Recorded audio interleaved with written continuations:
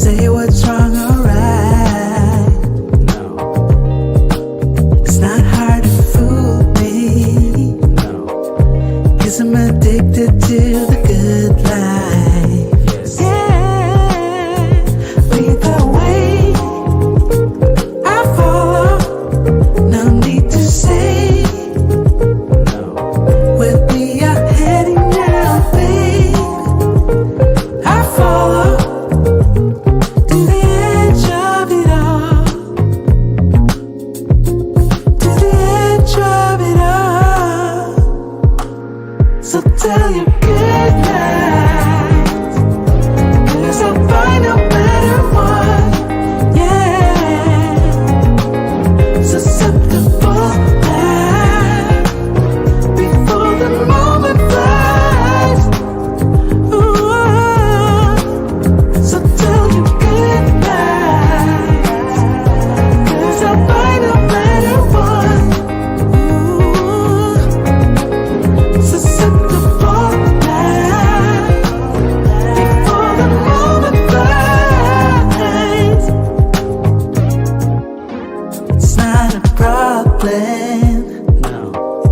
'Cause I know what I'm getting into. Yes. Yeah, and nothing can stop me. No. 'Cause I'm addicted to what you and I realize. Lead the way. I follow. No need to say. Where we are heading now, babe. I follow to the edge of it all. So tell your good night. 'Cause I'll find a better one. Yeah. Susceptible now. Before the moment flies. Before it flies.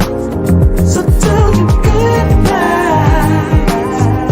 'Cause I'll find a better one. Susceptible now. Before the moment flies. Yeah.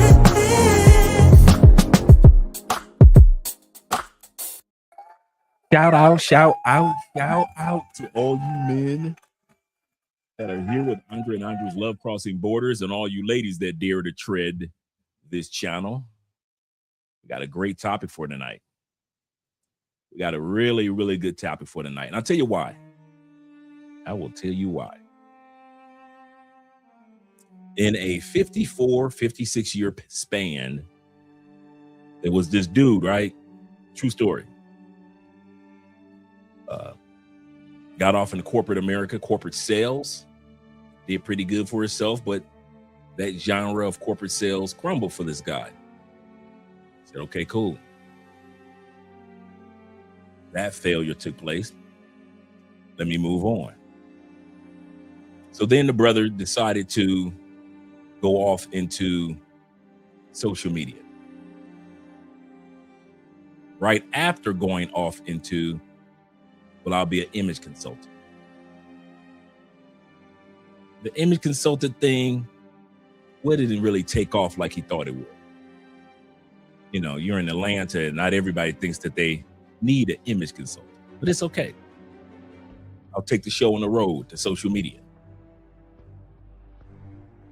Started off his first video looking kind of nerdy, can't lie, when he was doing a review of Tom Ford's colognes. Black Orchid, to be exact, the chocolate scented cologne by Tom Ford. Channel started taking off, and his best friend, who had a YouTube channel, Style OG, they were doing pretty good as content creators. But this guy had a dream of hitting 1 million views by helping guys, 1 million subscribers by helping guys, especially black men, create a better image. His friend laughed at him. Best friend was doing the exact same thing. He said to this guy, he said, listen, you will never make it to 1 million subscribers. This is what his best friend told him, who was actually a content creator himself in the same genre of men image. They do not allow Black men on YouTube to hit 1 million subscribers in the fashion genre. It's what his best friend told him. He didn't give up. From fashion advice, he started giving lifestyle advice. Lifestyle advice to men, he started giving lifestyle advice to women. All of a sudden, the women came from around the world. Superstars, megastars, some of the most famous women in the world, some of the most famous people around the world were starting to do consultations with his brother. Oh, all the while in the middle of this was going on, the brother had 2 divorces that he was dealing with.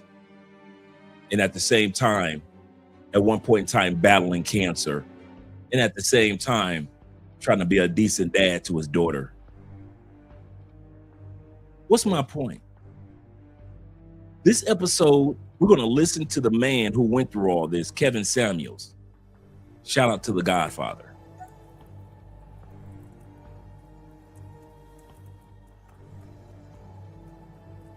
Because sometimes we look so closely at the success of others, we fail to look at the journeys of failures that they went through that got them to that success. And you might be in a journey right now. You might be in a journey of success, or you might be in a journey of restating or revamping or redirecting or resetting your life.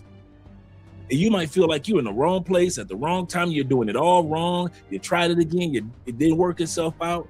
So it was with Kevin. So it was with many of us. It's often said that the average entrepreneur starts 7 businesses before he gets one right. I'll say that again. The average entrepreneur in the United States starts 7 businesses before he or she gets one right. The greatest lessons that you're going to have is revamping and redirecting yourself after failures. We're going to hear what Kevin Samuels has to say when it comes to redirecting, revamping, and resetting your life. Shout out to all you guys that are here.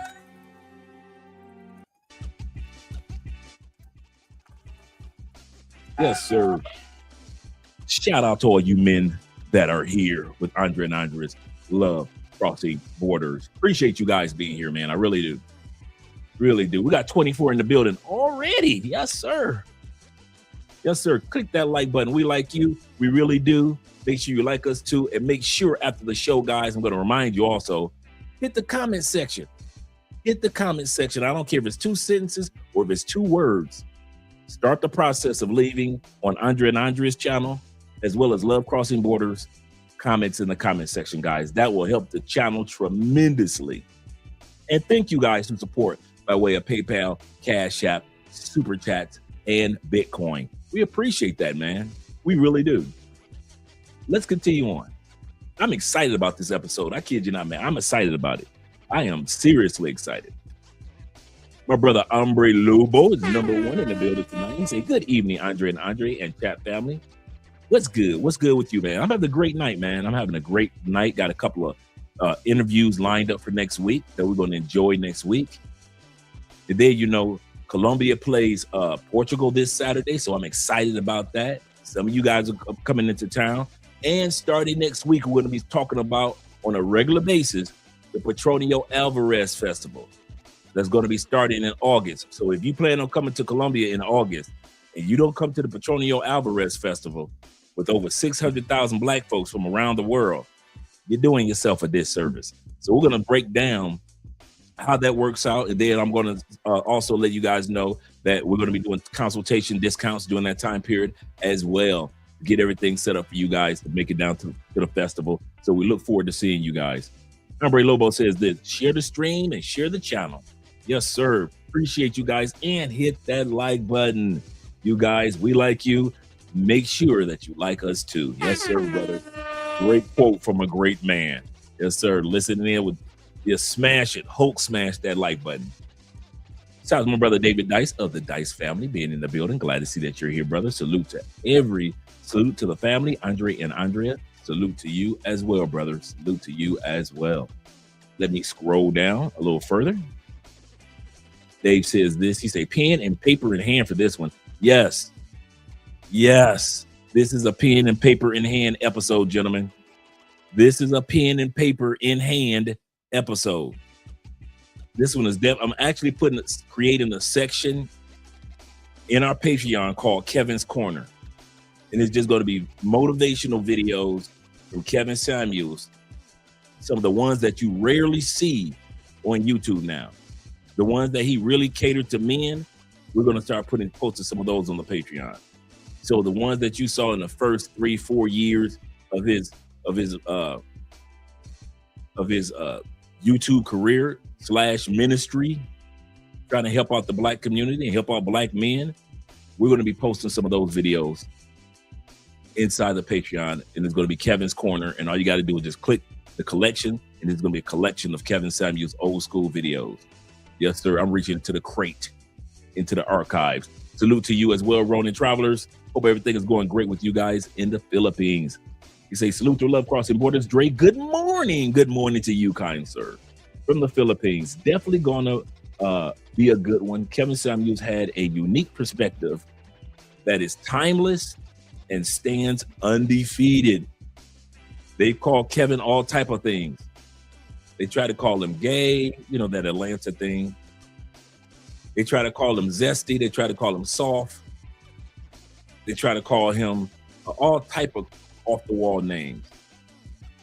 But the one thing that they never did call Kevin Samuels, one thing, no matter how angry women got, even after his death, I have yet to hear somebody just do a video confirming this. They never called him a liar. They said they didn't like his tone, but they didn't say that he was lying. When he gave out the facts, they never said that he lied about anything that he said. And I stand on that with myself. People can call me whatever they want. Like I said, I get hate mail. I really do, seriously. And I always respond. My response to all my hate mail is this. You ready? Give me 5 lies I told and I'll shut the channel down. That's all I ask. That's all I ask my haters. Give me 5 lies that I've told in 7 years and I'll shut the channel down. I've yet to hear somebody hit that agenda with even one lie that I've told. Just one. And all I asked for was 5, and I'll shut the channel down. And I don't get a response in regards to that at all. And they will watch the channel, and they'll tell me everything that I've done. It's guys that stalk us that could tell me everything about Andre and I, about both channels. And yet when I say, okay, since you know so much about us, tell me, give me 5 lies. And I'll shut everything down and start from scratch. We'll start from scratch. And as you can tell, we're still here. Because of you. Shout out to you guys. Shout out to my brother Don, aka the Don JP is in the building. Glad to see that you're here, brother. And my brother Ahmad Milner. Salute to you, kind sir. Glad to see that you're here as well. And salute to the family. Slick Get It is in the building. We're gonna have a good show tonight. I know that. I definitely know that. Glad to see that you're here. And we got my brother Vic. Yes, sir. This is family. Ohio players, the Florida guys. Yes, sir. What's up, Dre and Drea? He said, chat crew. He said, I need this episode for real. We all do, brother. We all do. This one is just not a ramble of Kevin Samuels. I have these broken up in several segments. So he's going to be hitting on several topics on how to revamp yourself after you've had a failure. We've all been there. Some of us are in the middle of some of them just overcome some, And some of us have life lessons about how to overcome failures. So it is not just a few of us that need it. I'm here with you, brother. I am here with you. Yes, sir. Shout out to my man, Geechee Man in the building. Salute to you, kind sir. Good evening to you. You say buenas tardes, amigos. I am here and appreciate you that you're here, brother. Buenos to you as well. And yeah, buenas. What's buenas noches now? The sun goes down so fast in Colombia, man. It's crazy. Okay. Let's see. We got my man Jeff Rice in the building. Shout out to Jeff. Glad to see that you're here. You say Andre, the United. He said that the United tie took some hitting, brothers. Did I say that correctly? That United tie that. Oh, that untied. Okay. Untied tie look is hitting, brother. I had it tied a minute ago and I was looking and I was like, you know what? I want more of a casual, professional casual look tonight. And cologne of the night is Creed's Himalaya. It's a really good clean scent. It's not an ocean scent, but you know how ocean scents smell really clean scents? This is a really clean scent as well. So this is Creed Himalaya that I'm wearing tonight. Really nice, really nice. Simple Logic is in the building. Them VA boys representing. Shout out to all you DMV men out there. Shout out to all you DMV men. He say, I'm from Chester, PA. Oh, Jeffrey. Oh, man, we got 2 Chester men in the building. Shout out to you guys. We got 2 Chester men in the building, different parts of the country. Yes, sir, man. RIP to the greatest, the best one that ever did it. There will never be another one. No use of pretending and act like we want to be others. What God did was just took him and multiplied. That's all God did. He just said, okay, I'm bringing home 1, but I'm going to send y'all like 100,000 that remind y'all Kevin. And so there's a lot of us out here that are doing content that guys say, hey, you kind of have that little Kevin touch, but it'll never be another Kevin. Shout out to Kevin Samuels, man. Andre Lobo is talking to Tim. So let me get out of that and talk to my brother KP. Glad to see that you're here. Shout out Dre and the chat family from the Shy. Yes, sir. Let's give Shy a shout out. And you say Shot City. Shot City. Shot City. Coming home again. Shout out to Crypto King being in the building. Man, goodness, boy, Bitcoin gonna quit playing. I don't know what's going on. I'm actually going to schedule a crypto episode in the next couple of weeks. We always do one a year. Have some of our favorite crypto guys come up, speak on it. This is a great time to talk about it because a lot of people are getting a little nervous and we need you guys to calm our nerves. It's an excellent evening, my brother. You say much respect and gratitude. Yes, sir. Appreciate you, brother. Really do. Shout out to my brother Tim Howard in the building. He said KS was just starting to take new heights before he passed. He did, man. He did, man. When he was on Future's video, and then when he got that call from Nicki Minaj, oh, bruh. The women who should have called him were the ones. This is the funny part. Vivica Fox, that whole crew that was on there, all those ladies, they could have easily called when he talked about what's her name, Diana Ross' daughter. I forget her name. I'm having a brain cramp right now. The one that was on the show, Girlfriends. And I know you guys are gonna put it in the comments real quick. So let me just scroll down. Let me not even play. But the one that was on the show, Blackish. I forget. I'm having a brain cramp with her. Kevin Samuels predicted her future. He predicted Lisa Ray's future. He predicted the future for several women. Several women. I kid you not. Yeah, Tracy Ellis Ross. Thank you, brothers. Tracy Ellis Ross predicted her future. Everything that he said about each one of those women came to pass. Here's the crazy part. How many times did Kevin Samuels have a smoke episode? When any woman could call in But you notice those women never called in, but they complained on their own shows. So on their own platforms, they would complain about what Kevin Samuels said about them, but they never spoke directly to him. Never spoke directly to him. That was the crazy part. Shout out to my favorite YouTube name, The African Wolf, in the building. Glad to see you here. What's good, chat room? Dogs in the building. My man Delwyn, Justin in the building. Shout out to you being here, brother.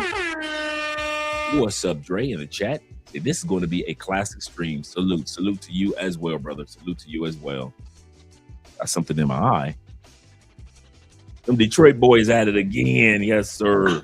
You better back the fuck up out my face, goddammit. I'm from Detroit, Michigan. Don't play with me. Do not play with us. You know how we act in public. Shout out to my brother, Global Homie, representing as well. Shout out to you, brother. I like that Kobe pick right there. He says this. He said, what's up, blessings to everyone. As a man who has got his degree, my elderly mother is getting close to taking care of herself after spinal surgery. Glad mom is doing great. Shout out to mom.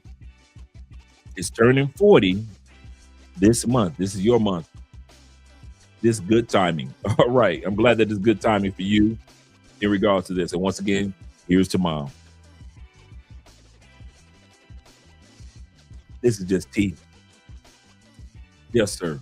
Shout out to my man Montrez in the building. He said, what's good, Dre? He said, I finally back home in the States after a long stay in Europe. I had such a nice time in Spain. I know you did, brother. I love Spain. I ain't gonna even lie. I love me some Spain. Yes, I do. Yes, I do. Shout out to you guys. You see how my voice kind of dropped when he said he made it back home to the States. I was like, oh, wow. Oh, wow. It hit me as if I had just got back to the States. It hit me like I just got back. I'm like, oh, wow. Oh, well. That type of thing. Shout out to Black Cleaner in the building. Glad to see that you're here, brother. Glad to see that you're here. Appreciate you. Yes, sir. Yes, sir. And Ronan giving salutes out to other brothers out there. Shout out to you, brother. Let's get ready to get started with this stream and this topic for tonight. It's just so many, so many guys have, after the live stream we did yesterday, it really hit me, man, how, no matter what we're going through, we need to appreciate the life that we have. It might not be the best of the best all the time, but at least we still got it. Just imagine going to another country, trying to pay for some coochie, and you died last week. It's been a week since you died. The day will come, it's been a month since you died over some coochie. The day will come next year, your family will be celebrating the fact that you died over some coochie. It'll be 10 years. Nobody's going to remember you because you're the family member that died in another country over some coochie. It's kind of sad, kind of melancholy, it brings your energy down. So the fact that you are alive to go through tests and failures, that's a tribute to you, man.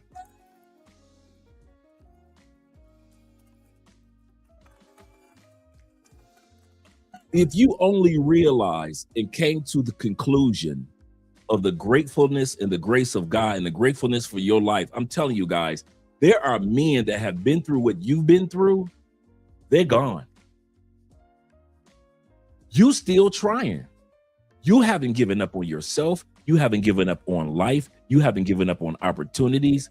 Others have fallen by the wayside, guys. They don't even try. They ain't even around to try anymore. They aren't even around to come up with that. You know what? I got it. I know what I need to do. They can't do that. They can't dial a friend. Can I phone a friend? Can I phone a friend? Okay, let me phone a friend. They can't phone a friend. Remember what I mentioned the other day, guys. Our failures and our successes are each chapter based in our lives. You're going to have chapters in your life that are success, next chapter, success, next chapter, success. But in between those, guys, a part of being a man in the book of your life that you're writing will have chapters that have some failures, some storms, some challenges, some question marks, some what ifs, some scary moments, some whirlful moments, some woeful moments.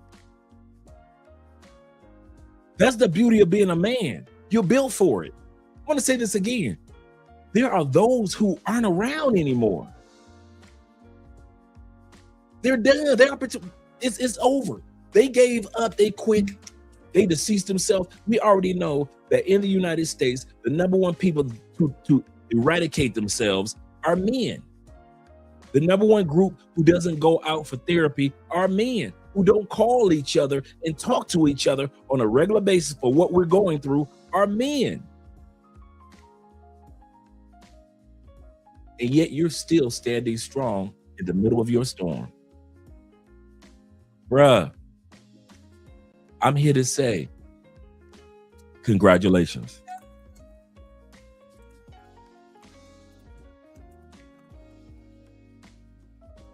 Yes, it's not my place or the place of anybody else to only congratulate you when things are going right.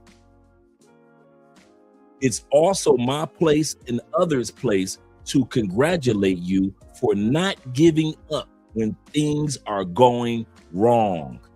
Congratulations, because a lot of dudes gave up when life started going wrong. Whether it be the relationship with their kids is not where you want it to be, the relationship with yourself, the relationship that with God, the relationship with your family members, or just your exes.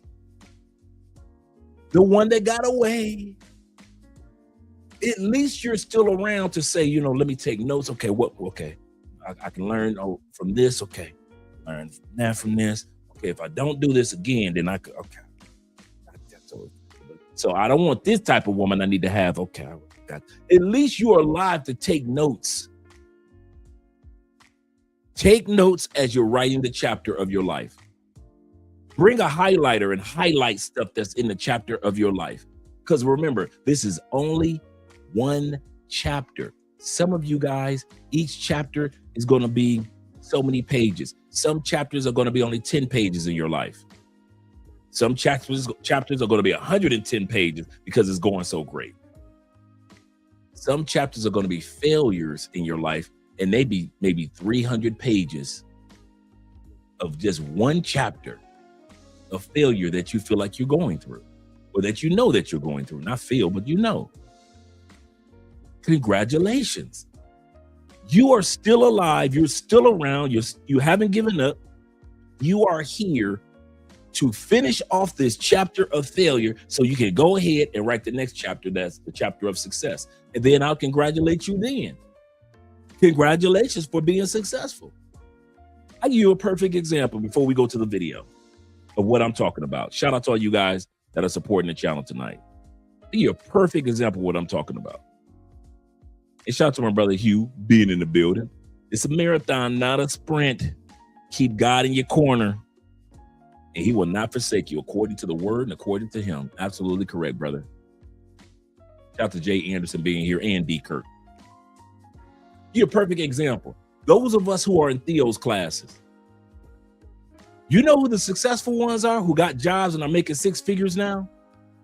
You want the easy answer? The ones that didn't give up.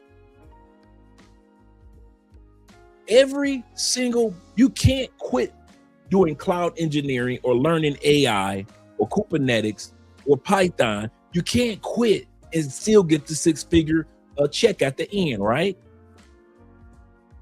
You can't give up. You gotta keep going.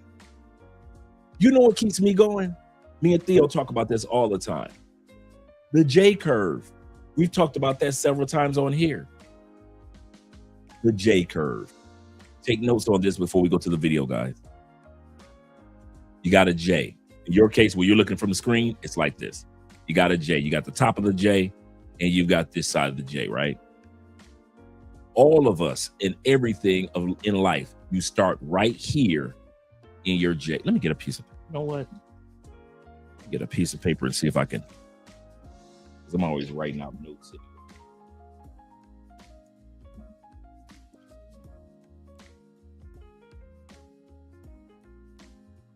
Let's see if we can make that with a little bit more clarity. The J curve. Okay. You start here in every endeavor. If you're going to be a dad, you start here. You want to start a business, you start here. You want to move to another country, you start here. You want to be the best son in life, when you were born, you started here. You got a new job, you start here. You're starting a business, all of it. You start right here in your J. All of us, every single one of us, male, female, child, adult, all of us start down here in our J. We want to be here. Where you want to be ain't where you're going to be. We want to be here. What happens in life? You drop. You drop to the learning area of your J. You're in Theo's class. First day, you don't know nothing about no cloud engineering. You don't know how to set up no AWS. You do not know what any of the topics are about. You are lost. You're supposed to be here. As a parent, the child is brand new. The child doesn't act like your other child did. So now you got to learn from a baby. Does this child stay up all night? Does this child sleep all day? You drop down here as a parent. You're starting a business. You got to learn bookkeeping. You got to get it incorporated. You got to find your niche. You got to make sure that do your marketing great. Do you need any consultations from anybody? We all drop down here. It feels like failure, but you are in the place you're supposed to be. I'll say that again. It feels like failure. It feels like, man, I don't get it. And the longer you're down here, the older you're getting, and you're thinking like, man, I'm doing something wrong because I'm 48 years old and I should have this thing down locked, because society tells me that you should have everything perfect by the time you hit my age. One of you guys just sent me the list of the top 20 richest men in the world. You know what they all have in common? You ready? They became rich old.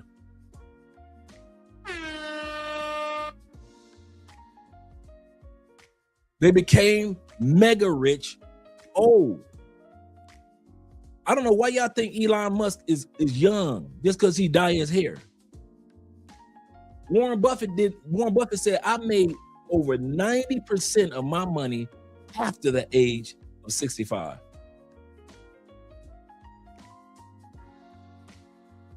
A lot of times we think that life is a young man's game, and it's not. You're going to hear Kevin Samuels say this tonight. Life doesn't begin for men until after 40, the J curve. So if you're 25 and you're down here, you're in the right place. If you're 32 and you're down here trying to get it together, brother, don't feel bad. You're in the right place. You're in the right place. You're working your way up here. You're going to work it. And then by the time you think you got something going, you really just hit the level that you started off on. You're on the same level that you were on right here. You start off in your J, you're in the learning section. All of this is learning. All of this is getting everything on track. You just got married. Congratulations. Congratulations. You think that this marriage is going to go from here to here?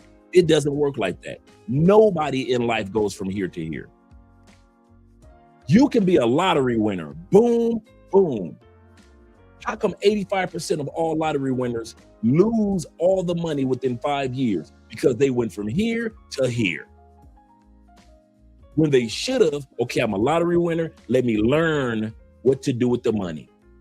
They were supposed to go here.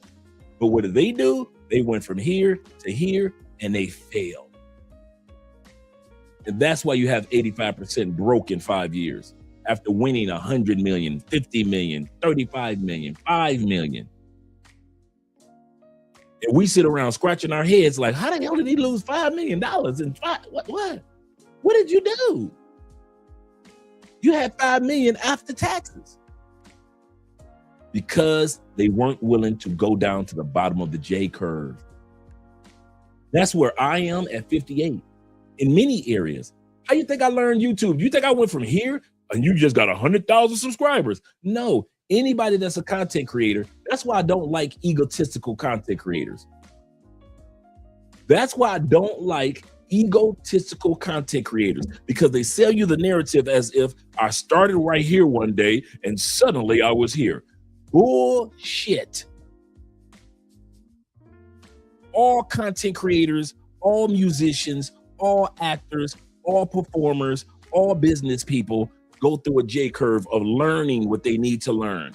You got to learn how to edit down here. You got to learn how to create content. You got to learn about your voice, how you're going to project your voice. Are you going to be soft-spoken? Are you going to be animated? All right, who's your niche? You got to learn all that down here. Then you got to learn how to make YouTube shorts. And then you got to learn how to not be jealous of other people that are moving up the J faster than you are. So then you got to learn to be happy for others. You got to learn to deal with haters down here. When you started YouTube, you didn't think you were going to have haters. Now you got to deal with hate. All of this is learned right here, long before you get to 100,000 subscribers. Long before you get to that, there is so much to learn down here. And if you think you're going from here to here, it happens every once in a while. You've got a content creator and they create like 3 videos and those videos go viral. And that person goes from 200 subscribers to 200,000 subscribers. That happens every blue moon. But they still got to learn how to handle 200,000 subscribers. And I've seen so many fall off the cliff and disappear. I've seen YouTubers that had 5 million subscribers and fall off the cliff. And they could barely get 9,000 people to watch a video. Why? Because they knew what to do to get there immediately. They were blessed to get there. But since they didn't go through the learning part and they went up this way, they failed. So some of you guys are in your 30s and you're down here. Congratulations. Some of you guys are in your 40s and 50s. You're down here. I'll say it again. Congratulations. We're all on the same journey heading up here. This is the key, the secret of the J curve. You ready? Don't quit. How did Kevin Samuels die leaving his daughter $4 million? How? How did these graduates of Theo's classes end up making high 5 figures and 6-figure jobs that I've met personally? How did some of you go from being, I got my CDL, to now you've got years of experience as a truck driver? Number one thing, you were able to move up the curve. Right here is the don't quit section. This is the learning section. This right here is the section where you don't quit. This arm of a J is all you got to do is one thing now. You learned all this, what needs to be done. You know what needs to be done as a parent. You know what needs to be done as an employee. You know what needs to be done if you're going to travel to another country. You've done all your homework. You did everything. All you need to do right now is don't quit. All this right here is about life showing you if you quit, you can't get to the top of your J. That's all it is. If you ever wonder how some people are so successful, they just didn't quit. And if you think that, well, I'm just too old. Too old for what? Dude, the beauty of being alive as an older person in this era, there is so many online opportunities that don't care anything about your age. There was a time when you could only be in front of somebody and all your gray hair showing, and they're looking at you like, hey, you might be too old for this. But the way the world is set up now, you could come with a resume, and because you got AI certifications, they gonna hire you at 58 before they hire the young dude who's 28 with no AI experience at all. That's the beauty of how the world is set up now. This is a technological world we live in, and whoever can give them the fastest results and the best results, that's who they're hiring. You can start a Shopify store. You can do digital marketing now. You can do social media as an older person now. You can do podcasts as an older person now. You can start really focusing on your investments in the stock market and the crypto right now as an older person. Bruh, how you think we got our plaque? Talking to young people about young gossipy stuff? No. We got our plaque because our channel was dedicated to Social Security. That's all I talked about every day. That was it. Anybody that watched the channel back in the day, they could tell you we got with Mostly Money TV, we got 130,000 subscribers like that. We're talking about Social Security and the politics around it. In other words, I learned how to do YouTube with Love Crossing Borders. Then I created other YouTube channels and didn't quit. And now that even though we've lost certain things, bam, we've gone back down to the learning curve. Guess what? As long as I don't quit, I'm still climbing the ladder towards success. As long as I don't quit. I know it's hard. I know you're going through a stressful, strainful time in life, man. I know you're pinching your pennies. I got you, bro. We all been there. But I'm telling you, the number one rule to success is this. You don't quit. This is what makes you stand out from the norm. I'll tell you why before we get to the video. What's making you stand out from the norm is the fact that most people these days are quitters. They quit on relationships, don't they? They quit on jobs. I don't like this job. I'm getting me another job. They quit on jobs, right? They quit on a business, don't they? That business could be right around the corner from succeeding, and they'll quit on it, won't they? They won't ask for help from others that are doing that business. They won't reach out to somebody. Am I correct? A lot of times guys fail because they quit. There are men that are incarcerated right now like I was for 10 years. One of the number one signs that guys are incarcerated was not the crimes that we committed, but we quit on ourselves and went into a life of crime. Oh yeah. Dude, at 16 years old, I had my own business. I was doing giant mural designs on the side of buildings. I told you guys, I'm an oil painter. I'm an artist. I quit on that business. I was making money. I was making good money doing logos for different corporations and companies. Dude, they would bring my paycheck to my job in high school. I kid you not. I'm making good money for a kid that's 16, 17, 18 years old. I'm making really good money. But because it wasn't coming as fast as the brothers in the hood, I quit and became a brother in the hood and paid the price. For my crimes? Nope. I paid the price because I quit on my way up towards the top. I had learned everything I need to know, and instead of being patient, instead of being wise, instead of not looking at what everybody else got right now and just waiting for my turn, I quit and slid all the way back down and had to go back here, start all over. And what happened when I started all over at an older age? Did it matter that I was older? Nope, I had to jump right back down here. Just because I'm free now and I'm an older man doesn't mean anything. I still had to go right here, start from scratch, and I went down to the bottom of my J and stayed there. And I've been there. I'm still in the middle of my J. I'm still at the bottom of my J. Once I start getting those $300,000, $100,000 paychecks or investments into the business, okay, great. But right now I'm on the learning part, and I'm on the part where I don't give up on my way up. That's your ladder. Your ladder to success is not quitting. Climb the ladder of not quitting. Let everybody else fall off the edge of their ladders. Let everybody else quit. It is so many quitters. You're going to succeed. I'm going to end it. I keep saying I'm going to end it with this, man. I'm going to come to the super chats in a second. I used to tell my stepson this story all the time, and it was about quitting. If I train for the Olympics, I'll say he or I, if I train for the Olympics as a runner and I barely made it in, I'm not the fastest, but I made it. I'm good enough. I'm representing the good old USA or Colombia, whatever country, right? All of us runners who are the best in the world are in the running block. We're in the stance. We're ready to go.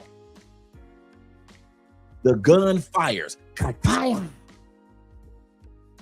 And I used to ask my stepson, if I'm the only one, even though I'm not the fastest, even though I'm not the most trained, even though I'm the one that barely made it into the Olympics, if I'm the only one, once they fire the gun, start running, and I look back and everybody else is still in the runner's stance, stepson, do I win the race?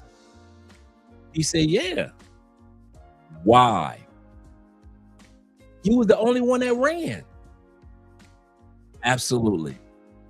And I used to tell him, in life, you're going to win a lot of times just because everybody else is still in the running stance.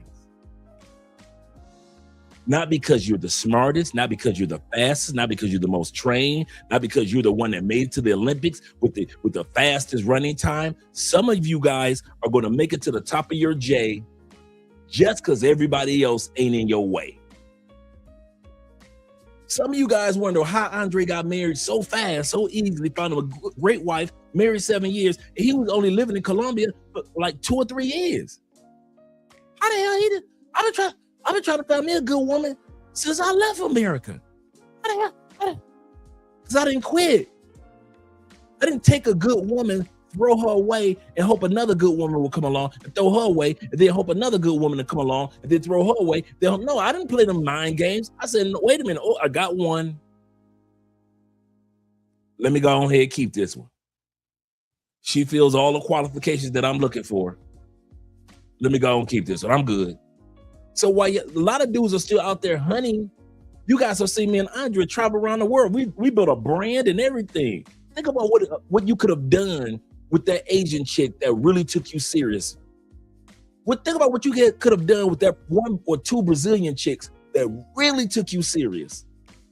Think about where you would be right now with that one chick from Panama. You remember her that really took you serious. What about the chick from the States that took you serious?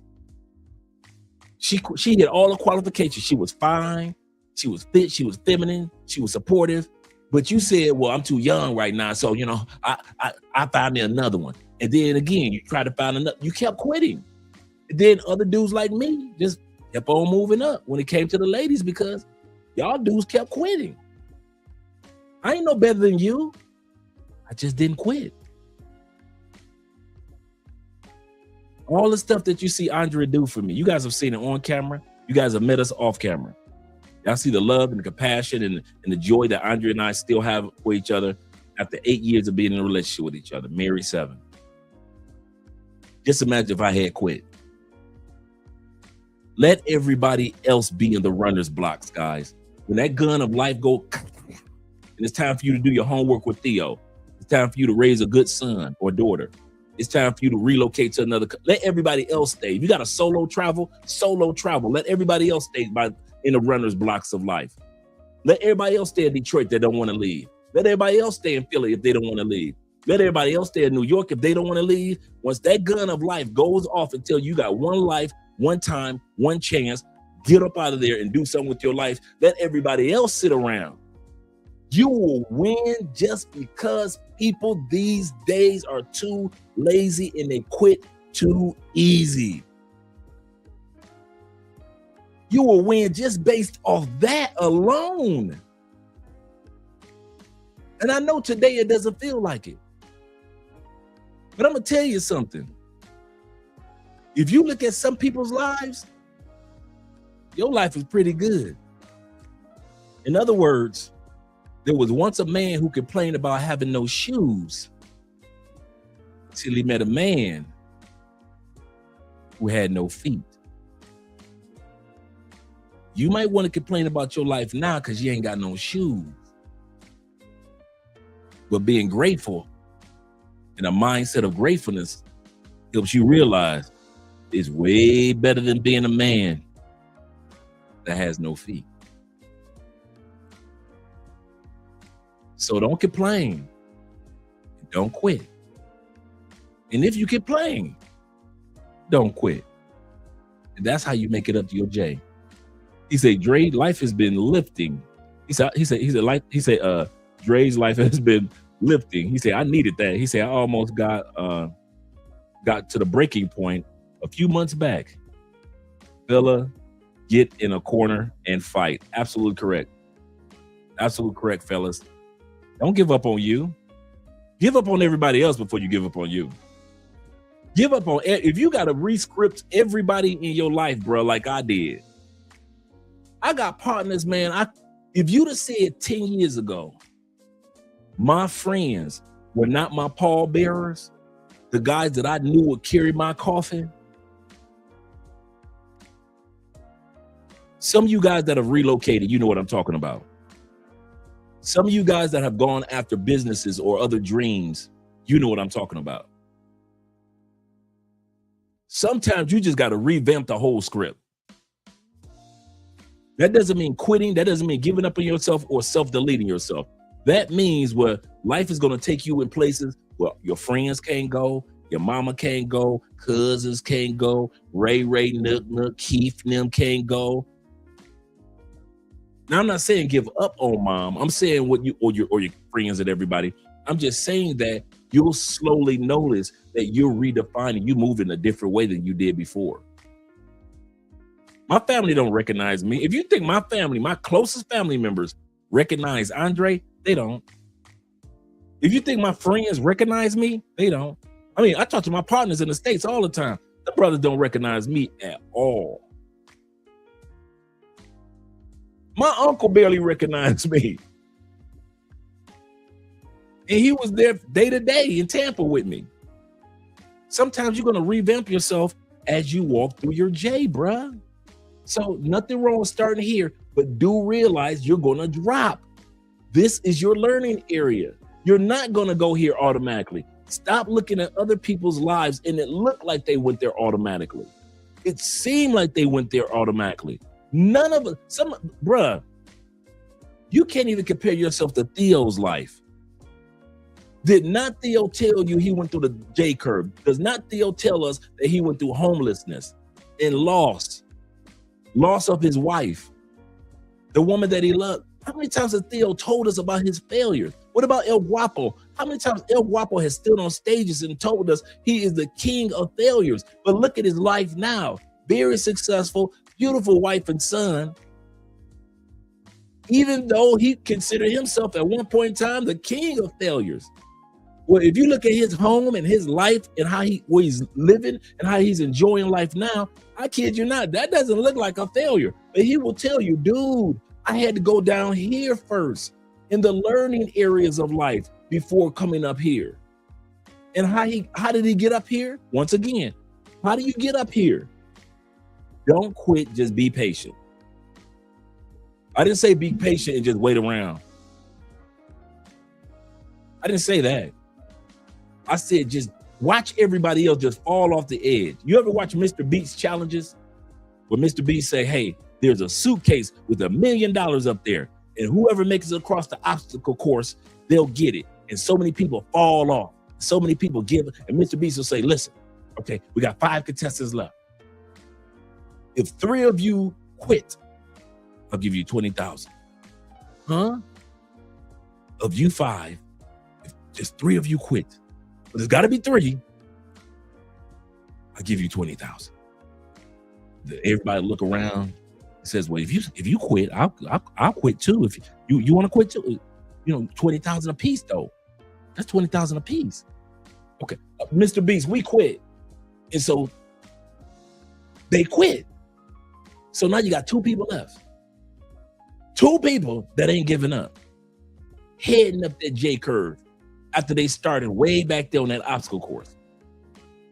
Mr. B say, listen, I ain't got all night, and neither do y'all.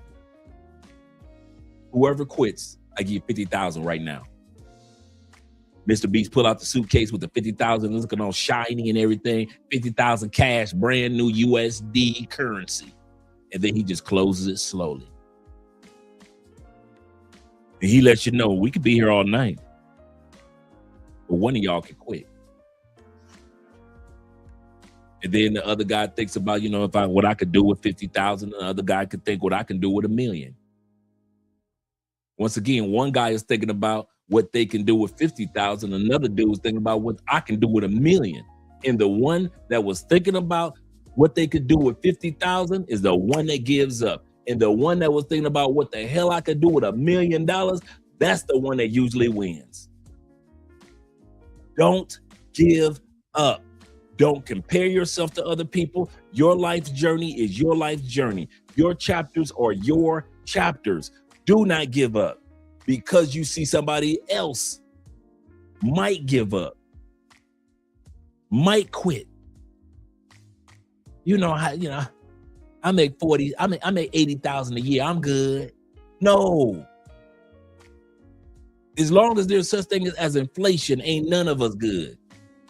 You make 100,000, you ain't good. Them days are past. Inflation won't eat up 100,000. We ain't even talking about taxes yet. We just talking about inflation itself. So when I sit back and I say, guys, how you make it up your J curve of life is don't quit, be patient, you're still on your way up.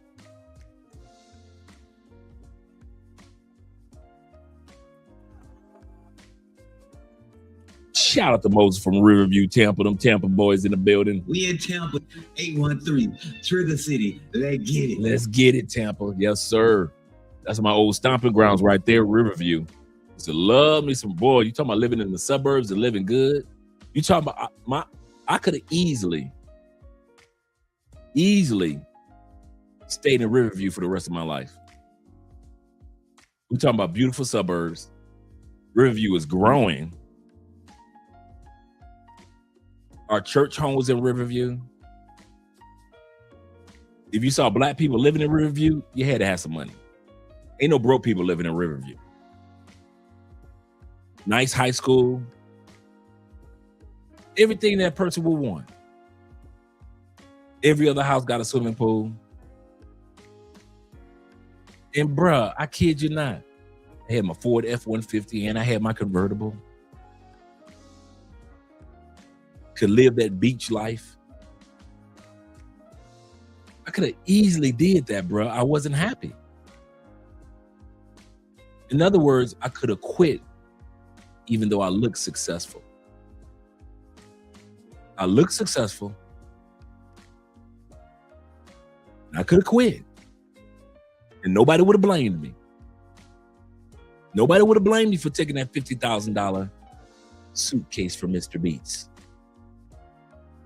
But I would have never met any of you guys. I would have never met Andrea. I would have never traveled the world probably the way that I do.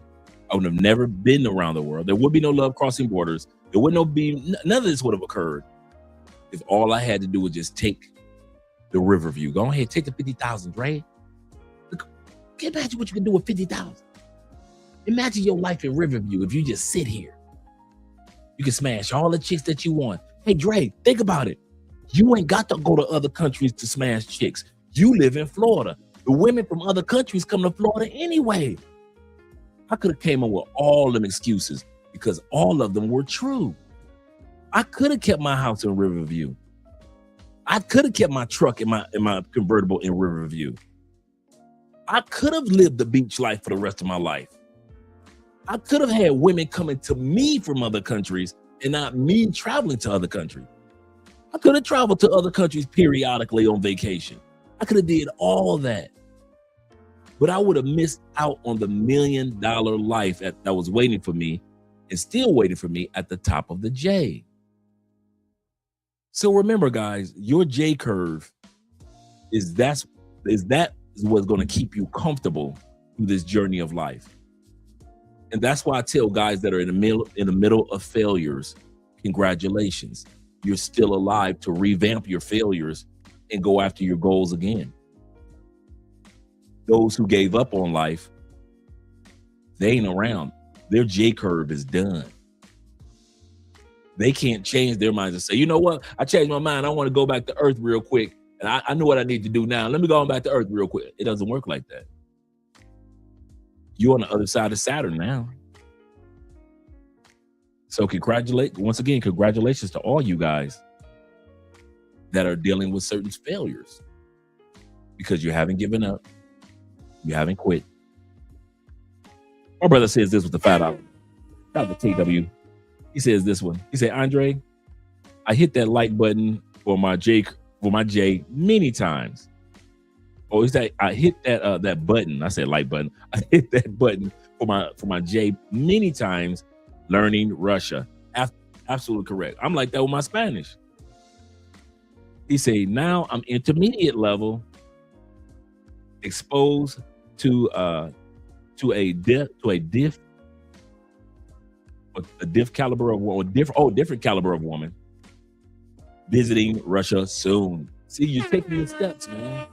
You're taking your steps. Yes, sir. That's what's up, brother. The salute to Dre. Shout out to my brother Keith Mack, Dre, and the chat coming from Vegas. Shout Viva Las Vegas. Let's continue on. Let's go to the video section. Let Andre shut up for a minute. This is what Kevin Samuels taught all of us. The late, great Kevin Samuels passed away over a year ago, but he had made a significant impact to the dating culture. He put a spotlight on female delusion and was actually trying to help women understand that they can get their power back if they just become more realistic. And this applies to men as well. A lot of us men, we can be very unrealistic, expecting that women accept us for the way we are. And at the end of the day, if you don't make yourself the best possible partner, nobody deserves to accept you, male or female. If you come with baggage, nobody should accept you. If you're delusional as a woman and you think a man is supposed to make 6 figures, 6 feet, 6 inches, and you have nothing to add to his life, you're delusional. So what Kevin Samuels told all of us was we need to be more responsible in attracting what we believe we want in our dating lives. All right. Number one thing that Kevin taught us is focus on, we talk about things that you need to focus on with this episode. You need to focus on your purpose, on purpose. Not just say, I want to do, I wish I could do, I'm thinking about doing. Focus on your purpose. What is it that you really want to do? If money didn't matter, if time didn't matter, for some of us, it's to learn a new language. For T-Mac and I, it's citizenship this year. For some of us, it's cloud engineering with Theo. I want to get this done and go into a new career. What is your purpose? Why are you getting up in the morning? Some of us will say, you know what? I'm getting up in the morning because I want to lose this weight. Some of us are getting up in the morning, you know what? Because I slept a good night. I'm finally having good night sleeps. And right now, I'm just focusing on that. Your purpose doesn't necessarily have to be something grand, eloquent. It could be something extremely simplistic at this moment that can change the trajectory of your life. For me, it's been sleep. I've never in my life had a decent sleep regimen. I am a night owl of all night owls. Bruh, it is nothing for me to go to sleep at 1 o'clock in the afternoon and be up all night. It is nothing. I will be up doing a live stream with you guys. Then all of a sudden I'm doing some AWS work. The next thing you know, I'm writing chapters for a book. The next thing you know, it just hit 10 o'clock in the morning.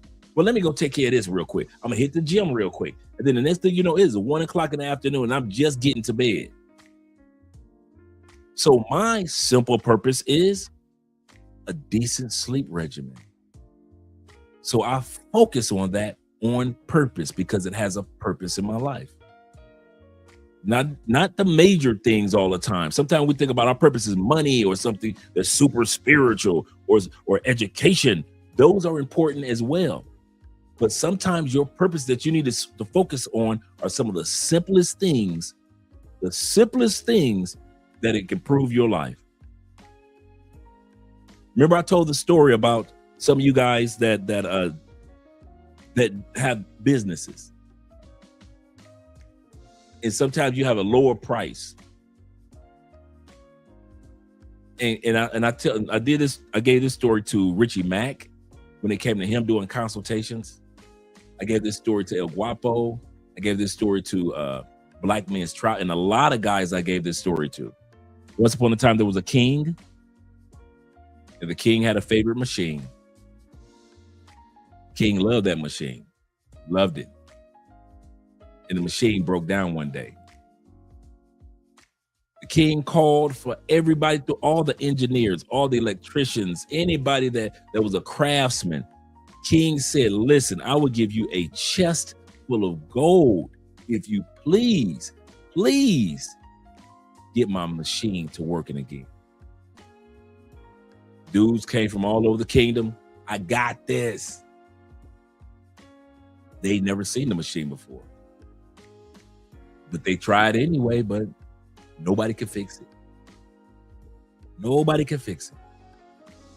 Machine, the king was sad. He's like, man, time going through. Do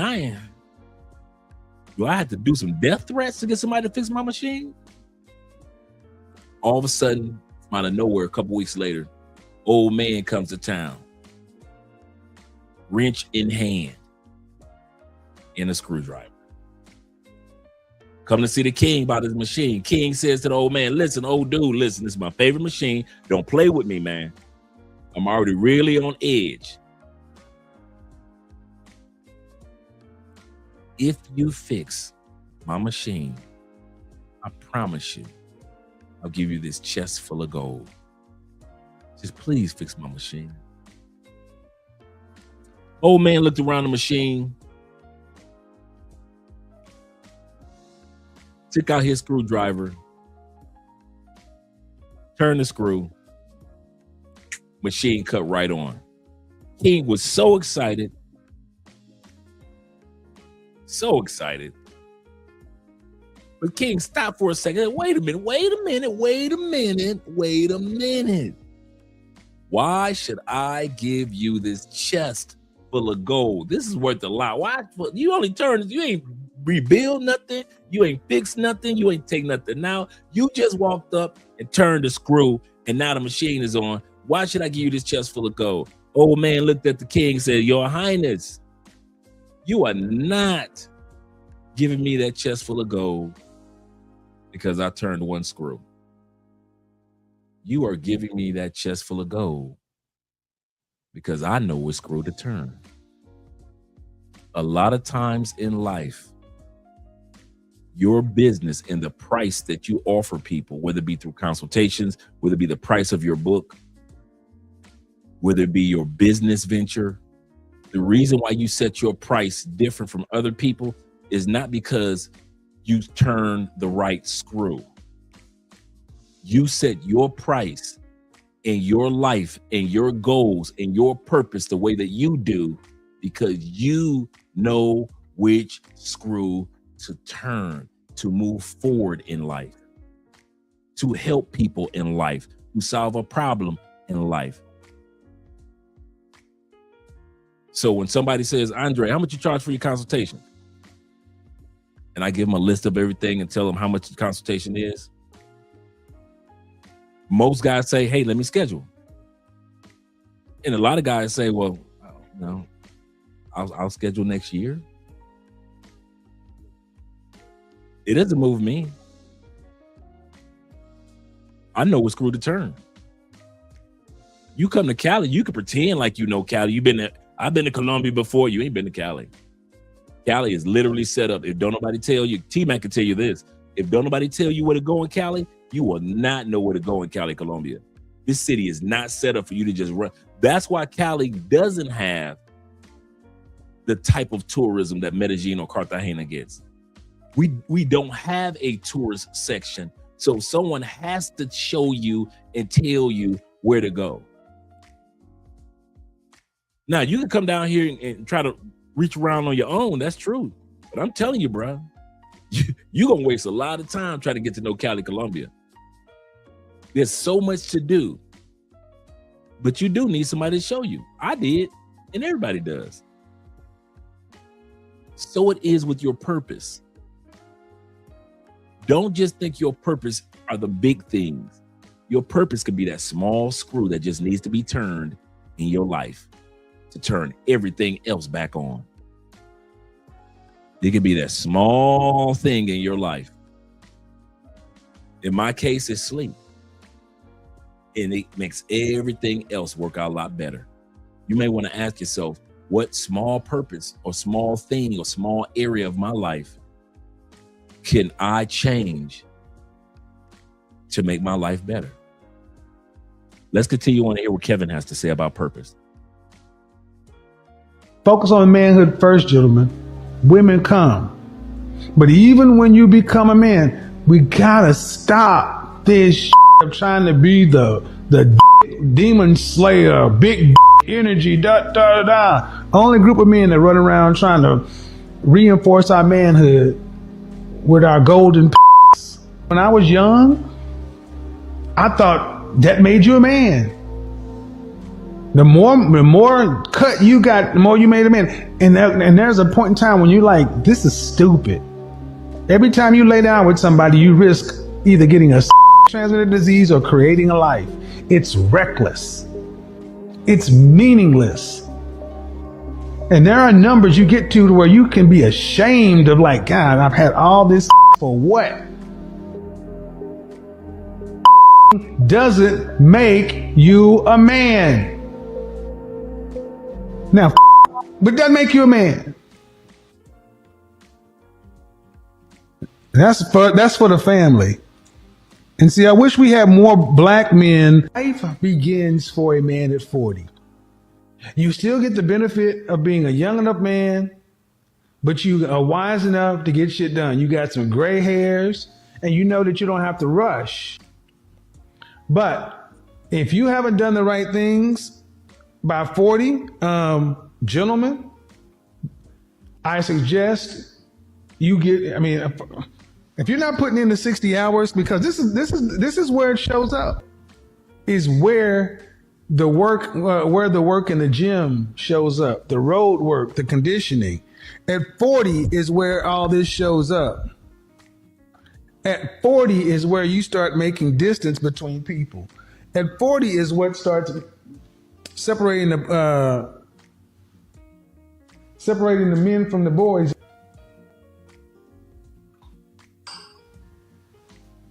Are you in a position to take advantage of your 40s? And that's the real question. At what age do you think the average black man needs to start growing up? Because I talk to a lot of brothers who are good dudes. I'm talking to you and it's like, you 30 years old or 25 years or 35 years old, but where we are as a group, a lot of other people had already surpassed that, were doing this in their early 20s.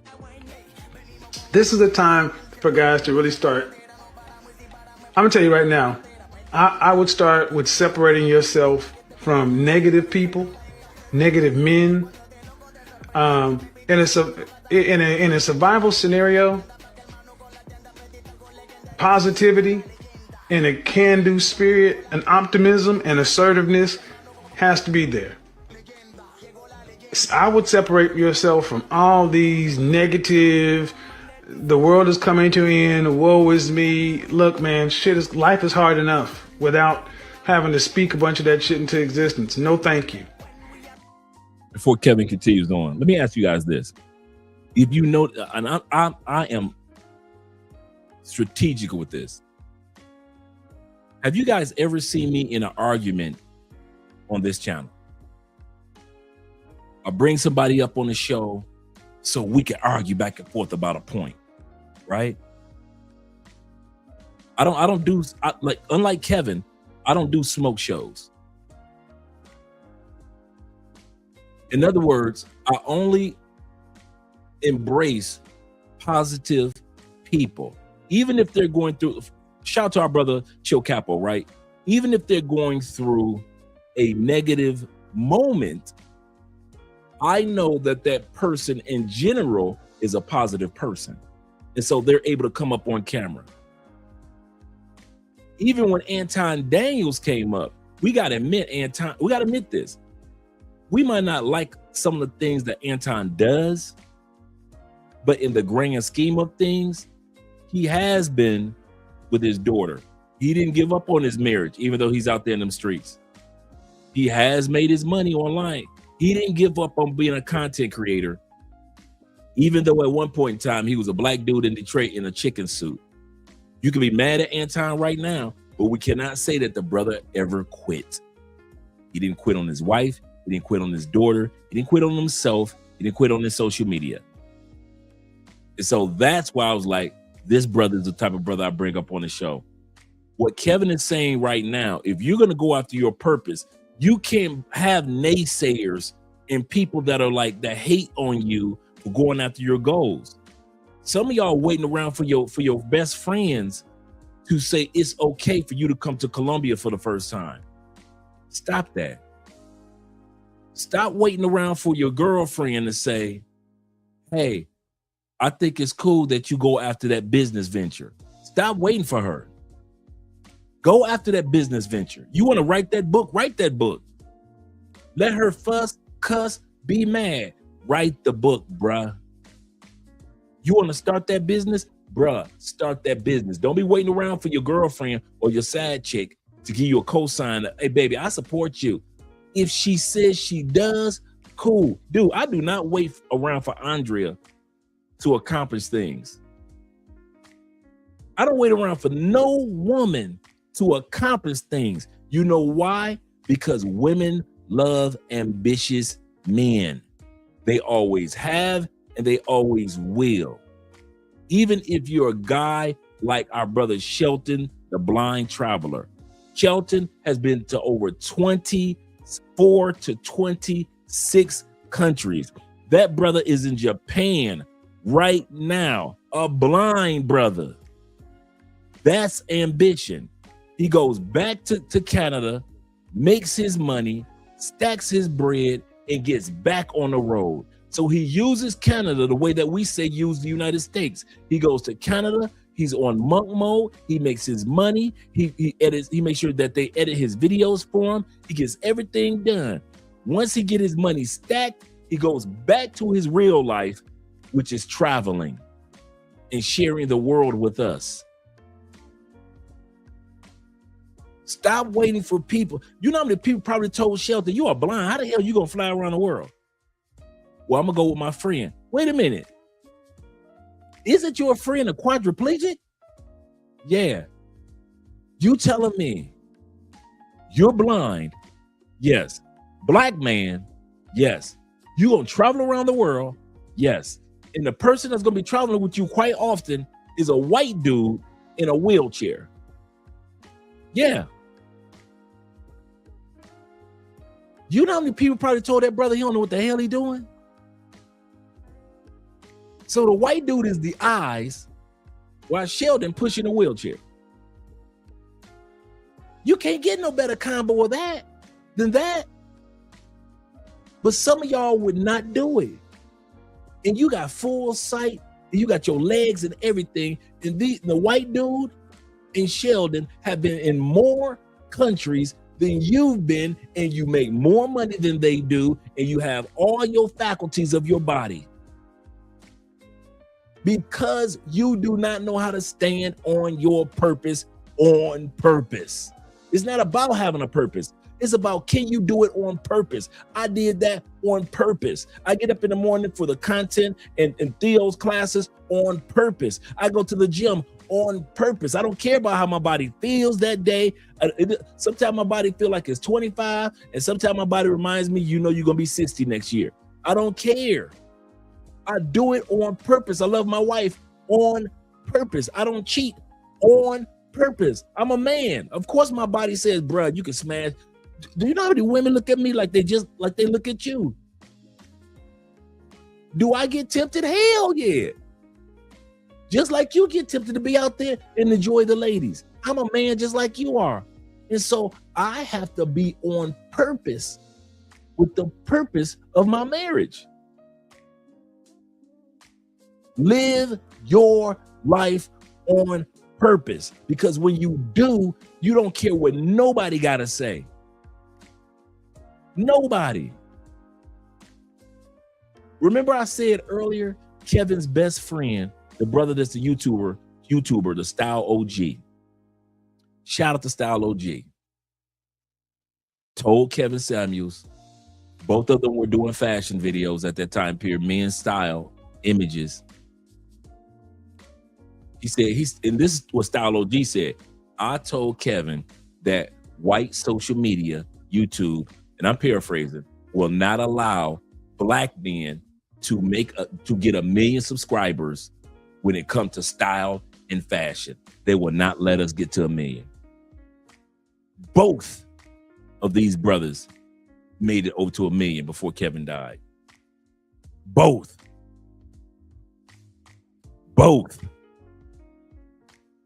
Kevin did not allow what his good friend said to him cause him to walk outside of his purpose on purpose. And since Style OG saw Kevin doing it, he's like, I might as well ride along. Give you another example. I always say this. It is not a coincidence that all of us who was in Ace Live's WhatsApp group, the tech show, my brother Dave, TEC show on YouTube, Flyboy Way, Ace Live, Love Crossing Borders. It's one thing at that time period for one of us to cross 50,000 subscribers. That was a big deal. We all started under 2,000, 3,000, 7,000. Even though Flyboy Way started in the early 2000s with YouTube, he didn't really start putting his foot down, pedal to the metal, until 2017, 2018, 2020. It is not a coincidence that 4 black male YouTube channels all have made it far over 100,000 subscribers. When one made it, it motivated the other one to make it, that motivated the other to make it, that motivated the other to make it. All it took was one person to be on their purpose, on purpose. And the rest of us looked at it like, oh, he doing that on purpose. I'm gonna catch him on purpose. And then somebody's looking at us like, oh, Love Crossing Borders doing it? Well, I'm gonna catch up with Love Crossing Borders on purpose. We all looked at each other on purpose and fulfilled our purpose. You gotta live this thing on purpose, bruh. Great, you got a purpose, but are you doing it on purpose every day? It's not a mistake. None of your life is coincidental. The successes are not coincidental. The failures are not coincidental. Why? Because it means that you're still in it and you're at the bottom of your J curve and you're still on learner mode. You're still learning how to do certain things. Failures mean that I tried to move up and it wasn't time, so let me go back into learner mode. It doesn't mean to give up and quit. So when Kevin is letting us know, hey, guys, I'm telling you, live your life on purpose with the purpose. Don't let the ladies rule your life. Don't let them try to convince you not to be able to do it. Don't let family or friends distract you. You got this. Let's go back to Kevin. And I mean it. I know you guys got this. Start getting around to people who are trying to figure stuff out. Start trying to get around men who are trying to say, okay, right now, for the next 2 weeks, 30 days, 6 weeks, 2 months, 30, 90 days, here's what I'm going to do. I'm going to go back and I'm going to reinvent myself. I'm going to take this time right now as a hard stop, and I'm going to really... Tuition paid. When you're a man and you have 100% mentality, even when you're starting out, you will have the mindset, the work ethic. You will always go for the hard assignment. You'll go the hard way. You'll despise the free lunch, guys. And what it'll do, it builds character. And that is sorely what a lot of us are lacking, especially a lot of us who were raised by Mammy. Mama wanted to keep us safe, and she loved us. Men, I don't care how up your life is. I don't care how bad your credit is. I don't care if you could be living on your homeboy's couch, working at Burger King right now, walking to work. You can get better. I've been there. And people are like, man, look at that suit. Look at this. Look, bro, I got to tell you, if I got stuff that I'm just not going to put on YouTube, but I'll just tell you, I have been at the bottom of the bottom of the bottom, behind some simping and behind some bad life choices. All legal, but just, man, everybody goes. But you know when it started getting better for me is when I decided, like, you know what? Only place to go is up. You can get better. Life is still left to be out there. Number 2, focus on your position in life. One of the worst things we can do as men. What do I mean by focus on your position in life? So number 1 was focus on your purpose. Number 2, focus on your position in life. You have to realize that there are things that you are going to need to accomplish that nobody else is going to be able to accomplish. That's your position. The buck stops with you. That's your position. If it succeeds, the buck stops with you. If it fails, the buck stops with you. If the office depends on you to turn the lights on, that's your position. If the business needs you to open up the front door, that's your position in life. What is your position in life? Do you want to be a person that's ruled by everybody else, by everybody else's opinion of you? Or are you going to position yourself in life that no matter what somebody else is say, no matter what happens in life, you put yourself in a mental, spiritual, physical, even economic position in life that when failures come, you still are able to bounce back and make a comeback. What is your position? Are you just a dude that's, hey, I'll get to life when I get to it. I'm gonna be okay. I'm good, dog. For some of us, good is not good enough. Good is just not good enough. Better ain't even good enough. What is your position in life? How do you see yourself in life? It's all about how you see you. It's not about how others see you. Bruh, I don't care how my wife sees me. I don't sit around asking my wife, well, what position am I in this marriage? I know, right? Andre said, you gotta be the man. I know before I married Andrea what my position in this marriage is, whether it be the successes or the failures, the buck stops here. Whether I gotta pat myself on the back or whether I gotta roll up my sleeves, the buck stops here. That's my position. What is your position for you in your life? How do you look at yourself in the mirror when you expect things to go right? How do you motivate yourself? How do you position yourself? Do you position yourself like, man, I can't wait till they give me a raise? Well, that's nothing wrong with that. But you also want to position yourself in your life that, listen, I got this job, but I'm gonna go ahead and start me a side hustle. So just in case anything ever happened to this job, I got enough money stacked for my side hustle that I'm gonna be okay. How are you positioning yourself? So you want to be the third string quarterback? So you don't want to be the quarterback that wins the Super Bowl. Remember when we were younger and they said, okay, the Super Bowl will be over. And Joe Montana, they put the camera in front of him. Joe, what you gonna do next now that you've won the Super Bowl? And what did Joe Montana or all the other quarterbacks say? I'm going to Disney World. So you don't want to be the quarterback that they put the microphone in front of and say, I'm going to Disney World. You just want to be the second string or the third string quarterback with the clipboard. But you want to complain like you want to be the first string quarterback. You complain like you want to be like Joe Montana, but you don't want to position yourself like you're Joe Montana. You gotta decide on what position you're gonna be in. You're gonna have to decide on it. If you don't decide on it, don't worry about it. Somebody else will do that for you.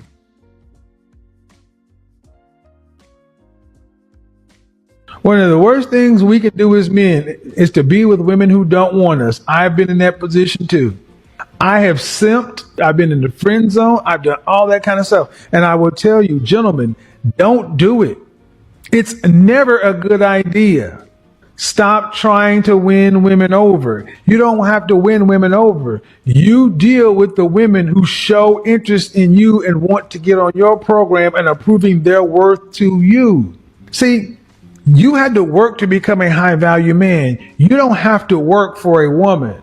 A woman has to work for your last name. She has to work for your ring. She has to work for your commitment. Because we grew up in Disney, and when we were told that it was us that needed to do the other, that's why they hate these channels. They hate the channels where we start telling men, no, no, no, no, no. Most women do not want you moving this way because it puts them squarely in a position where they got to compete. It puts them squarely in a position where you have options, you have leverage. Well, guess what? Why? Because it's your turn now, gentlemen. Winter is coming. And when winter is here and you are high value, you are in that top 20%, top 10%. You have options. You have leverage. Use them for your benefit. Why would a woman choose you when she got better options? I feel like I'm a decent option. You may be I feel you need to know that you're a better option. There are women. I'm gonna give you a comparison before Kevin continues on. One of the things that makes my marriage to Andrea works is this. Andrea is built for an entrepreneur. Andrea is built for a guy that's ambitious, that is a person that reads a lot, spends a lot of time when you're building a business. You guys know, spend a lot of time to yourself. You're spending a lot of time, more time with the network of group of guys or ladies that you're working with to build that brand. You find yourself focusing on what needs to be paid. You need to be patient about. You are spending those. If you guys don't think that I work 60-hour days, y'all crazy. 60-hour weeks, y'all crazy. I have to sit. There are times when I sit back. Y'all can sit back and just watch the video clips. Sometimes it takes me just an hour just to find the right music to go in the background. Y'all don't see the editing portion, that the 2, 3, 4 hours of editing that takes place with all that. You guys don't even see the hours that I'm on the phone with some of you guys, just chopping it up, just making sure your life is okay. I talk to so many of you guys on the phone when I know that I might be busy, but I'm never too busy to talk to you guys.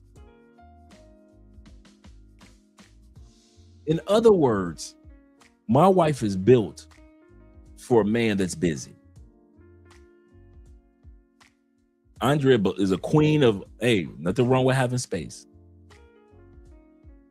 We could be in the same house all day long, and she doing her thing and I'm doing my thing.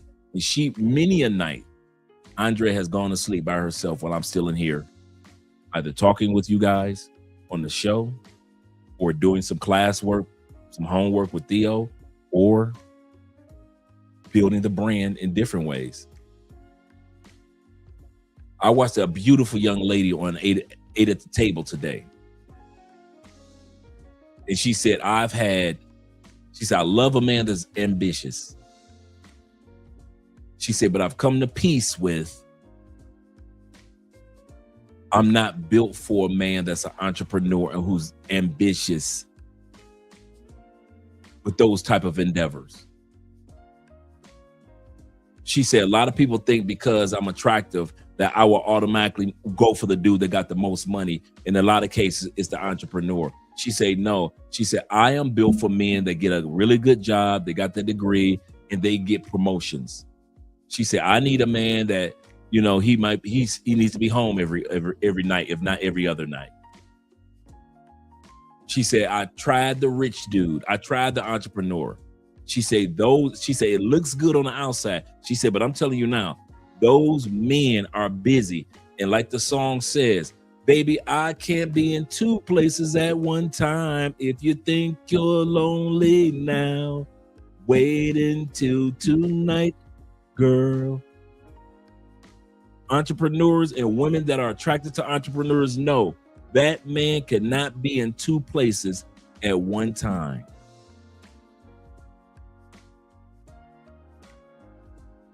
So Andrea knows that she could be in a position with that type of man. But the other sister on 8 at the table said, I can't do that, no matter how much money a man has.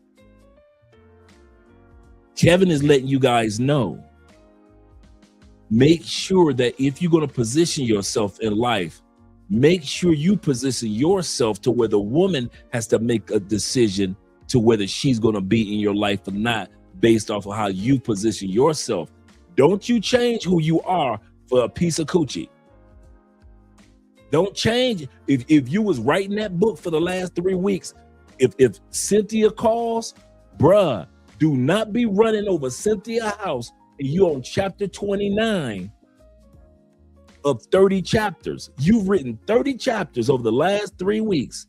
Everything's been going good. All the thoughts have been coming your way. Everything is fine. And then here comes Cynthia's text.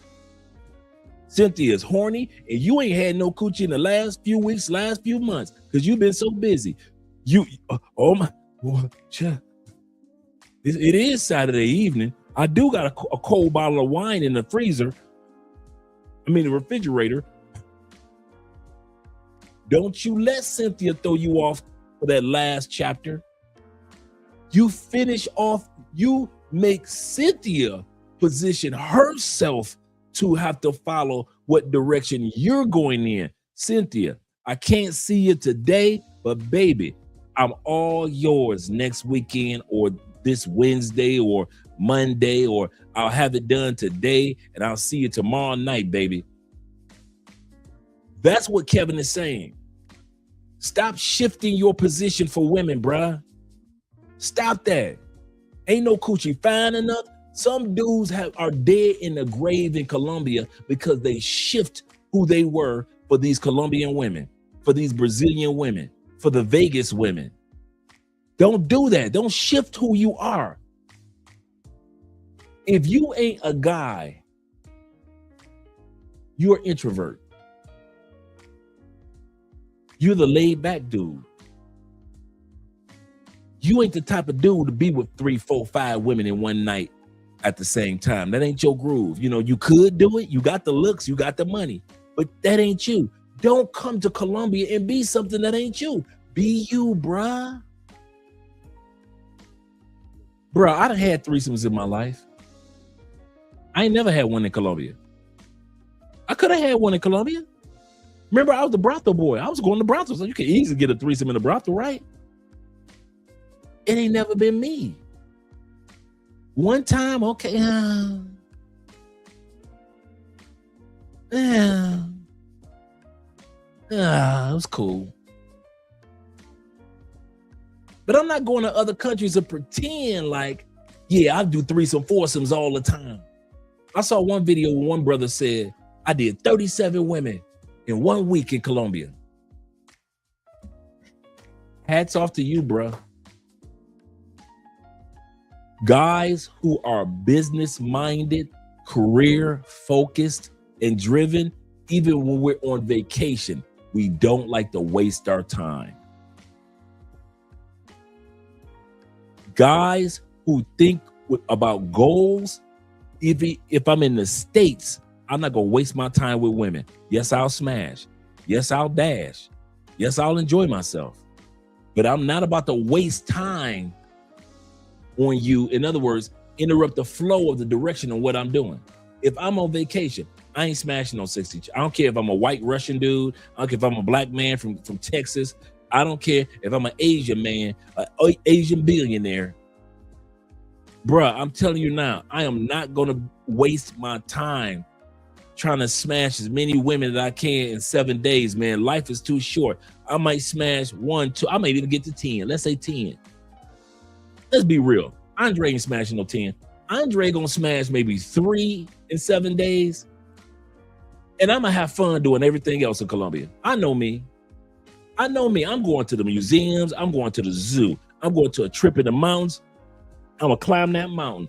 Ooh, I want to see that landmark. Ooh, I want to see, I'm going fishing. I'm going bowling.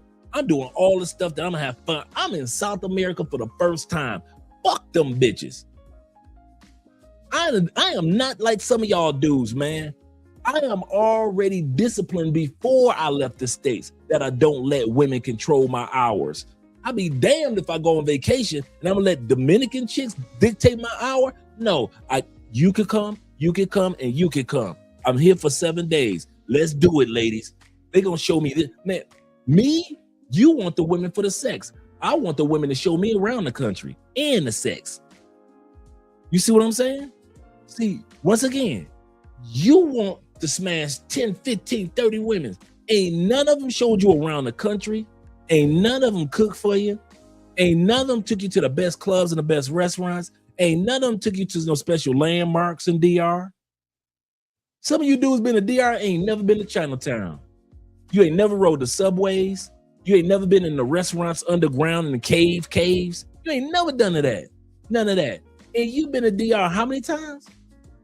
And you done smashed how many chicks? In other words, always put yourself in a position where a woman has to shift for you. You, as a man, should never have to shift the position of who you are for no bitch. Ever. Ever. Ever. Girlfriend, wife, sad chicks, jump offs, beautiful bottom feeders, none of them. None of them. And you know what would piss my wife off the most? Y'all ready? If I ever allowed her to shift my ambition for me. I know my wife. If I ever act like I didn't want to go after a dream, if I ever act like I don't want to go after a goal, she don't care if I succeed or fail. She cares, are you going after it? Are you trying to do it? Baby, I got your back if it works out. I got your back if it don't work out. If you need to revamp it, baby, I give you some room for it. But don't you sit your ass up there and quit, Andre. Don't you ever quit. The day that you quit, that's the day you stop being attracted to me. My wife knows she is wired for a man who does not quit, who does not allow her to maneuver my time. Some of you dudes, you go to other countries and you failing. You ain't even been in that country 2 months. Why? Because you let them bitches in the other country dictate the one thing a woman should never dictate: your motherfucking time. You heifers can have this money, but you can't have my time. You can get money from me easy, but you ain't gonna get my time that easy. See, you won't be able to be around me to get my money because my time is so precious. So I'm gonna say that again. Some of us, women can't get our money. Why? That heifer ain't around us. Why? Our time is too precious. I ain't got no time to be around you, her, Tiffany, her, and her. Man, fuck all you hoes. I don't have the time for it. I didn't come to, dude, I did not come to Colombia for no coochie, bruh.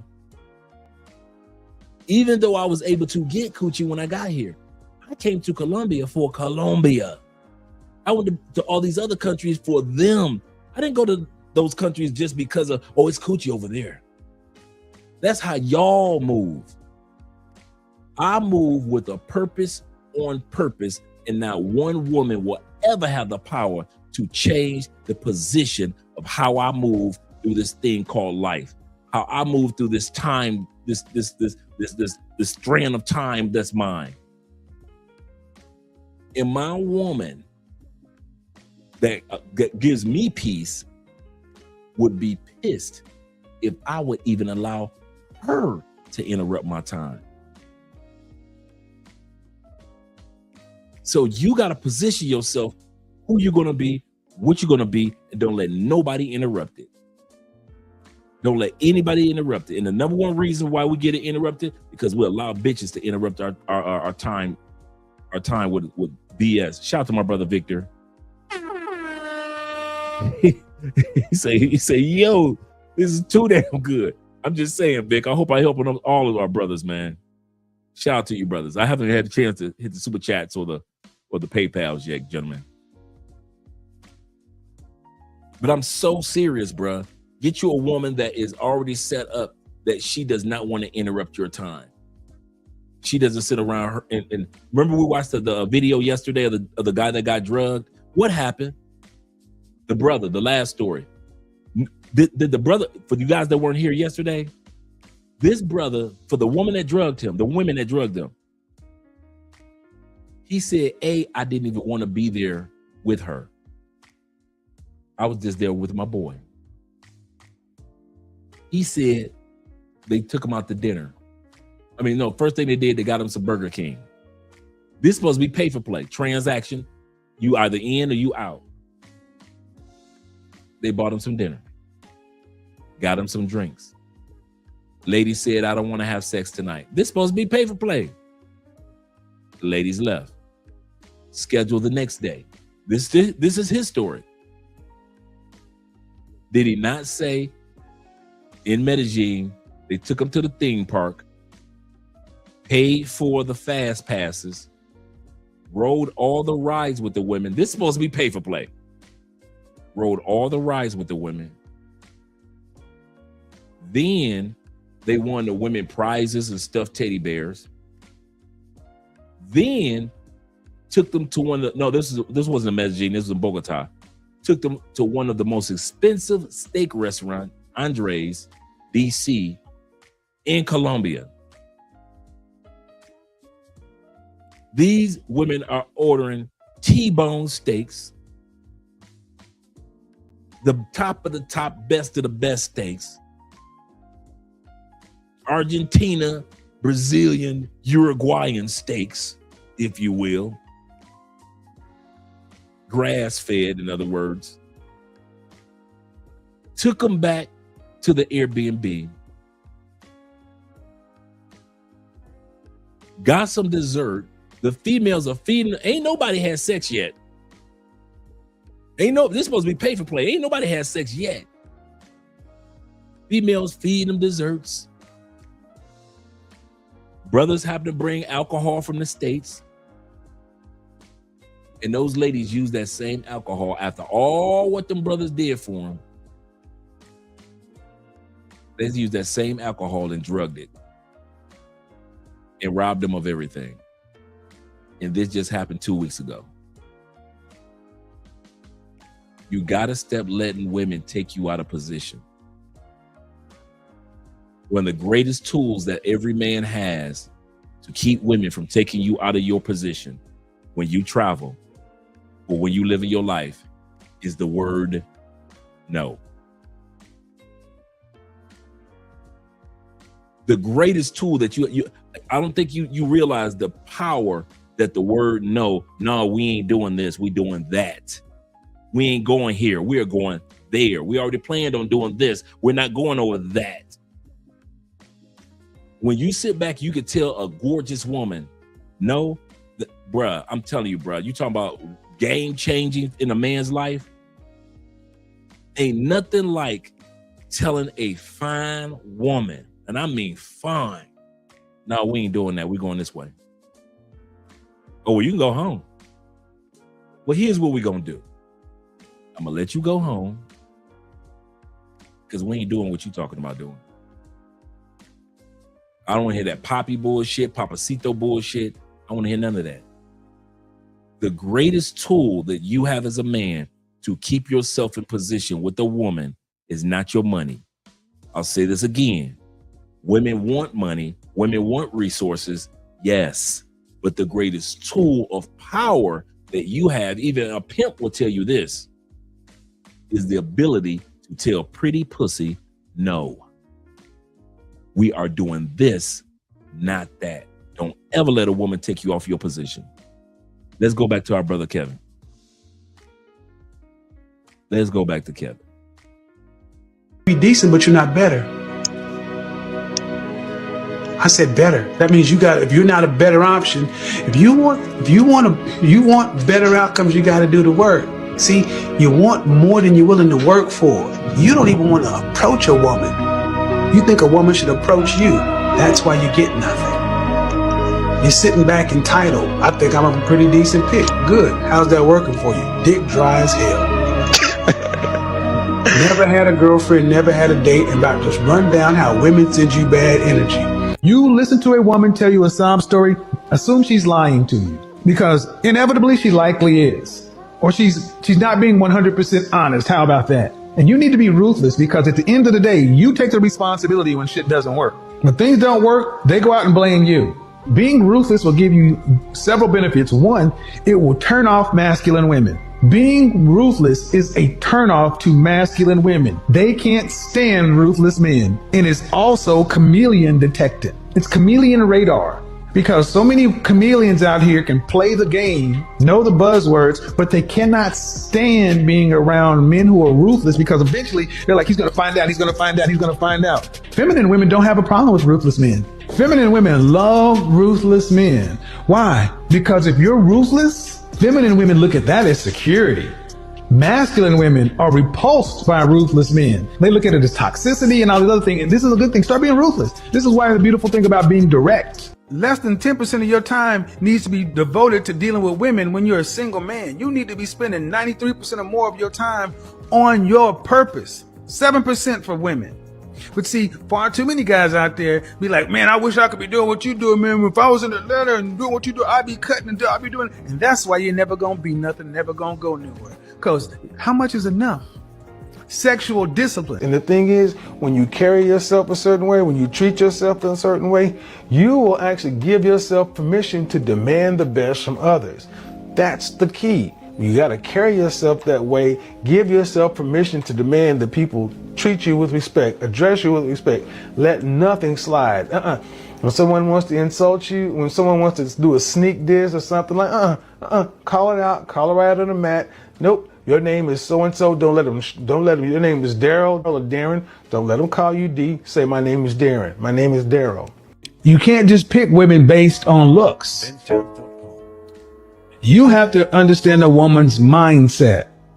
And if her mindset is modern, you gotta go. It doesn't matter what comes. And you only judge women based upon their actions. Give women in general the benefit of the doubt. And see, a lot of ladies aren't going to like what I'm about to say, but I say this: look at a woman that even if you're dealing with, assume that she means the best. Assume her heart's in the right place. It doesn't matter. It comes down to your action. I would tell more young men to do this. Keep your head down and eat crap until you're 30. Get out there, fail, try some things. Spend about 5 to 10% of your time dating, all that other kind of stuff. I don't expect you to be a monk. Relationships, love and all that stuff, it may not sound nice, will come later. You really need to know if you can work with this person long term, because we're messy, complex people, and we have to have a higher tolerance for failure. It's not that men don't want to be with women, they just don't want to lose it all. All right. Number 3 of 7 that Kevin has taught about and how he was able to succeed. A lot of people don't know that Kevin Samuels was an avid cyclist. He taught at his local gym cycling. He was the spin master. He was a bicyclist. He really was heavy into fitness. So a lot of individuals don't realize how important and how your life will change and how your demeanor and how you see yourself will change just based off of losing an extra 10, 20, 30 pounds. Let's be honest. Let's not lie. Some of us think if I get my money right, no matter how I look, women gonna come. Some women will do that. You're right. Not most.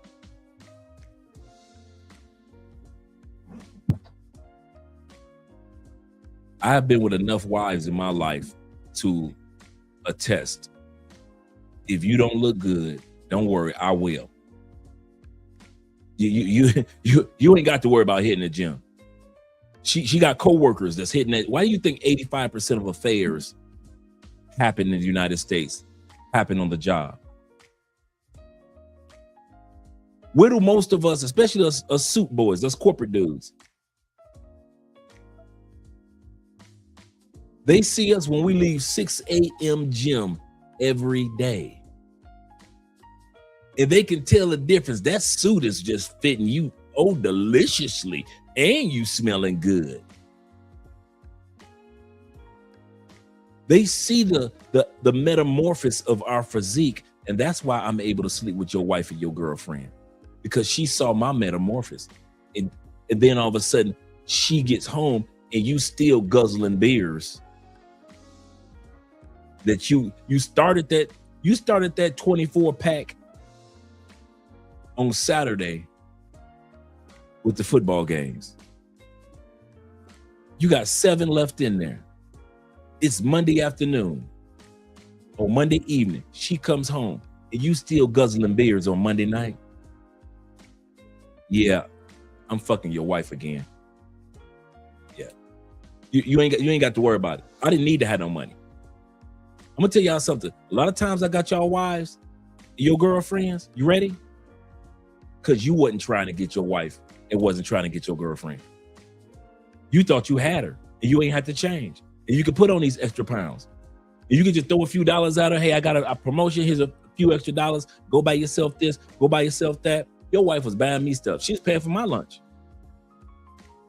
I wish I could lie, but that's what was happening. Women do care about our physique. And the more we are out of line with the physique that women want, the more you're going to have to pay. If you want to be, brothers, I'm just be honest. If you want to be a fat ass, you're going to pay. Yes. Let a handsome dude get off the plane in DR.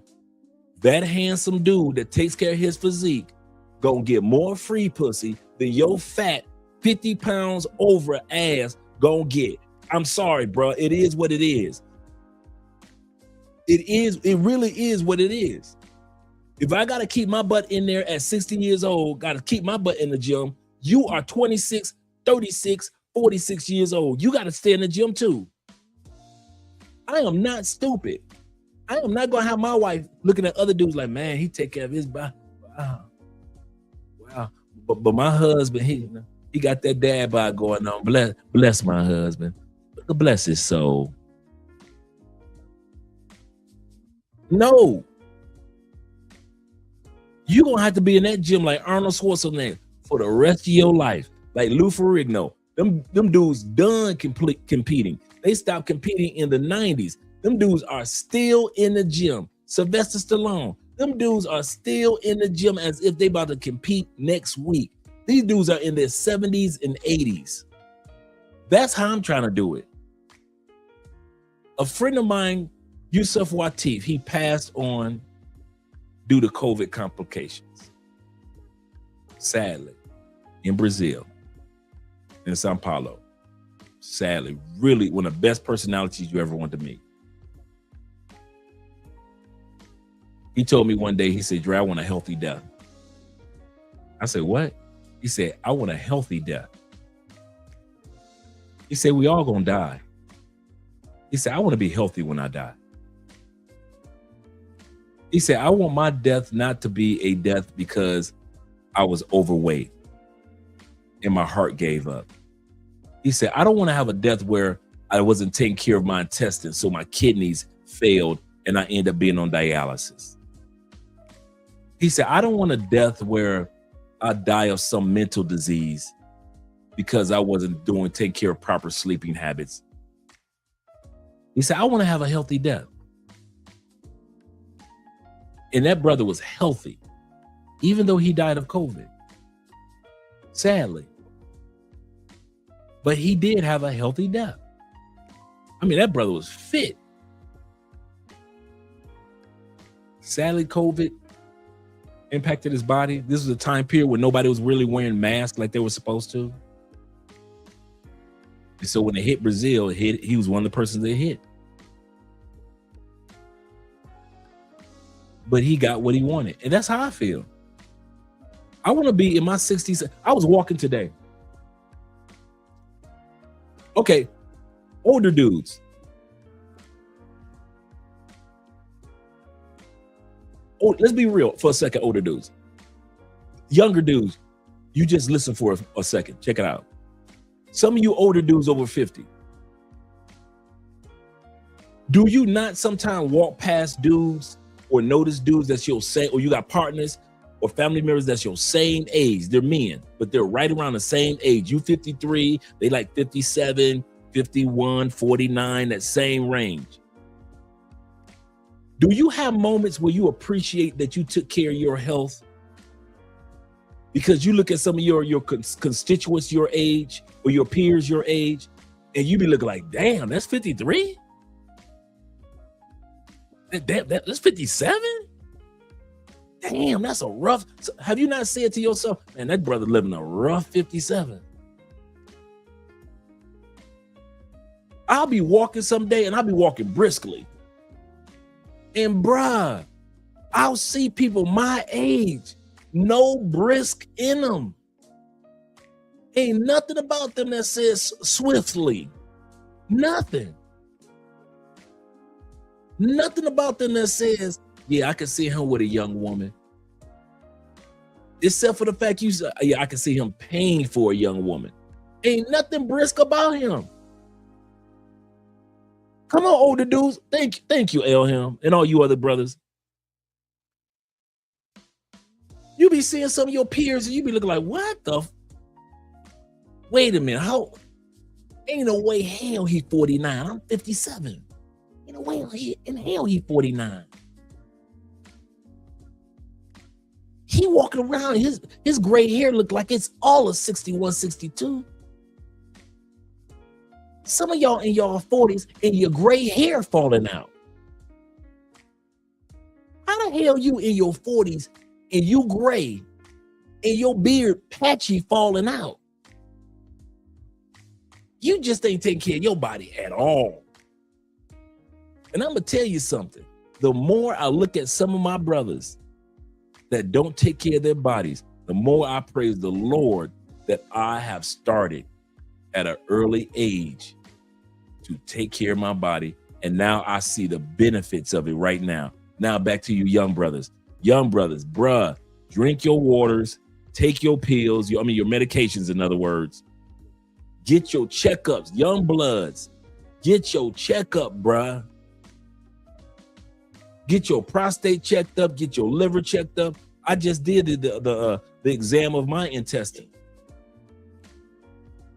To check out, make sure my kidney's good. This was last week. Make sure my kidney's good, my liver good. Make sure everything is good, bruh.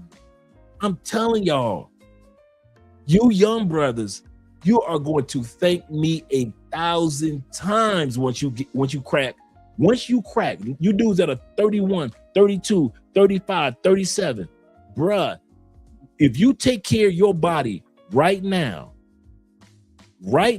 proper sleep, like I said, get your water in, get your exercise in. It's not about looking vanity and all that. I promise you, you're going to be just like some of us other dudes in the comments. You're going to be looking at your constituents, your peers that are in their late 40s or mid 40s. You're going to be looking at, when you hit 43, bruh, you're going to be looking at dudes like, what the happened to him? I'm like my brother said, I do that all the time now, bruh. I see you dudes at 58, I be looking like God.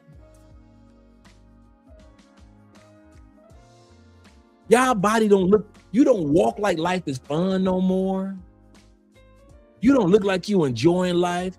Some of y'all look like you just hanging out in life. I'm just waiting to die. I ain't dead yet, but I'm just waiting to die. You know, I got 20 more years left, but I'm just waiting. Y'all look like y'all waiting to die in 20 days, knowing that you're gonna be around for another 20 years. I'm telling you, I am so glad I did not go y'all route. I'm so glad I didn't eat the way that y'all eat. I hadn't eaten pork, poultry from the United States, beef from the United States. It's going on 40 years. Actually, it's over 40 years, about 45 now. I became a pescatarian, seafood, vegetables, fruits, and others 45 years ago.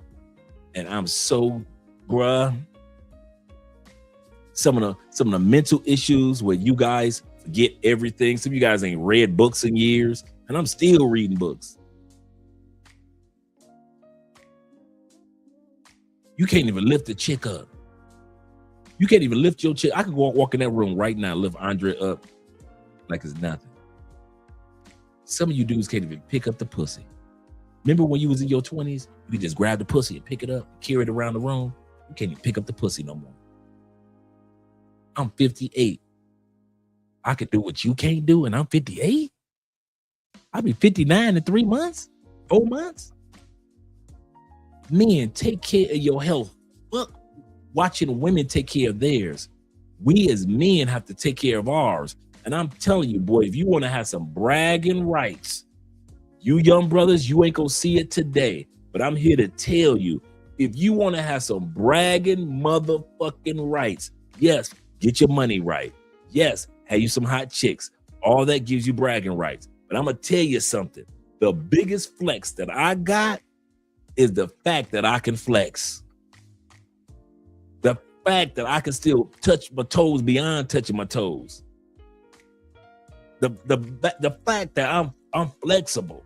I can go to the gym and stretch and ain't no pulled muscles.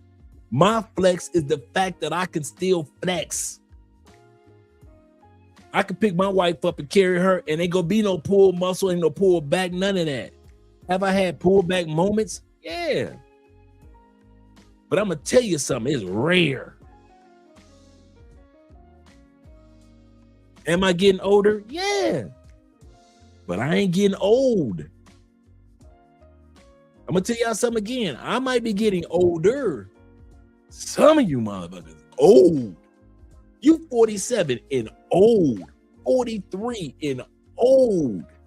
31 old in a month. Y'all some old. And I'm not talking about your personality as far as being laid back and a cool dude, being an introvert. I'm not talking about that. I'm not talking about your personality. I'm talking about how I see how you walk, how you move, how you maneuver. You motherfuckers old. I don't care if you're 31. I don't care if you're 39. I don't care if you're 47. You motherfuckers old. I'll be on the salsa floor all night long. Some of y'all dudes can only make it through 2 dances. Salsa take work, bruh. It ain't no just 2-step to the side. You spinning, twisting, step back, moving forward, legs non-stop. Everything is, all the movements for the most part are from the waist down. Bruh, you are moving. Brother, when I first started doing salsa in Cali, bruh, I'm getting off the dance floor like, thank you for the dance. Man, them women was wearing my butt out, bruh. And I thought I was fit. Yeah, I was fit for 50 in the United States, but I wasn't fit for 50 outside the United States. So I still had to take care of myself on an international level. Take care of your physique, man. Ain't nothing better than feeling good when you put on a suit or a t-shirt, it fits good. A soccer jersey that looks good on you. Ain't nothing better than that, bruh. So even if you wear hip hop apparel or you wear professional apparel, doesn't matter as long as it looks good on you, bruh. And I didn't say to get skinny. I'm not talking about being skinny. I'm talking about your physique looking healthy for your age. See, it's not my job at 58 to look 28, right? So I'm not trying to make my body look 28. My job is to make my body look damn good in a t-shirt for 58. That's what our goal is. So when you hear me and Kevin talk about physique, dude, that's just as important because that is a motivator for men just as much as it is for women. When you look good, you feel good. When you feel good, you do good. And you want to be around good people. But when your confidence down, oh man, I don't think she like me. I don't think she should like you either. Because your confidence is down. Not because of how you look, but because your confidence is down. And sometimes our confidence is down because of how we look. Gotta hit the swimming pool. Man, me and Andre be out there outside in that swimming pool all the time. You better believe it. Gotta hit that swimming pool. Don't play with that swimming pool. Don't take that swimming pool for granted. You right, brother. You are right. He say, but not chicken. He say fish, eggs, vegetables, fruit, herbs. Yes, sir.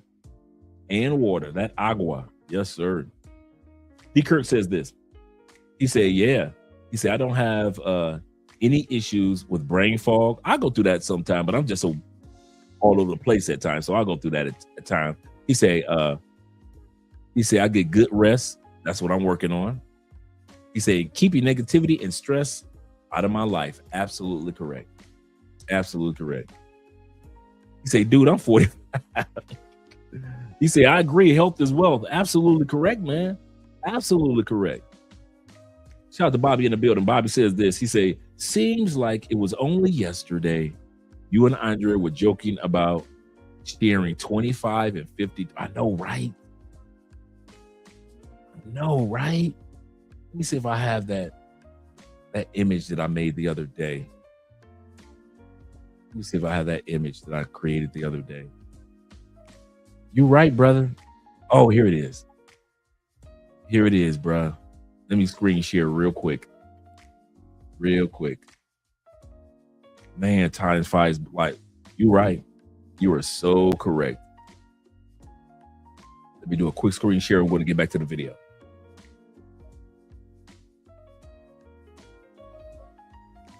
Just imagine, man, how many years have gone by.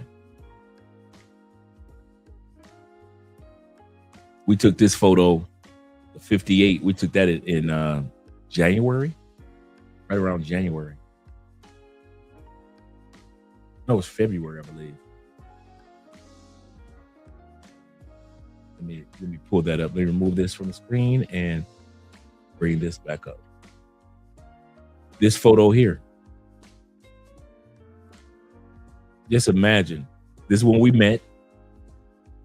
When Andre was 23 and I was 50. And now fast forward. Shout out to those that have purchased the book. Now at 31, Andre's 31 and I'm 58. But if you take care of your health, you could be with a younger woman and it blends right in. I've had people say, man, I thought you was 48. I thought you was 51. I thought you were 30. I thought you were 47. No, bro. Your boy's getting up there. Yep, gotta have your bitter herbs. Yes, sir. I'm drinking this tea that I'm drinking right now is filled with there's dandelions and all type of stuff off in this tea, man. Very healthy tea for your kidneys, for your intestines, and for your liver. You know, help you make sure that you clean out your liver and your kidneys. You know, sometimes you'll see those bubbles. Those bubbles when you urinate, when you see a lot of them, not some of them, but just a lot of them look like somebody poured some champagne. Yeah, you need to start focusing on taking care of your kidneys and taking care of your liver. I know, right? I caught that too. I said, man, I look better at 58. I caught that too. Yeah, got a detox. I got a detox scheduled for the beginning of next month with Dr. Bobby Price's detox. Yes, sir. Yes, sir. So, yeah, I know, right? So that's what my point is. Yep, gotta have the proper waters. Absolutely correct. Chlorophyll, yep. Excellent points, gentlemen. Time is flying. Yep. Yeah. Long before we had all this equipment and all this stuff, some of you guys have been around a long time, man. Shout out to all you brothers. Let's get back to the video.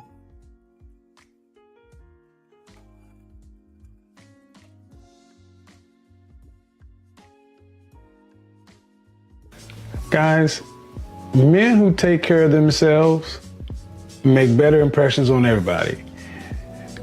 Pro tip, when you're dealing with, when you're dealing with high quality women with some style or some class, they look at how you take care of yourself. This is why it's, when I talk about men burning candles around your house. One thing I would tell you with men, when a man is moving like a man, looking like a man, dressing like a man, smelling like a man, he tends to carry himself and do the shit that he needs to do. When you dress like a boy, smelling like a boy, you tend to do boy shit. Alright, Papi, these are the best investments you can do when you're young. First, your body. Papi, you only have one body and you gonna leave it stuck? Man, fuck that supercharger body kid. And stay still tuned down, pipes. What the fuck? Go to the gym, Diddy. Second, skincare. Papi, the first thing that people see when they see you is your face, bro. So maximize it, Papi. Put your little cremita on. I promise you, it's not gay if nobody sees you. Third, your mindset. Papi, this is very important, especially when you're young. Your mindset literally determines how far you get in life, bro. If you use your mindset to build a foundation now when you're young, you're gonna be successful later on. You're gonna be ahead of everybody. For your health, good sleep, healthy food, cardio, workout. It's not that fucking hard, Papi. Do it now, your body will thank you later. Oh yeah, but fuck that. I want to live my life and I want to die young. Die young, die young. You fucking use what I've used, man. Shut the fuck up, Diddy. Fifth, your circle. Papi, your surroundings are everything. If you surround yourself with losers, you are a fucking loser, bro. Choose people that push you to be better. People that are real. I'ma say it, bro. Real niggas. Six, your time. Papi, time has more value than money because no amount of money can buy time, bro. So invest your time in things that you like, things that make you happy, things that will provide for you in the future. Stop wasting time chasing pussy, scrolling on your phone, and yorking yourself. Seven, long-term investments. First and first, I'm not a financial advisor, but I have some fucking common sense, Papi. Invest your money now, use it later, bro. It's simple. And most importantly, your relationship with God. Papi, the closer you get to God, the cleaner your direction becomes, bro. Remember, God is love, God is peace, God is purpose. So keep it in your life, bro. Anyways, you pass the class and you go Papi a John LA. Fuck Fidel. And follow me for telemotivation, Papi. When I Why say fit and exercise athletic is man, important. I can tell you immediately he's got several great traits. He's got the trait of consistency. He's got the trait of focus. He's got the trait of discipline. He's got the trait of delayed gratification. And he's got grit. You ain't here looking like a Valentine's Day card. Run to the line. Dang. And listen, ain't nothing wrong with taking a shower. He told y'all gonna love this. This dude is like a monster to the women that he training. He told that woman she's shaped like a Valentine's Day card. Let's go. For the gym too. Ooh. Anybody come here stinking, I'm charging your card on file. I'm like, what is this? Fee. Don't come in here stinking like that.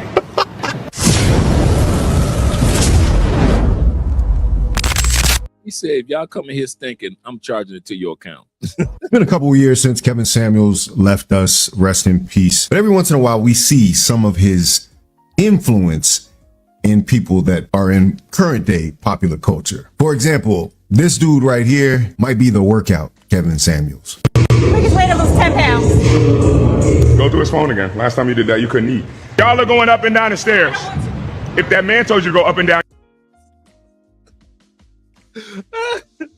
I'm gonna bring that beat back. She said, what's the quickest way to lose 10 pounds? He looked at her and said, go through his phone again. You lost 10 pounds. He said, last time you did that, you couldn't eat. Go through his phone again. Last time you did that, you couldn't eat. Shout out to this brother. What's the quickest way to lose 10 pounds? Oh, man, that was funny. Let me break this beat back. Your card on file. I'm like, what is this? Fee. Don't come in here stinking like that.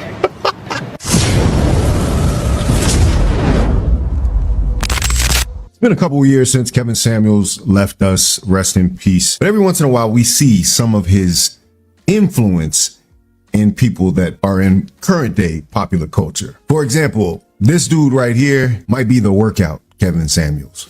Biggest way to lose 10 pounds. Go through his phone again. Last time you did that, you couldn't eat. Y'all are going up and down the stairs. If that man told you to go up and down, you would. We shouldn't be using the same washcloth for our face and ass. You listen better when your hair is not done. And some of y'all done heard this before too. Interlock your fingers and put your hands behind your head. Because I train people that are cops and they told me they didn't pull. The first thing is I started to treat myself well. At every level I was at, I did not wait. And I did not necessarily wait to treat myself well. Yeah, even when you're making minimum wage, get an extra topping on your pizza, get extra cheese. The little things, guys, matter so much. That's why I talk about the 3 F's, frames, fragrance, and footwear. I just grabbed these 2 right here. Roja Dove Elysium. Costs more than the average fragrance, but when you wear it, you'll know where your money went. And this one right here. That Rose does that creation E, in other words.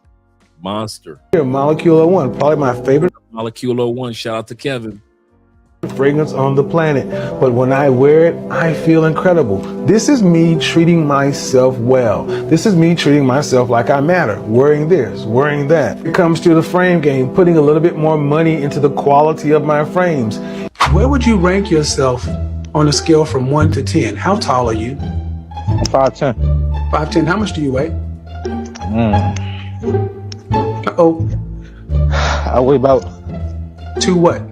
Depending on the day, between 280 to 285. So you're a fat fucker. Yeah. So you think a 5'10", almost 300-pound dude, how much money you make? Like 400 every 2 weeks. So you make 400 every 2 weeks. So you make 800 a month. You make less than $10,000 a year. Okay. The reason you can't get any quality ass, the reason you can't keep a bitch, the reason you can't hold the woman, the reason you can't knock a bitch is because you don't look like a goddamn man. You look like a fucking child. You carry yourself like a fucking child. You do child shit. I look at some of you dudes' profile pictures and I laugh. If you got a shirtless profile picture, put on a goddamn shirt. Listen to me, guys, when I tell you this. Since I've improved my fashion, rest in peace to the Godfather, man, the reaction I get from women, usually the first thing they say to me when I show up on a date, wow, you look nice. Yeah. Every time.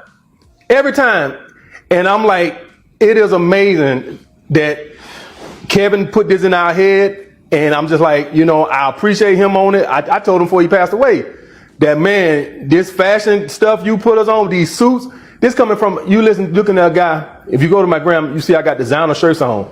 And it's amazing what a suit that don't even cost the price of that designer stuff. And I said, so I asked one of my chicks, I said, what do you think it is? And she said, it just looks more mature. That's what she told me. It looks more manly, it looks more mature. We got to get out the mind that a suit is corny, that you're nerdy. We've been brainwashed the bad boy. All you have to do today as a man is to be better than these bums walking out in the street. And when you got 40-year-old men wearing t-shirts, jeans, and Jordans, talking about they want to be treated like a man and get respect, dude, they're making your life easy. Imagine the kind of women, imagine the people that you're going to be your competition, the women you're going to be competing for. They're used to these damn Cro-Magnon men. If you're trying to make a good impression on your boss or your co-workers, work is done. If you're trying to make a good impression on that little sexy senorita, work is done. And you don't have to break your bank and spend a lot of money.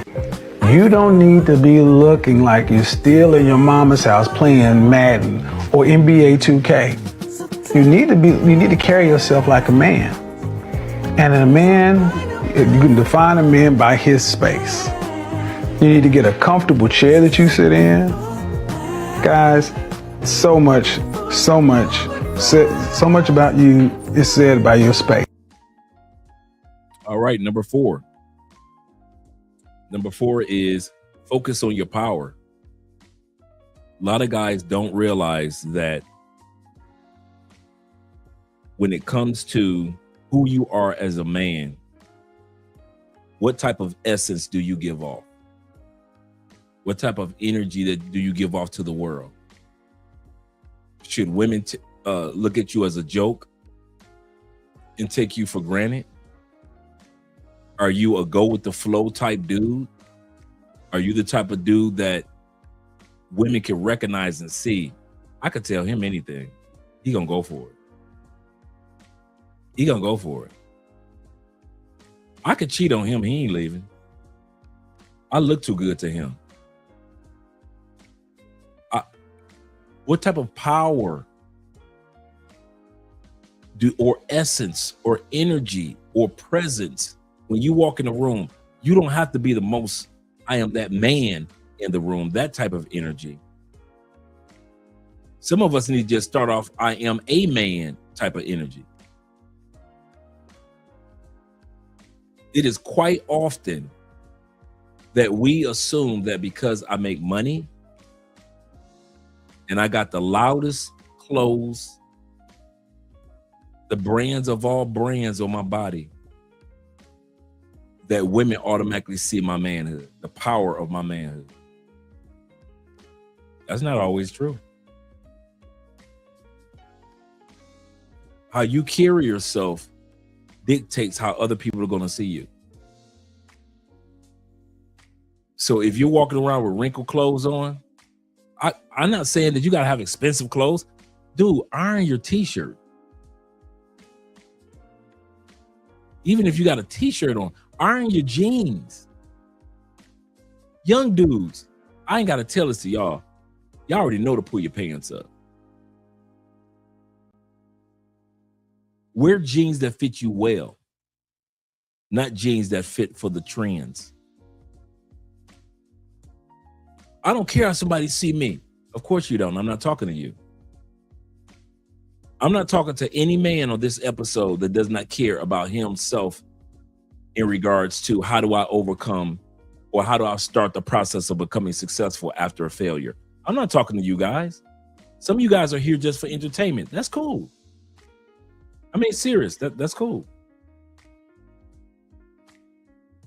But to the other gentlemen that are here, I kid you not, how you say certain things will let a woman know you're not a joke.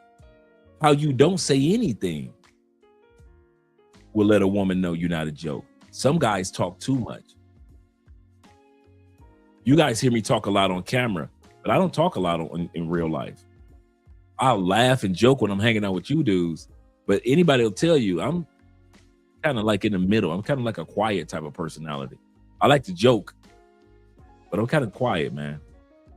I hear my voice enough on camera, so I ain't trying to hear it all day long. I let Andre do all the talking, right? Your power, your energy, your essence is important as well. How do you handle failures? How does your essence or your presence handle failures? When things are not going, do you get sad? For how long? 2 weeks. What are you doing being sad as a man for 2 weeks?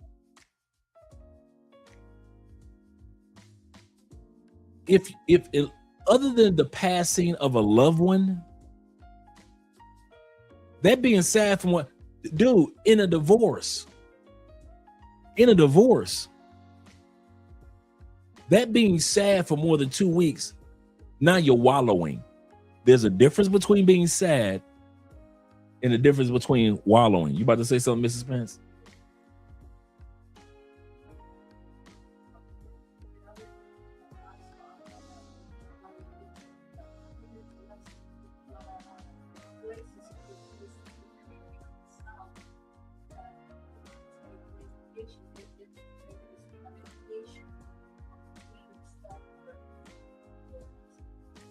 Just aches.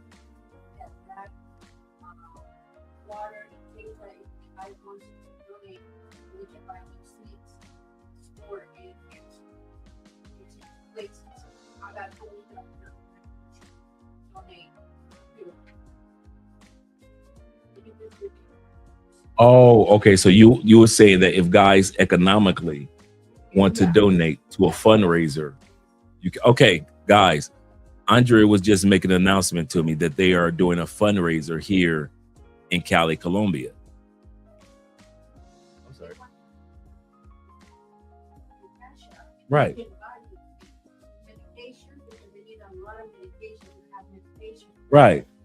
Right. So they're having a fundraiser for those that are in need in the poor areas for medication this weekend.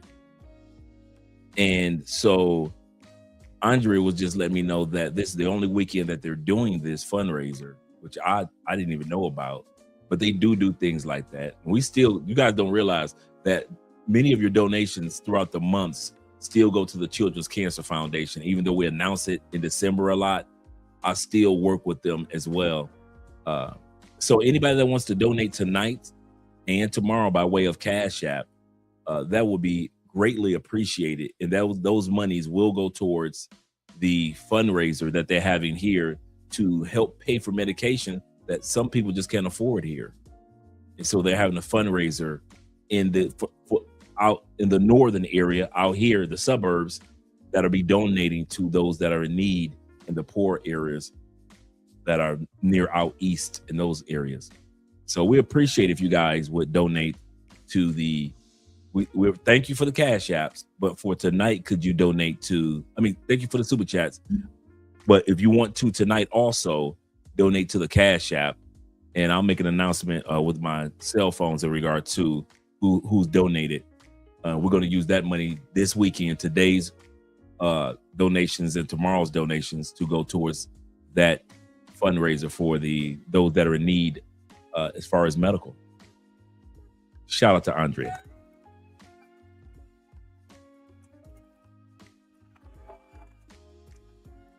But it's very important to how people see you, your power, your essence. I'm not saying you got to be walking around like Mr. Ego, look at me. I'm not a look at me type of dude either. Anyway, some dudes I know guys that need confirmation from other people.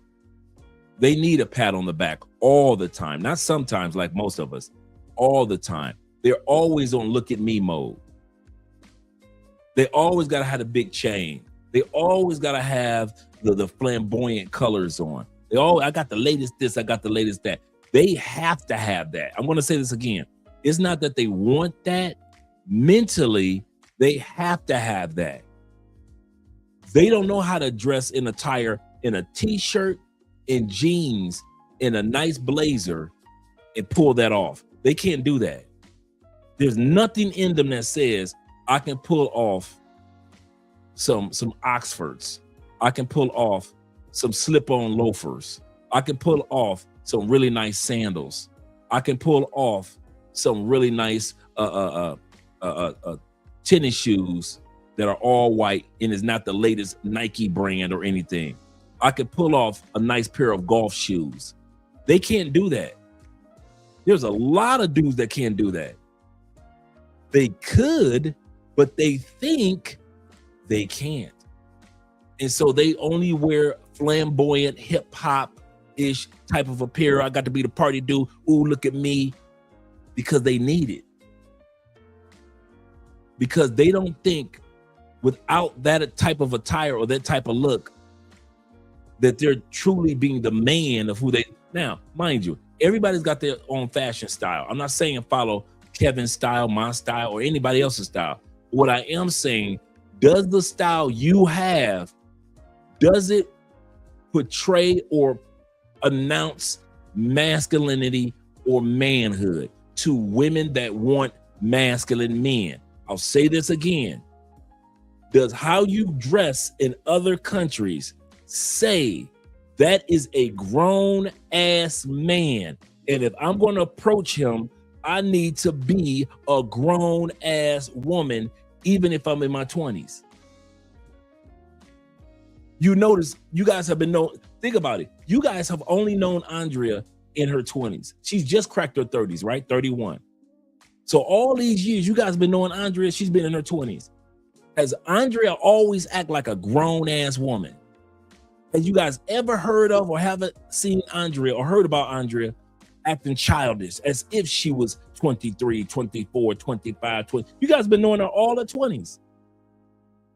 But notice that she acts like she's got adult responsibilities in life. So it doesn't matter about age. And like I said, it's not like you got to walk around in suits all the time, but are you ironing your clothes? Are you ironing your shoes? I mean, not your shoes, but are you ironing your jeans when you wear them? Or do you just throw clothes on? It doesn't matter if you wear t-shirts. Are you putting on colognes? It doesn't have to be the expensive one. It could be a clone that's a $25 clone of an original. But do you have it? Do you wash your ass? This is South America, the continent of washing your ass. You cannot live in South America and not have to wash your ass 2-3 times a day. It's just that hot, and it is a tradition here in South America. Is not Europe, where they wash their ass maybe once a week. Brazil, you're gonna wash your ass about 4 or 5 times a day, if not 6. So that's what it's all about. It's not about the power, oh, look at me. It's about the little subtle things that tells people I need to take him serious. How firm is your handshake? I don't care if it's a dude with money or if it's a regular everyday dude. I don't care if it's an older person, an older man, or a young man. Everybody gets a firm handshake from me. You're not going to get a light-handed shit. I'm not trying to break your wrist, but I'm saying is, when you shake Andre's hand, you're going to know that hand was shook. I got a partner. Now he tried to break your wrist. His handshake so firm. You like, God dang, dude. His handshake is so firm. I hate it. This is my dude. I hated shaking hands with him. Because I knew he wasn't a big dude. He's a skinny dude. But he mastered the art of a firm handshake. Can everybody give you a dap? Can everybody just dap you? No, me, not everybody. Everybody, I'm not dapping everybody. A lot of times I'm giving you a handshake. You are talking to a grown man. I'm 58 years old. I'm shaking your hand. If I've just met you, I'm not dapping you. I dap people I know. But if I just met you, you're getting a firm handshake. What's up, brother? What's up, bro? No, I don't know you. You're going to know I have the power for you to get to know me. And one of the first things you're going to use to get to know me is my handshake. Second thing is my eye contact. I'm not looking away from another man. I'm on this planet just like you on this planet. I'm happy for you that you worth so much money. I'm happy for you. I'm happy for you that you got 5 senoritas standing behind you. I'm happy for you. That does not mean I'm about to drop my damn eye for any of y'all. Eye contact. I'm not about to stutter. All those things equate your energy, your power. Did I say anything about fashion? I just talked about handshake and eye contact. Your teeth. Your teeth tells your power. If your teeth are yellow or stained, I don't want to hear nothing you got to say. I will laugh with you with some jokes. Yes, we can have some beers. I'd sit back. But as far as taking you serious about anything, I don't care if you are worth $12 million. If you do not have enough sense to be worth $12 million and take care of your hygiene, take care of your dental, you do not have power. I like what one guy said. I made $1 million. He said, I made $1 million. He said, his boss told him, he said, now you better hurry up and become a millionaire or you're going to lose that $1 million. In other words, having $1 million does not make you a millionaire. A millionaire comes with certain behavior patterns that allows you to keep the million and to even flip the million. But if you're a millionaire still dressing like a 12-year-old boy, why? If you and your son got matching outfits, why? So your son does not know that men evolve by way of wardrobe. That's what you're telling me. Your son does not realize men evolve as far as take care of our dental, getting veneers if you need to, or getting braces if you need to, or getting your teeth cleaned when you're in Colombia if you need to. Your son doesn't know that. All he knows is, I'm 7, I don't go to the dentist because I'm a kid. Daddy is grown, he don't go to the dentist. I'm 7, I wear Jordans. Daddy is grown, he's still wearing Jordans only. I'm 7 and I wear flamboyant Power Ranger clothes because I'm a 7-year-old in my Marvel colors, and they bright and they shiny. And my daddy, he's 35, 40 years old, and he's still wearing the same colors of Power Ranger that I wear. He might not have Power Ranger on there, but he is just as vibrant and bright in his clothes and his attire. So my daddy showed me men, especially black men, our manhood does not need to evolve. In other words, the power that we had at 7, we still act like it at 47. You've got to evolve. Young men should see older men involved in evolution. They should not sit back and look as if we're mirrors. No, there's nothing wrong with having sports attire. I own sports attire. I own anime shirts, but you don't see me with them on all the time, do you? Every blue moon, I pull out one of those shirts. Most of my shirts are polo, t-shirts, button downs, grown ass man clothes. Most of my t-shirts are just one color, grown man. This one might be ivy. Another one might be a golden yellow. Another one might be beige. Grown men don't always need a pattern or design. I don't need Nike to tell me I'm a grown man. I don't need the Adidas logo all the time to tell me I'm a grown man. Do I have certain attires of relaxation when I'm around the fellas? Yes, but I do not wear the same clothing around you all the time that I will wear around Andrea or any other group of women all the time. When I walk into a salsa club, they know it's somebody that's different walking into that salsa club. I smell different. When I smile, my teeth are different. I take care of my skin as an older man. I drink my water because that's going to take care of my skin. I stay fit, so I'm allowed to be flexible as an older man, as I twin, as I spin and twist the ladies around that I'm dancing with. All this projects your power, your handshake, your eye contact, your teeth. As soon as some of you dudes talk, I just be like, okay, he a cool dude. I give it to his personality. He's a cool dude. I don't know why I'm talking so loud. He's a cool dude. He a good guy. Any other endeavor, I don't take you serious. And I mean that. You know when you talking about business with me, you can't even take care of your mouth. How you gonna talk business with me? You can't even take care of your beard. How you gonna grow your beard? You're not even take care of your beard. What is that smell, bro? What is it, bruh? If you knew how many times Andrea has talked about you dudes when y'all got out the truck and we pull off from dropping some of y'all off, and y'all have not taken care of y'all hygiene. And Andrea, as a woman, she'll just look at me like that.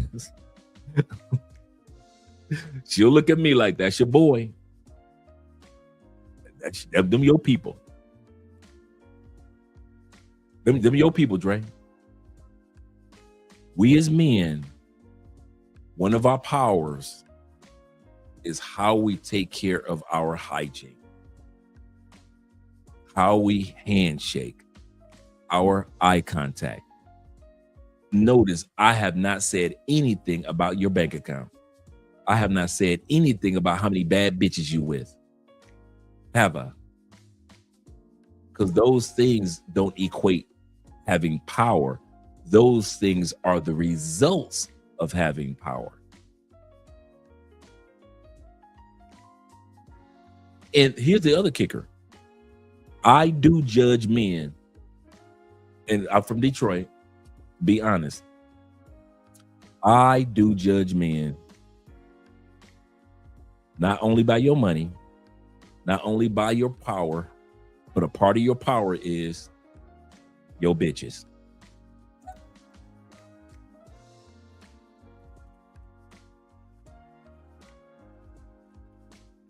If you can't get quality pussy, I do judge that. And if I do it, I know other dudes do it. If the chick you come with, she's pretty, but she a raggedy bitch, I'm telling you now. Yes, men judge. Men don't judge other men's money. We don't. Because men know money comes, money goes. We happy for you. Hey, we pray for you if you lose it. Money comes and goes.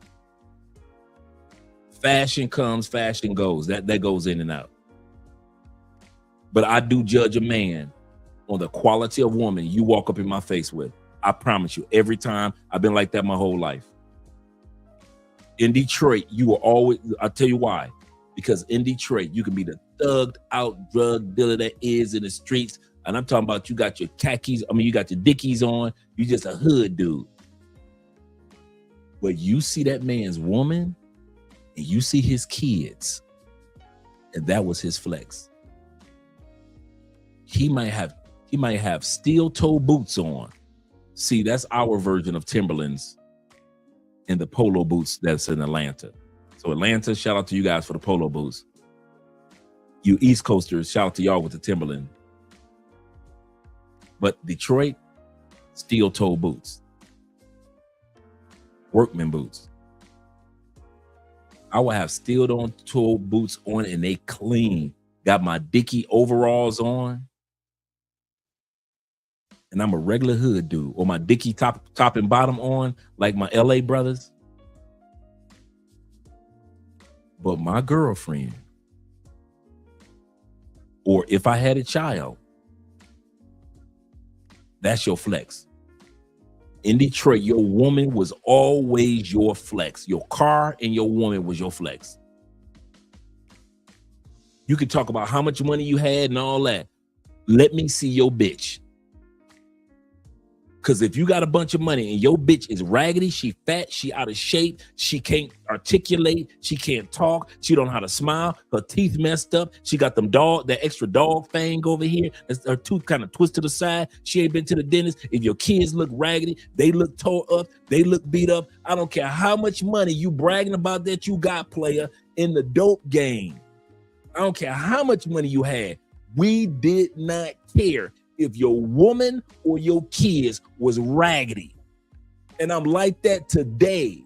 Today, I judge a man on what type of bitch you gonna bring around. So if you bringing a paper plate bitch around me, don't. If you bring a chick from the east side of Cali around me, don't. If you bring a chick that has no articulation or has no ability to carry herself with ladylike energy, meaning that she's quiet, she's docile, but she's got ladylike feminine energy. If she can do that, you good. But I see you guys bring some woman around me that's not loud. They ain't loud at all. But that bitch is raggedy. I can see from her shoes. Anytime you dudes in Colombia, y'all got bitches that the toes is hanging over her foot like this. This is the shoe, and her fucking toe is hanging over the. She can just grab the ground with the knuckle of her toes. Now, if y'all don't get that raggedy bitch out my face, man, I am meticulous. I was born and raised to think that your flex is not you. Because men don't need to flex like that in my community. Like I said, a dude from Detroit will have t-shirt and jeans on. And the only time we flex, wintertime. Now it's time to pull out your mink coat. Come on now, Detroit. Now it's time to pull out your mink coats and all that. Okay, cool. Now it's time to pull out, you're going out to the club or you about to party, time to pull out your big black Crocs, your gator boots. It's time to put on your nice suits. Like they say, Detroit is the only city where we wear every color in the crayon box in the suit, right? So when it's time to go out and look good, we know how to do it as men. But in general, just walking down the street, as long as my steel toe boots are shining and my Dickies are ironed, I'm good. But when you see my wife and child, you gonna see the flex. My wife, my child, my home, my vehicle. Those are the flexes. And here we go. If my car is fly, but my bitch in the car is raggedy, we gonna look at you crazy. So you might have the best of the best vehicle, but if you got a raggedy bitch in your car, man, Detroit, we gonna look at you like, what the fuck? Bruh. You can have a flat car, but if your son dressed filthy as hell, oh man, Detroit, we gonna look at you like, what you doing? How the hell you got this badass car and your little man looking bad? Hey man, if you don't take your little man, hell no, your son can't hang out with my son. You ain't gonna have that little nasty crayon looking motherfucker in my He look like he eat glue. Hell no. Your family will always be your flex. Some of y'all, when it come to money, y'all got it more than I got at this stage, right? Let's be real. Some of y'all got less. My wife is still my flex. And when we had kids, my family will still be my flex. I was born like that. I will die like that. Some of you dudes are like, I'm my flex. I don't need nobody looking good at me. Me, my car, me. That's good for you. I wasn't raised with that mindset. And so if you come around Andre, your power is not just how you take care of you. Your power is who you let in your life. And that's what my point is. Before we go back to the video, your power is not just how good you look and how good you smell and how well your teeth are and how good your handshake is and how your eye contact is. Your power is also who do you let in your life and who you prevent from coming into your life. Because if I see your bitch and she look like a bitch that you just let that nasty looking heifer, she pretty. Yes, she is. That is a beautiful Colombiana. But I know she give off raggedy bitch energy. Everything that you got on don't mean nothing no more. Don't mean nothing. That's why when I sit back and I see certain content creators with a bunch of bitches, I be looking like, that's what you flexing about? Them bitches? You let that in your bed? You gotta always be meticulous about who has power to come in your life and who doesn't have power to come into your life. Those are the things that I notice. When I see you guys with quality women, it lets me know you told the raggedy bitches, get the fuck on. It made room for the quality women that came into your life. I'm gonna say that one again. When I see you guys here in Colombia and I meet you guys ladies, and they may be the quietest or they may be talkative, just a sweet young lady, I can tell the difference at this older age, the difference between you guys with a quality woman, quality young lady, a good person, good personality, a person that represents you well. And it means that you rejected a lot of chicks here in Colombia that you could have had on your arm, but you didn't. You are man enough to not let any old woman walk into your life and any old woman walk out of your life. And that's where you get my respect from, because that lets me know that you were meticulous in who you let in and who you wouldn't let in. But if I see you with a woman that's a raggedy bitch, you can't hang out with me. Fuck you, Dre. Cool. I'm not just talking about me. See, y'all think I'm just talking about me for me. I'm talking about globally. Men of quality always will look at another man's woman to see if this woman was worthy of coming into this man's life or not worthy. And if you let a woman that's not worthy into your life, you can lose major business deals, major networks, dude, let's be for real. Can we be honest? Some of y'all fuck with your boy Dre because of Andrea. Am I lying? Bruh, if I had a raggedy ass wife, would y'all be watching Love Crossing Borders? If my wife was OnlyFans, would y'all be watching Love Crossing Borders? Hell no. Hell no. We are part of the power of your manhood is not only how you treat yourself, but a part of that treating yourself will always be people will see who you let in your life and who you don't let in your life. I didn't say it was fair. I didn't write the manual on it. It is what it is. It is what it is. It is what it is.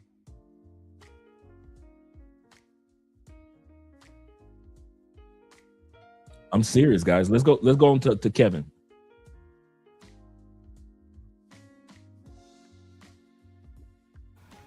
See, a powerful man understands it's a long-term game. And it's not, you don't worry about failing in front of people who don't necessarily matter to your end-term success. Yeah, you fall. People are going to laugh. You have to have the patience to go through the pain. So a lot of us don't want to deal with the pain because we didn't learn how to. Yes, Meek. Yeah, all the time. All the time. Deal with pain. This is where daddy not being there fucks up so many of us because we got all this testosterone and we don't know how to deal with pain in a masculine way. So we end up bitching out. We end up dealing with pain in a feminine way because we was raised by our mamas. There wasn't, and this is no shot at the mothers. But mothers cannot raise sons effectively to deal with male emotions. Emotions and testosterone are fucking dangerous. Incorrectly channeled through the feminine emotions in a masculine frame leads to chaos and destruction. Because all it takes is that one bad decision, one wrong move, one wrong step, and you can have life-altering choices. This is why training is so important. Discipline is so important. Power is not a boy's game. It's a man's pursuit. Power in all things. Power at all times. The game of power is something that men worldwide approve. We understand, and black men in particular, this is what we must start doing. Our women are in power. Understand something. Power only accedes to a demand. You want power? Power must be taken. It's not given. Our first thing in our community is we can talk about the bonnets and the slippers and all this other stuff until we actually are working together and take the power position in our own community. No other race of men has to take us seriously. So one way to actually combat this stuff is become the group of men we need to be. And we determine what's acceptable for them. And then they have a choice. If they want to be on our plan, if they want to be on the winning team, they want to be where this is, they got to decide to do what? Drop the weight, check the attitude, put the bonnet up, all the stuff we've been asking. Get power. Then you can start making demands. I don't expect black women to give us anything. They shouldn't. We have to take it. Because if we can't, every other group of men has to fight for power. You have to fight for power amongst them. Well, how are we going to fight on both sides? We got to fight our women and the world? Yes. Now what? What you want me to tell you? No. The Monahan Report and the Civil Rights Movement. Yep, you right. You know me. I'm on your side, but I ain't never been nobody to tell me to get to the back of the bus. I've never really feared a lynching. I mean, come on, man. I am the number one advocate, but I'm more of an advocate for men taking power. And the first thing you must master is yourself. Now, the funny thing is, back in the 50s and 60s, we embraced all three. We had the rogue, the rake, and the refined. We had the pretty boy, the bad boy, and the roughneck. We had all of those. But when you allow somebody to take away things and we define ourselves by one thing, They are limiting your power options. That means you can only one run play. And all they got to do is shut that play down. All right. Priorities. If you've gone through a failure in life, and we've all been there, you're going to have to decide on your priorities to get yourself back on track. You've gone through a divorce. Okay, what are you going to focus on? Keep yourself on track and build yourself up to be prepared for the next relationship that might come along. Are you going to be, if you're a person that was argumentative in your last relationship, you and your ex-wife argued all the time. Is arguing one of your priorities now? Being right is a priority to you. You gotta be right. Your health. Is your health now your priority now that you're getting older? Or are you just treating it like it is what it is? Your network. Your network should start getting smaller as you get older. For all you younger dudes, your network should always be getting smaller as you're getting older. Your connections as far as business and all that is concerned, or volunteering in the community, that can be broad. But as far as your close inner circle, should be just that, an inner circle. If you just got 2 or 3 people that you cool with, you winning. You winning. Some of y'all think that, oh man, that dude over there, he cool with everybody. No, he just know a lot of people. Sometimes they only got maybe 2 or 3 really close, maybe 4 close people that they're close to. What's your priorities? What is the thing that you're putting in front? I read my priority list before I get to the cash out. And my priority list starts with, what would my life be like? Some of you guys have heard this. What would my life be like if, 1, I worked out at least 1 to 2 hours a day? What would my life be like if I wrote 2 hours a day my books? What would my life be like if I meditated and prayed at least 30 minutes a day? Now, this is on my whiteboard. What would my life be like if I read any type of material that helps me at least 1 hour a day? What would my life be like if I study Spanish at least 1 hour a day? 1 hour a day. What would my life be like if I just made sure the studio was clean, or my clothes, or, as far as ironing my clothes for the show, or making sure Andre get my clothes to be ironed? Or what would my life be like if I made sure that my body was cleansed and I had vitamins? So what would my life be like if just for 1 hour a day, I focused on making sure everything was just neat around me and not in shambles and not in chaos? So those are my priorities, at least for right now. So when I look at the whiteboard, I know that what would my life be like? So you got to ask yourself, whatever your priority list is, what would your life be like if you did this so many hours a day? You did that for so many minutes a day. You went after this particular goal. You went after that particular goal. What would your life be like? That's what I have written up here. So every time I see it, Andre, what would your life be like if you did this, did that, did this? In other words, instead of just putting the word priority up there, these are my priorities. I said, no, that's too easy. I want to see the results. I want to see the return on investment. What would your life be like, Andre, if you did buckle down and did this for an hour every day for the next 6 months? This one for an hour or 2 hours, this one for 30 minutes. What would your life be like if you prioritize these particular things? And notice my list is not long. It's only like 7 things. Some of you guys could be 5 things. Some of you guys just 3 things. But you got to ask yourself, what are your priorities? What are those things that if you did them, they would change your life? They would change the trajectory of your life. Being a better husband, being a better brother, being a better son, being a better dad. What if you called your sons or daughters 3 times a week instead of just twice a week? Yeah, they work your nerve. And yes, they like to talk a lot on the phone. And yeah, you feel like you ain't got enough time. But what if you did talk to them 3 times a week? What would your life be like? What if when you came to Colombia next time, you did get your veneers or braces taking care of your teeth? Or at least get your teeth cleaned. Get them whitened. Nothing special. What would happen if you got your veneers taken care of?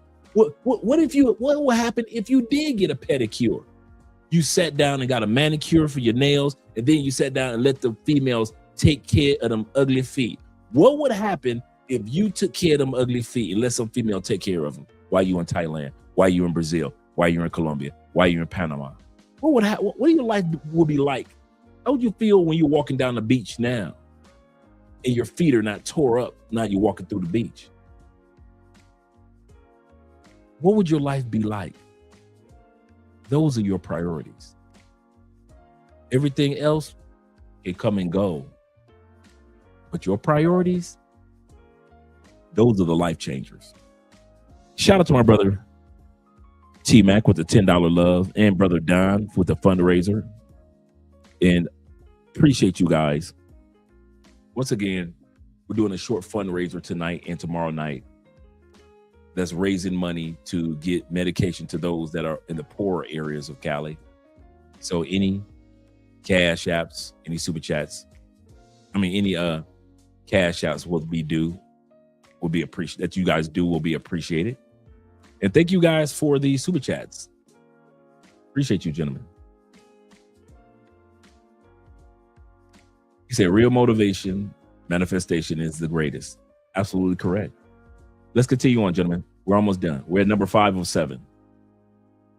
The main thing you need to do is work your ass off. I need you working 12 to 16 hour days. I need you coming home to shower, sleep, and shit. That's it. Shower, sleep, and shit. I need you dealing with women 5 to 7% of your week, period. And I need you to be doing that for the next 10 years. And then after that, you can decide what you want to do when you grow up. But you got to try a lot of things. I talk about doing a lot of stuff because I tried a lot of stuff in my 20s and I didn't stop. You got to get around a lot of like-minded men that are going to push you. You don't need content friends. You don't need John Madden football friends. You need people who are going to law school, medical school, who are starting businesses, who are talking about investments. Those are the kind of people you need to be around. But here's the thing, it all starts with money. You got to get your earnings up. Earnings are the first part to start increasing your overall skills to become more valuable in the marketplace. You need to study success. Go study successful men. And just because they have a house, you need to ask the questions. This is what I mean by 22. You need more experience. One of the biggest problems with men today is you can't walk away. You better learn how to walk away and cut a chick off. You better learn how to walk away and cut a chick off, because if you don't, you're going to be the fool.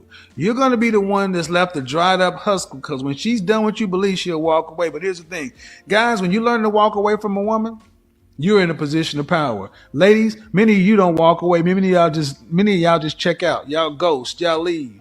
And I'm going to tell you right now, karma's a bitch on that one.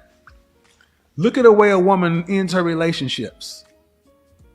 Ask Sheila, hey, what would a successful life look like for a woman like yourself? And let her say it. And for God's sake, imagine if she says, you know, it involves me being a wife, having a family, a life of purpose and meaning. I have a home-based business. I do this. Okay, sounds good. Then you ask her, hey, in your past relationships, or you've interacted with men, how did you leave those situations? If she's the kind of woman who flakes, dips out, ghosts, leaves things you need to know if you're dealing with a woman who can handle conflict, or if a woman, why is this important? Because a woman who can't handle conflict, they run. High value men had to show up. They had to show up and do the work every day when everybody else is doing what they do. So what high value men prize more than anything else is a woman that shows up for him. This is the time for men who actually are about something to actually start putting some distance between you and other men. Because I'm not gonna lie, I believe that 80% of people want to be led. 80% of people want to be led. It proves itself out time and time again. In crisis, people look for leadership. In crisis, people look for strong male leadership, but a benevolent leadership, not a dictatorial, iron-fisted. No one wants, that's not what they look for. Those leaders don't last. Go watch the show Marco Polo and go watch Kublai Khan. Kublai Khan, Genghis Khan's grandson, as he's played in that TV show on Netflix. He is a warrior, but he's a benevolent dictator. All right. Next thing is focus on your production. What do you mean, Dre? Don't be a squirrel farmer. There are so many of us that are burning time being squirrel farmers. You want to do this, but you want to do that. I got to do this, but I'm going to do this over here. I want me 5 women, but then I ain't got time for 5 women, and I ain't got the money for 5 women, but I'm going to act like I got 5 women. You're doing too much. You're a squirrel farmer. Squirrel herders. Some people herd cattle. You herd squirrels. I'm telling you, it is hard to herd squirrels in life. Pick 2, 3, maybe 4 things at a time to do. Put it in a list. I put 7 because many of mine are just simple day-to-day things. But you cannot think that you're going to be successful herding squirrels, chasing every little new thing that comes along. I get business opportunities and offers all the time. And I get tempted. I'm like, maybe I should. I wouldn't have to. Maybe I should. And then all of a sudden I'm squirrel chasing. Okay, so now, so you let go of the book writing. That's what you're saying, Dre? So you're not doing any more. So you're letting this go. Oh, so you're gonna do that and this? And that? And you're gonna study for Theo's class, huh? Bruh, you gotta pick 2, 3, maybe 4 things that you do. Fitness, okay, I'm gonna go to the gym, cool. Meditation, my prayer time, okay, cool. My spirituality, or my time with my relationship with my family and friends, cool. One of my goals, is to do this, or another one of my goals to do that. But guys, these are the areas that you're going to be productive. But some of us are only productive in chasing squirrels. That's all we do. We are very good at chasing squirrels. We are not good at the productive part of just finding those 1 to 2 to 3 things that you enjoy doing, and you're going to master that. If you like fishing, be a fisherman. Don't be out here trying to, I fish and then I bowl and then I this, which is cool to do, but you can't say that I'm a master fisherman, a master bowler. Some people can get away with it, but not most of us. Focus on 1 or 2 things and master through the J curve, being the best that you can be in those 1, 2, maybe 3, maybe 4 things. But stop herding squirrels. I'm telling you, we hurt ourselves when we do that. Focus on being productive. So why is that important? Well, it shows that people understand and pay for what they want. What I said at the beginning. When a man wants something, he goes for it. When a male wants something, he tries to hustle or steal it. Now, I need you guys to ask yourself a question. As men, simply as men, what happens if we had even 25% of men, not even 25%, not even 20, 10%. What happens if we had 10% of men performing as if they expected to pay 100% of everything? What happens if we had 10% of men operating with 100% mentality in all things? What would happen? I'm going to answer this question that you timed out. Aishin, you're the guy who called in to get a consultation, and I told you to book a consultation, and you didn't. Here's what I want you to do for me, dude. You called in here on the wrong show, and I told you what to do. You need help, man. Book a session. I'm not going to answer your questions. Part of your problem is you're very feminine. And you act and continue to ask for shit after you've been told. I'm using this as a teaching lesson. You've been told what to do, young male. And yet you've not handled yourself like a man. You're still moving like a woman. Feminine energy. You're in the chat room. You follow this channel. Cool. But you specifically raised your hand and said, I need help. And you were in the wrong space. You were trying to get a free lunch. Feminine. I helped you. Pointed you in the right direction. Your job as a man should have been to follow through. But the problem is, as a young male, you are void of masculinity, so you move like a feminine. You're going to continue to meet resistance with masculine men. You get nothing over here. Pay your way. I would still like to have a family. I don't want to have a single. You have a family. You have 3 children, and you're a high school graduate. Yes, sir. And you've been reduced to staying at home with your children. And you came on asking questions about women. You don't need to be doing anything with women. You need to be a monk until you get your stuff together. That means some sort of profession. Because honestly, man, you're not living like a man. You're living like a woman. Effectively, you might as well be on government assistance. Oh. Damn. What's the most you ever made per hour? 19 an hour. The average woman in this country black woman earns $37,000. Effectively, you're a woman. Damn. I'm not joking, man. I'm not saying this to clown you, but I'm concerned that you came in talking about women and you got 3 mouths to feed. You can't make any more babies, and you got to get someplace to where you're earning enough money because are you on state-run child support? No, sir. I take care of my kids. I don't think you understand. Look, all they need to do to screw you up is one of those 2 women put you on child support. Yep. Taking care of them or not. Yep. It's a punitive measure. And then the state watches everything. So my point is, you don't need to worry about women. You need to get a profession or 2 and putting in 60 hours a week minimum. You're 50-50 comments. Well, what do I get? Well, what do I get? Well, what do I get? Nothing. You get nothing. 50-50, you get nothing. You can't make no demand either. You can barely 50-50, you're doing enough to take care of you. You get nothing. 0. 50-50 has always got nothing.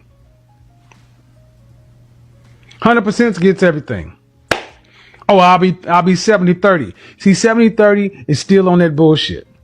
70-30 is still on that timid, lazy, cheap thing. It's still trying to get the free lunch. You don't want the responsibility. There is no such thing as unconditional love. I only want to deal with people on conditions. I don't want to be loved unconditionally. I want to be loved with hellified conditions. Yep. I want conditions. Because I have conditions on myself. Your conditions ain't harder than mine. The question is, can you keep my attention?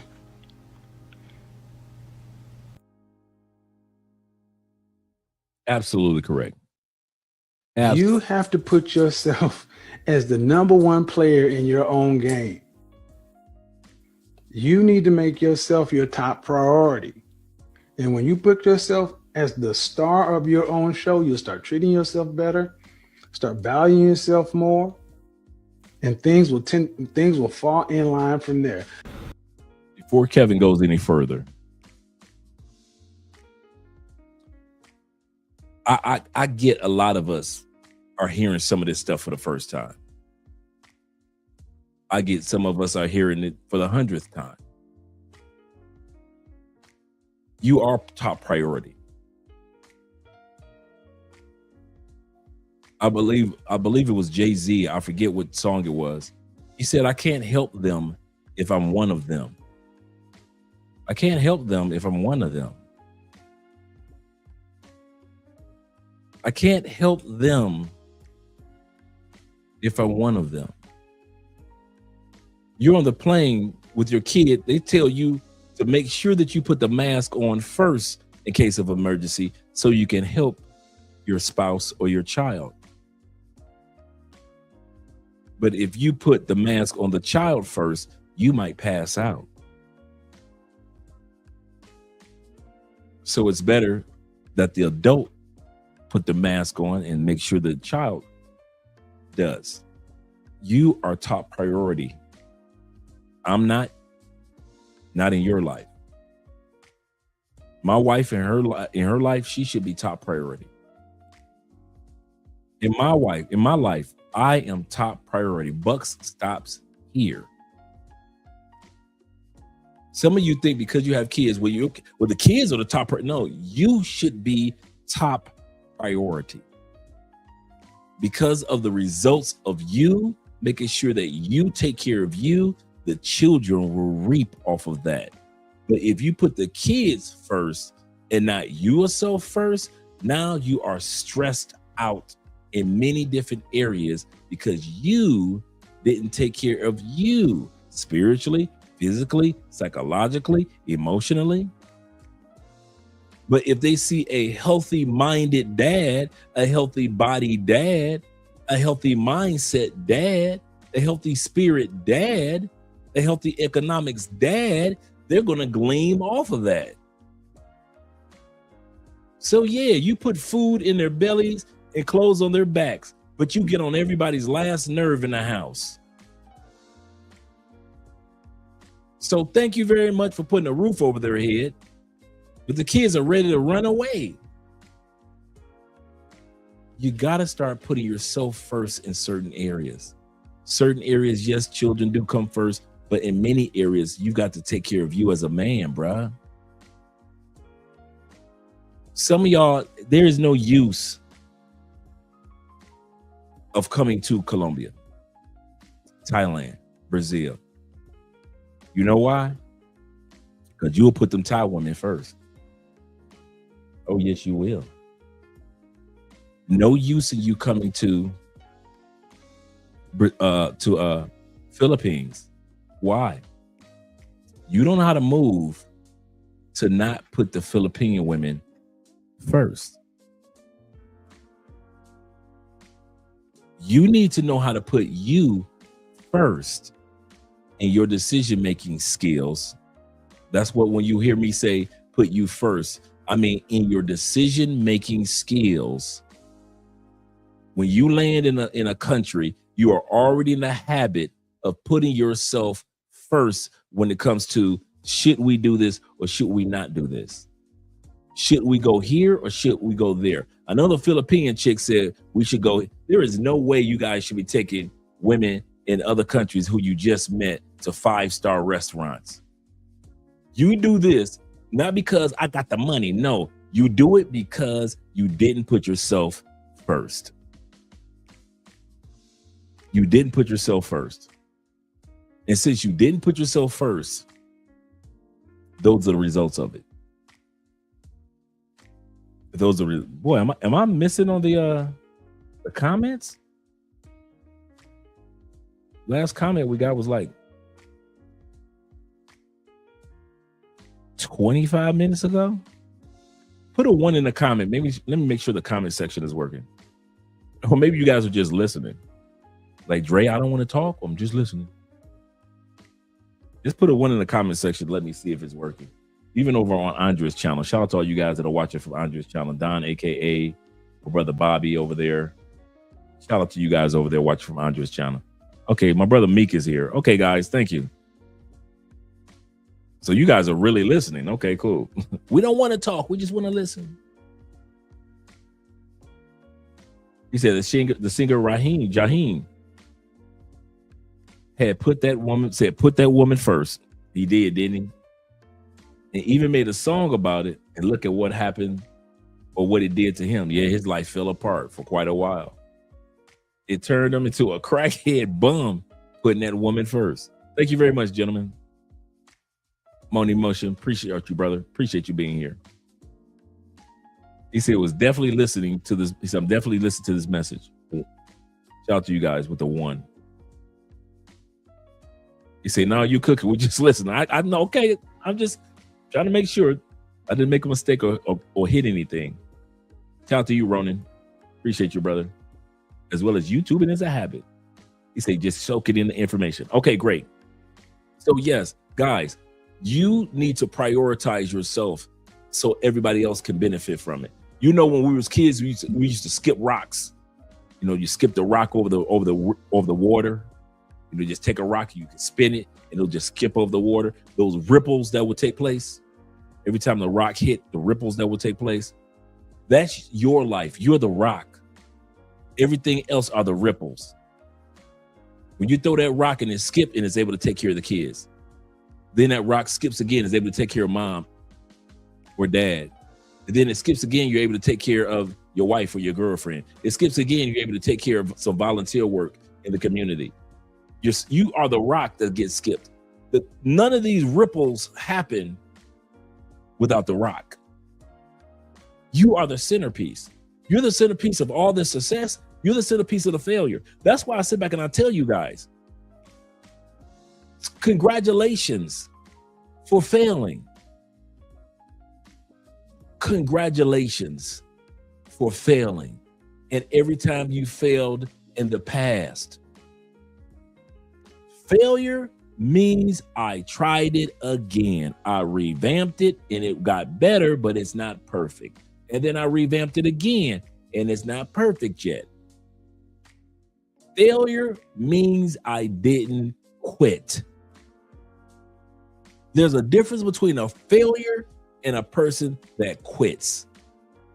Don't ever think that it's the same. Don't ever judge yourself as if it's the same. You keep trying and you stop judging your age, bruh. Most successful people get their true success after the age of 55. Most of you guys aren't even near there. So stop judging where you are right now. And even if you cross 55 or 65, that still doesn't mean give up. You got crazy dudes like Trump that wait till they're in their 70s to run for president. You got Joe Biden who was in his basement mumbling, and he ran for president. So stop judging yourself on your age. That one, let it go, bruh. That one you need to let go. This is not the era to be judging yourself based on your age. You are living in an era where more young women want to smash older dudes your age than ever before. You are in an era where there is more opportunities to go into a gym, get fit, have a good exercise regimen, get good sleep than any other era ahead of you or behind us. There has not been an era with this many gyms. There has not been an era where they focus on diet as much as they do now. There has not been an era where they make sure that, hey, meditation and mental peace is extremely important. There has not been an era like this one that you're in now. As an older man, take advantage of the era in which you live in, because these younger guys are.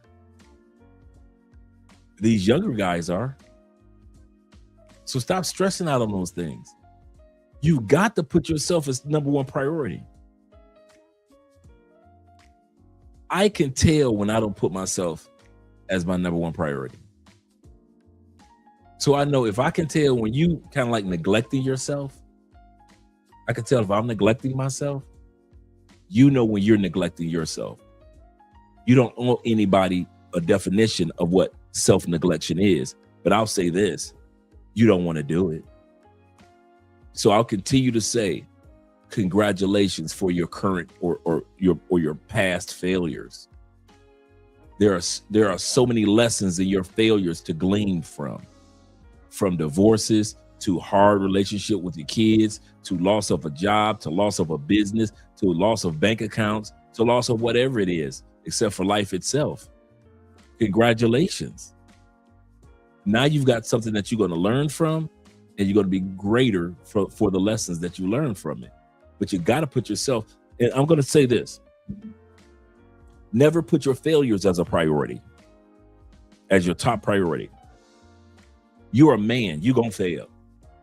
You're going to have some successes and you're going to have some failures. Oh, it's going to happen. The laziest man even gets successes and failures.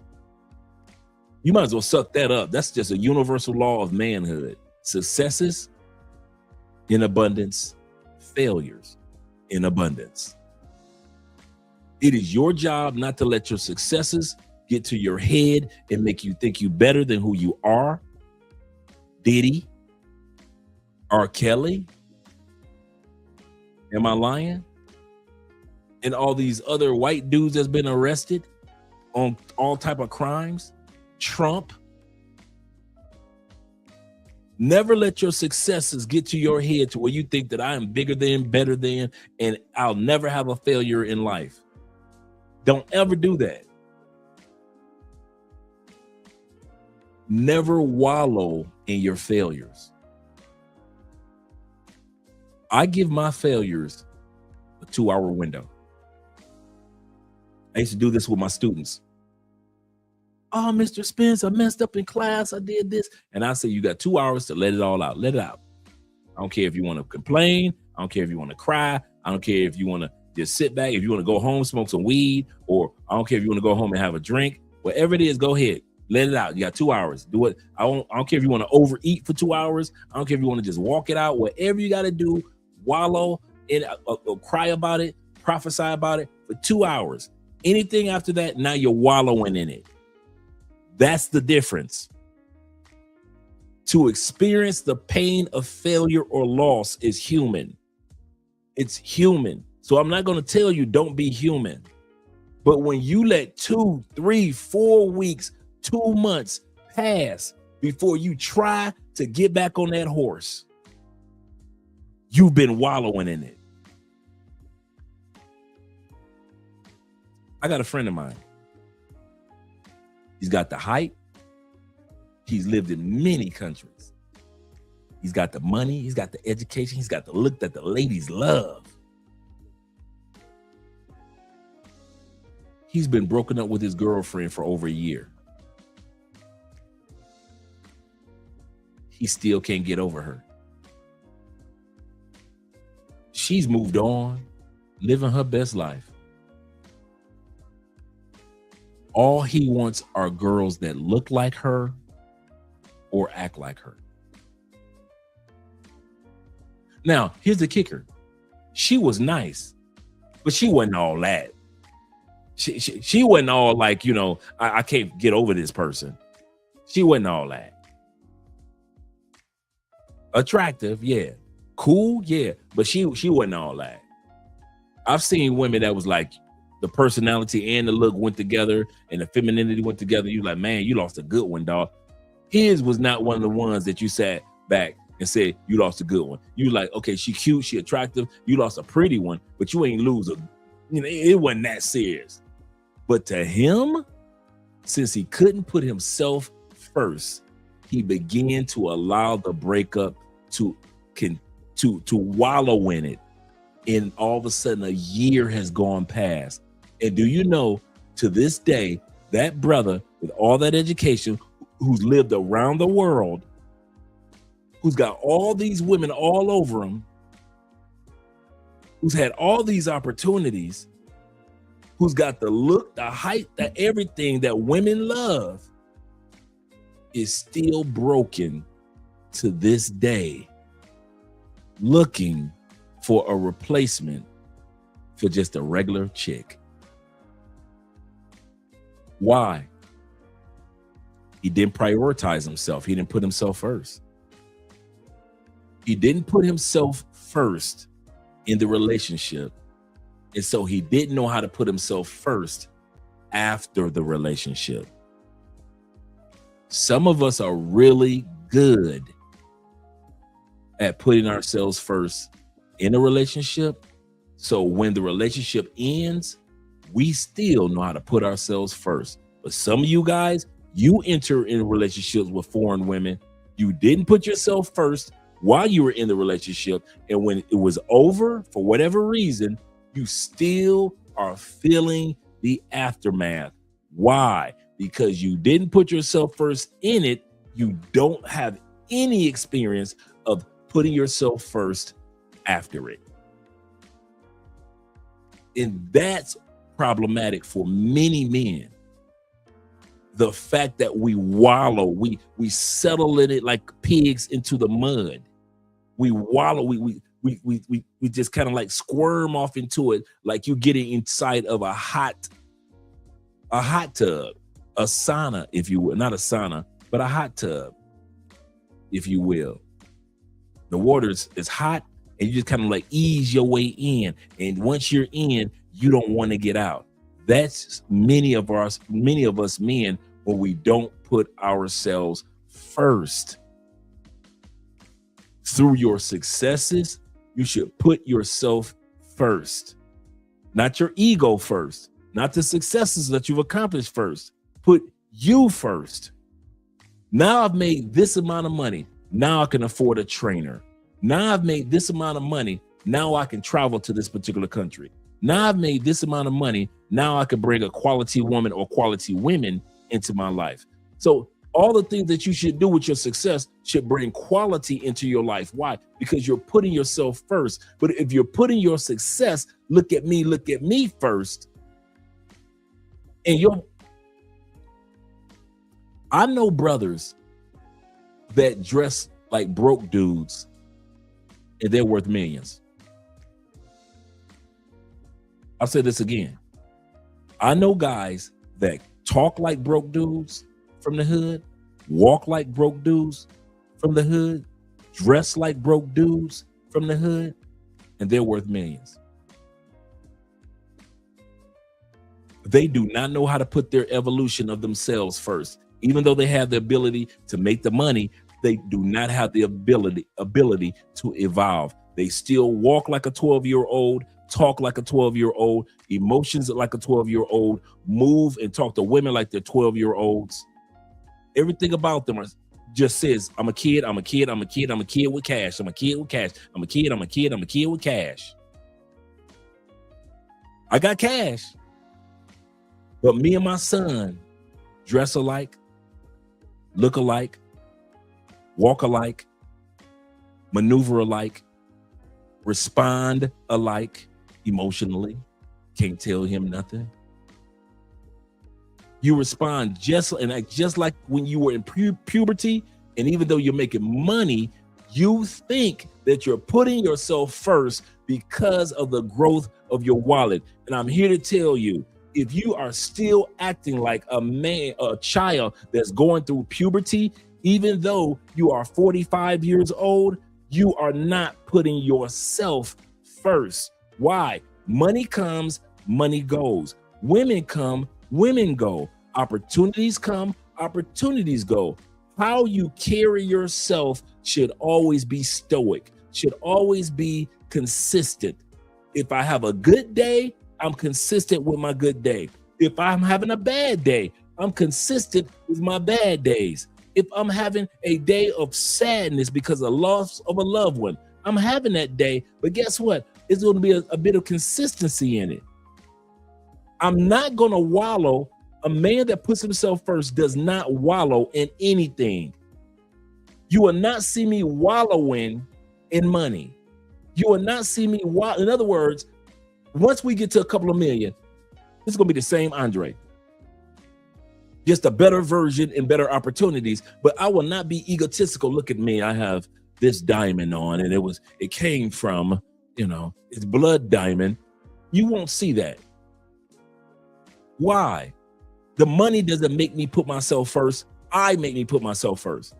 If I lose $1 million, I've lost plenty of money.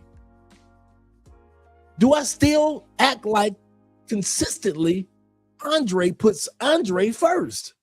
Yes. Why? Because the money's gonna come back. You lost your woman, an opportunity will come back to get a better woman. So what woman wants to meet you one day and you're still wallowing in the loss of the last woman? What woman wants to be around you? Yes, you had money, you lost it, but you wallow in the pain that you lost that money. It happened. Yes, it hurts. It's disappointing. All these things, part of life of being a man, is disappointing, but don't wallow in it.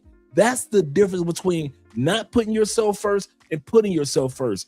Ask yourself this question. When things happen to you, do you wallow in it to where it impacts how you are on a day-to-day basis? You think I don't have days or moments when I don't want to go on a live stream because I've had a horrific moment in life? You think, guys, I've been on this show for how many years? Consistently? You think I have never had a bad moment, a tempestuous moment, and I'm still on camera with you guys? I don't wallow. I put me first. And so since I'm in a habit of putting me first, failures don't impact me like it might impact you. A failure happened. Dude, when we lost 5 channels 2 years ago, that happened 10 minutes before a live stream. 10 minutes. You lose 5 channels. You go from making 15 to 20,000 a month all the way down to 5,000-6,000 a month.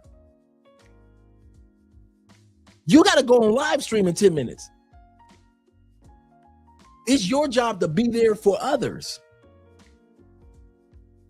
You got 10 minutes to get together. So you can sit back and be like everybody else. Man, I ain't doing no live stream tonight, man. We had something bad happen, brothers. We done lost 5 channels. And so, I'll let y'all go. I'm gonna let y'all brothers go though. I love y'all. No, I ain't do that. Was I sad like any other person would be sad? I'm human. But I'm a grown ass man. I learned the art of that life ain't ever fair to men. Okay, cool. Since I know Andre, life ain't fair to men. Cool. Andre, you're gonna have some days where you make 20,000 a month. You're gonna have some other days where you making $6,000 or $7,000 a month. Dre, guess what's gonna happen? The day's gonna come back of $20,000 a month. Are you ready for it? Were you leaning on the money to represent who you were, Andre? Or are you leaning on Andre to represent who you are as Andre? If you're leaning on Andre, then you're not wallowing in this because you know this is just a chapter of life, Andre. And as long as you're in a chapter of life, that chapter comes to an end and you enter into another chapter of life. When my mother died, everybody running around in tears. I was hurt too. But my mother expected me and my sister make sure that the insurance was taken care of as far as finding insurance paperwork, making sure that I'm sitting up there and my mom has just died. I got to pull together all these old photos of my mom when she was a teenager, when my mom was this, when I was that, and I had to create the thumbnail for the obituary. I didn't get a chance to cry and boo-hoo like everybody else. I can't do it. I can't do it. I didn't get a chance to do all that. I didn't get a chance to have people holding me and consoling. I didn't get a chance to do all that. None of it. My sister, she could do that. My brother can run in his room, lock himself up. I'm not coming to the funeral. I can't take it. Family members, everybody got a chance to run. Me, I'm on the computer. Hurt like everybody else. But we got to get this obituary put together just right. Life ain't fair to men. I'm comfortable with that. I'm comfortable life ain't fair and we got it. I'm comfortable with life ain't being fair and we don't got it.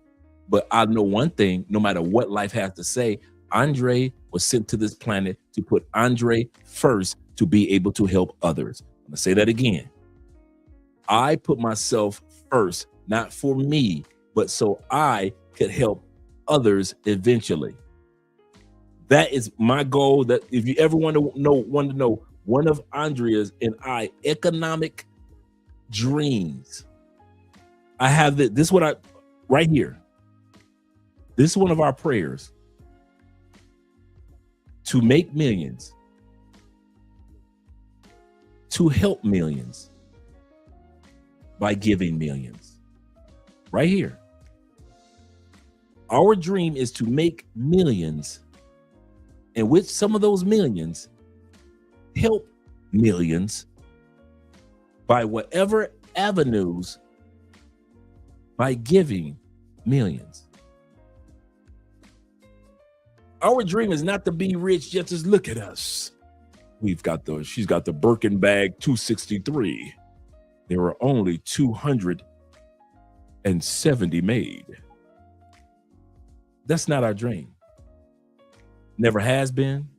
All that stuff is cool. We like material things like anybody else. But we put ourselves first. And the more we put ourselves first, the more we can be there for others. I like what one guy said.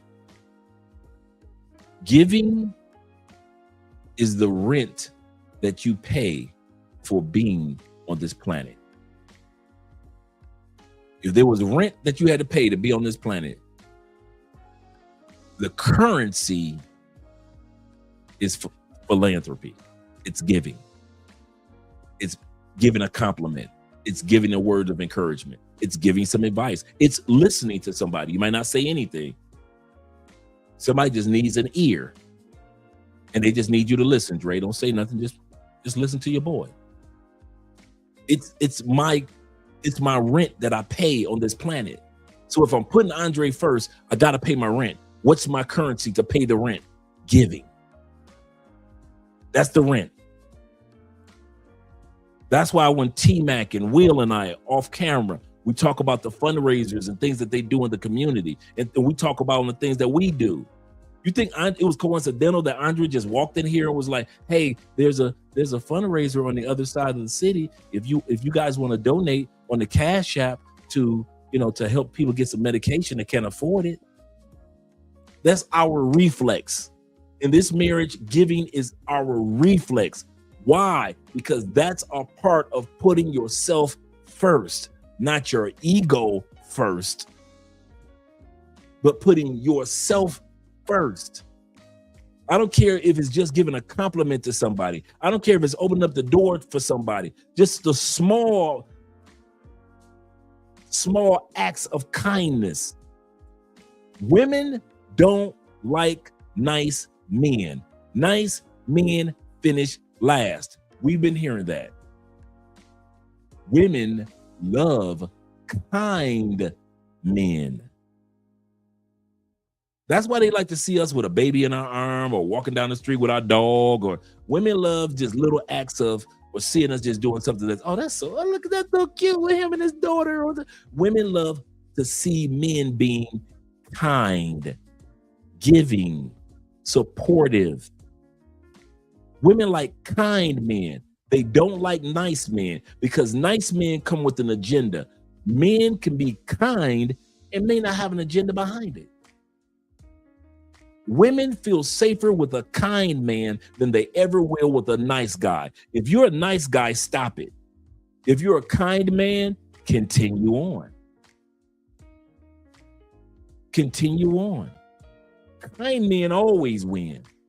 Nice guys will always finish last because you always come across like you got an agenda. You always come across, you don't come across like you're really helping or blessing, or like your advice is only one-sided. You gave her good advice, now you want her to give you the coochie. You're the nice guy. And you wonder why you're in the friend zone. Because you're the nice guy.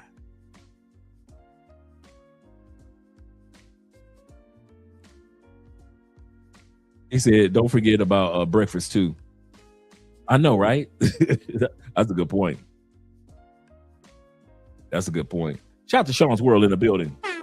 Sitting here for a minute. He said 3 steps: feel, deal, heal. Absolutely correct. That's a great way of putting it. Feel, deal, heal. Feel the pain. Nothing wrong with the pain. Deal with the pain. Accept that it's there. You're a man. Accept that it's there. And heal. Don't wallow in it.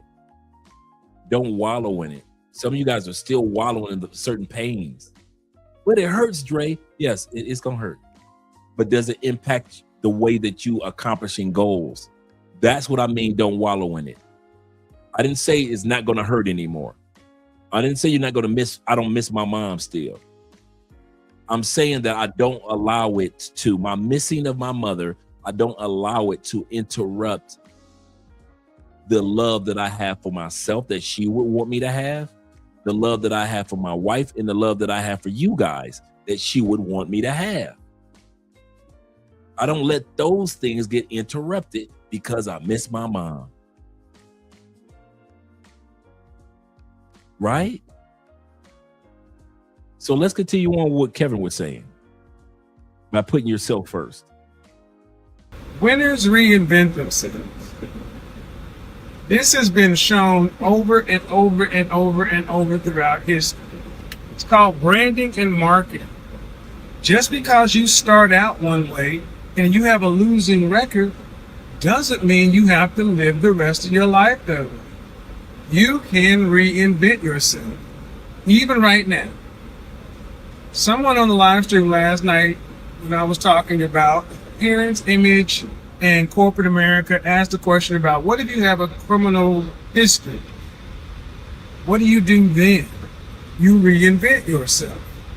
You reinvent yourself by, first of all, acknowledging the rules of the game. See, this is where most guys screw up. Now, what Kevin is talking about as he lays this foundation, he was just saying, like guys like me, somebody asked him, what if you were incarcerated? What are you supposed to do? You're supposed to reinvent yourself, whether you were incarcerated or not. It is your priority, your responsibility to always reinvent yourself. I'll say this again. I've been saying this for years. There is no way that your wardrobe should always match your 12-year-old nephew's wardrobe completely. Yes, having some sports attire is an American thing. I get it. Some sports attire. But if you have no polo shirts, no button-down shirts, no button-down long sleeve or short sleeve, if you have no slacks, none, no khakis, you have so everything that you got in your attire is jeans, black jeans, white jeans, blue jeans, acid wash jeans, whatever. I'm just making stuff up now.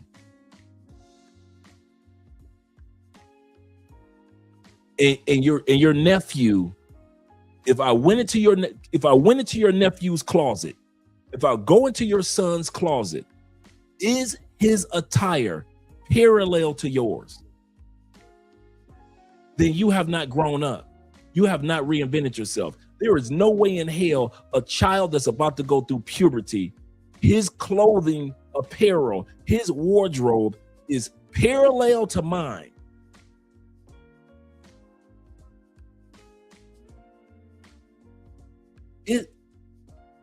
It's so parallel that for a lot of you guys, your nephew has more polo shirts in his closet than you do, because he got to have a white polo for school in many cities. That's why he got so many polos in his closet, because he got to have the white polos. And he's got to have the blue slacks. Your nephew got more slacks and more polos in his closet because he goes to school with a uniform than you do as a grown-ass man. That should not be. That should not be. And that's why you wonder why you can only move and maneuver in certain circles, no matter how much money you got. I'll say this again. You wonder why you can only move and maneuver in certain circles, no matter how much money you got. Kevin Samuels already told y'all several times, being a high quality man is not just about making the money. The money is important, but other things are taken into account when he talked about high value men. Some of you guys got, like I said, you got way more money than I ever had. And I would not hang with you. Some of you guys come to town. Have you ever noticed how many times y'all have been to Cali? I don't hang with you. And I might give you 5-10 minutes of my time, if that. And it's not because you're retired. It's because of everything. Nothing about you says adult manhood except your wallet. That's it. The only thing that says I am an adult responsible man is your wallet. Other than that, there is nothing about you that says grown-ass man. Your handshake doesn't say grown-ass man. Your teeth are so tore up, it doesn't say grown-ass man. Your fingernails doesn't say grown-ass man. How you speak doesn't say grown-ass man. Your eye contact doesn't say grown-ass man. The raggedy-ass women you be bringing around me don't say grown-ass man. How you carry yourself in public doesn't say grown-ass man. But you want to hang out with grown-ass men like T-Mac and Will and all the rest of us brothers that are down here in Cali. You want to hang out with grown-ass men, but you expect us to accept you because you decided to stop growing after puberty. You decided from now on your wardrobe will match your son's wardrobe, your daughter's friends, the little boy who has a crush on your daughter. His wardrobe is equivalent to your wardrobe at 12 years old and you're 42 years old. And it's not about Andre funny style or he think he better than. No, it's about me putting myself as a priority. And part of my priority and self-love and self-healing and self-hoping is this. I don't let y'all bring raggedy ass bitches in my atmosphere. I didn't date raggedy bitches in the States. I didn't have any raggedy bitch friends. I'm serious. Dude, I'm that nerd, that one nerd dude that was a serious nerd dude in my city. In my neighborhood, it was maybe like 3 or 4 nerd dudes, and I was the king of the nerds. I was just a nerd dude that knew how to play football and fight. That's the only difference. Dude, I'm sitting up there playing the game Risk for 4 or 5 hours. I'm collecting comic books. I'm collecting stamps back in the day. I had a hell of a stamp collection. I have my nerdy white boys. You like everybody hates Chris. He had his friend, a nerdy white boy. That was me. I had the nerdy white boy friends. I had the nerdy black dude friends, and I had the nerdy white dude. I ain't never been ashamed of being a nerd. My uncle will tell you about that. I had a t-shirt brand around nerds, bruh. I ain't never been ashamed about being who I am. And nerd dudes don't hang out with no hood ass chicks. We don't hang out with Aisha. We hang out with the other smart chicks that's about to go to college early. She graduating at 16. That's the chick that we hanging out with. But LaWanda with 3 babies, man, we don't blend. So my whole life, I ain't never been around no raggedy bitches. My whole life. I don't attract raggedy hoes, and raggedy hoes ain't attracted to me. So when you bring them around me, it's like oil and water. Why you bring this shitty shit around me? You don't love yourself enough to recognize this? Yes, she's pretty. She fine. She fine. But her feet, the shoes are so small, her toes are hanging over the edge of the shoe. You ain't see that? You bring, she fine. You don't smell that. So you don't smell nothing. You don't smell none of that. You in South America. Why she ain't got her hair done? You tell me she can't get her hair? She cute.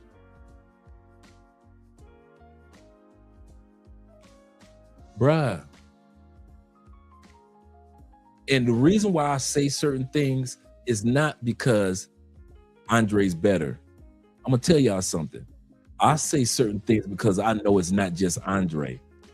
I say certain things because I know that it's a bunch of you dudes that was the neighborhood nerd dude, the neighborhood chess player. Everybody else playing checkers in the hood. You out there on the chess team in your high school. You go on a 4-H club. You in a 4-H club. You in junior achievement, learning how to start businesses at 12 years old. You in a book club. You go on a summer camp. Your mama got money to send you to summer camp. I know what it's like to be the neighborhood nerd dude. Like I said, the only difference between me, I knew how to play football and I knew how to fight. That was the only thing that made me, and I was tall for a nerd dude. So a lot of dudes that was on a football team with me or in the hood knew me for playing hood football too. So they didn't really mess with me like they tried to mess with my nerd friends. So I'm always fighting because dudes always try to pick on my nerd friends. And I know that on this live stream, I'm not the only dude that grew up the neighborhood nerd dude. You was playing chess before everybody's playing chess. While everybody else is out there trying to chase chicks at 11 years old, you sitting on a porch with some old dudes playing chess and whooping them old dudes' ass at chess. Them old dudes talking trash and getting their ass whooped by a 12-year-old, 13-year-old. And I know I ain't the only one. That's why I say what I say on camera, because a lot of times I know I ain't the only one. I ain't the only one that slept with a dude wife from at work. I'm not the only dude that slept with somebody's girlfriend at work. I ain't the only one that had a lot of money and lost a lot of money. I ain't the only one that sat back and moved to another country. I'm not the only one that sat back and lived in Florida. I'm not the only one on this camera that had a marriage that didn't work out. I'm not the only one. So when I say stuff, it's not about Andre. It's about letting you guys know you are not alone, bruh. It's a bunch of dudes in the comments that may not tell you because they're not on the mic, but I'll tell you, you are not by yourself, bruh. You are not by yourself. And that's why I say what I say. And back to what Kevin was saying about being incarcerated, but you reinvent yourself. I'm going to tell y'all something. I have never, except one time, ever not get the job because I was incarcerated. And that job was to be a school teacher. And once they run your fingerprints, they see your federal record. And by law, by the laws, you can't be hired to be a school teacher, right? Because you've been arrested. Other than that, I have never had one person tell me or kind of hint to me, because they can't tell you, but hint to me that because of your past. I went into every interview best dressed. If there was a best dressed contest, I made sure my suit was up to par, even if it was a blue collar interview.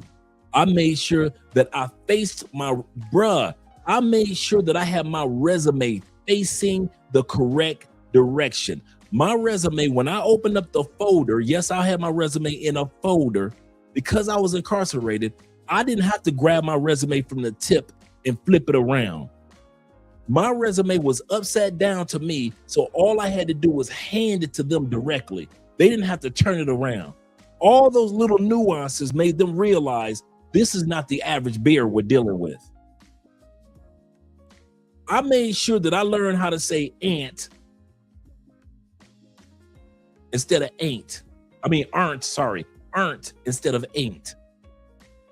Now there's time where you see me just talk East Side Detroit, man, that's bullshit, right? I talk my East Side Detroit talk, but there are times when I know how to articulate. I hate when black people say that's code switching, because I hate when black people say we code switch, When all it is that we just communicate like grown ass adults.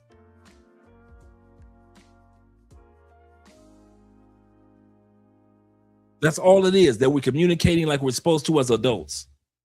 Only black people call it code switching. Asian people don't call it code switching. They will say it with an accent. Latin people don't call it code switching. Only black people will call speaking with a little bit of grand eloquence with your vernacular is code switching. The little things people pick up on. When I did interviews, I never talked about how the business benefited, how they benefited me. I always talked about how I benefited the last job that I was in as far as the business development. And I let them know every time, my job here is to help the company profit at the least amount of loss. That's my calling here. You hire me, my goal is to help you make a profit, the most amount of profit you can make based on my position with very to little loss. And I'll show you how I do it. That's what I was doing. Dude, I've done group interviews and they'd have told everybody else to leave the room. I answered one time, everybody giving all these off the wall answers of why they should get the job.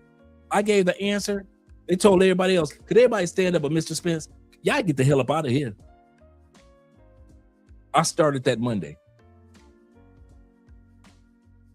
So when Kevin says that, yes, even if you've been incarcerated, you can reinvent yourself to where even if they see that incarceration on your records or on your resume, you've reinvented yourself to a point to where they'd be fools not to deal with you.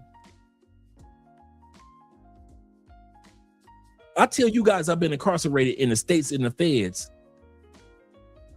You guys can tell Andre says that he doesn't have any shame about it, in the sense of like, he doesn't feel embarrassed.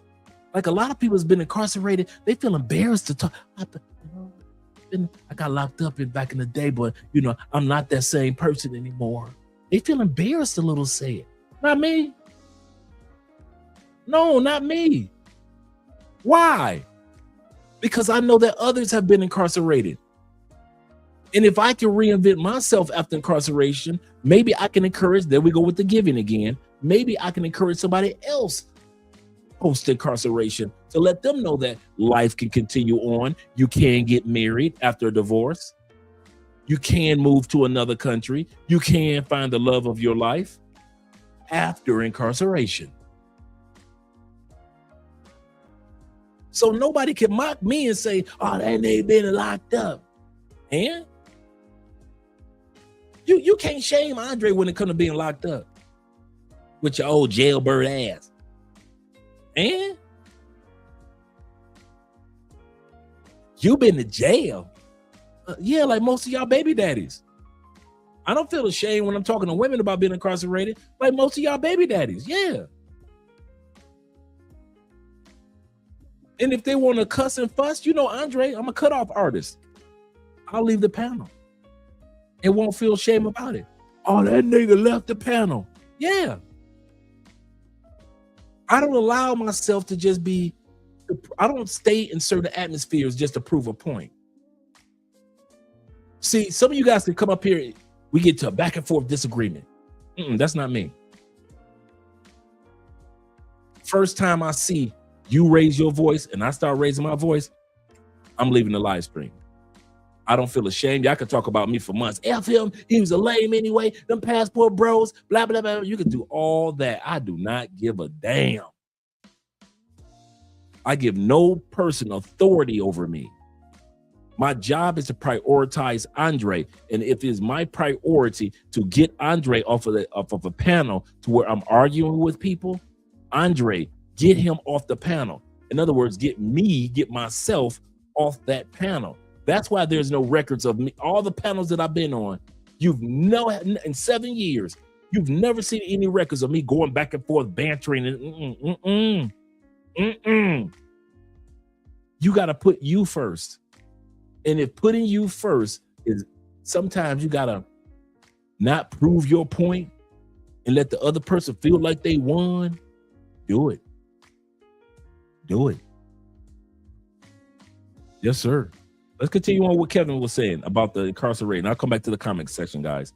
And shout out to you guys once again for donating to the Cash App with the fundraiser. Most guys, and in general, brothers in particular, we would rather keep it real and keep fighting and doing stuff the hard way versus saying, you know what, there's a more direct path. And the direct path is reinvention. Today I've had more people to compliment me on my suit. Man, I love the suit you wear. I love the suit you wear. Guys, I am wearing a white shirt and a blazer. I'm wearing dark jeans. But it looks to you, at first glance, even if you stand there and look at me like I'm wearing a suit. I reinvented my version of dressy casual. What does that do? That means for me, when I go out and just do my regular activities, just like you, living your life. People open it, I don't have to stand in lines. People tend to open another register. I get served first. I get asked questions. People treat me with more respect because I carry myself in this manner. If you want to be a CIA man, a confident, intelligent, and assertive guy, understand something. You are going to be insulted because you're a winner. Winners always get insulted by a loser. They're going to call you arrogant. They're going to call you condescending. They're going to throw a bunch of insults at you, but what they're not going to do is they're not going to be able to beat you. You gotta understand, guys, I gotta reinvent myself every record. So that means every 3 to 6 months, I gotta find myself again. Because the last record or the new record is not as big as the last record. You're not gonna but you guys gotta understand, I got a guy that's sitting in an office that hasn't been to a club telling me what a hit record is, you know? So you gotta be able to stick to your gut, stick to what you believe in, understand your worth and go, okay, well, this is where you build an infrastructure. At least in my business, we built our own team, our own one-stop shop. Where if someone says, no, we don't think it is, you say, don't worry, we'll check back in a month and we'll see who, you know, and we're just happy to go, oh, that'll never work. And in a month, you know, this is really starting to sound like a hit. You can't find yourself until you're by yourself. Yeah, facts. You know? And that's scary being by yourself, man. Like being in a quiet house in the dark, turning the lights off and feeling you. Like feeling your essence, your being, and it's not where you want it to be. That is some scary, brother, because you got to deal with that. The darkness get thick. You know, you start hearing the house settle. You hear little movements and cracklings. You can hear your heart beating. You can feel your blood pumping through your body. You can listen and hear your breath. It's like, dang, it's you. You just left to deal with you. Then them thoughts creep in. You know, I'm not good enough. This is why I'm not good enough. I did that person wrong. Dang, remember you did that. See, it's because when you in the spotlight, I'm in the spotlight a lot. I get a lot of compliments. Everybody want autographs. They want autographs. They want pictures. It keep me in my ego.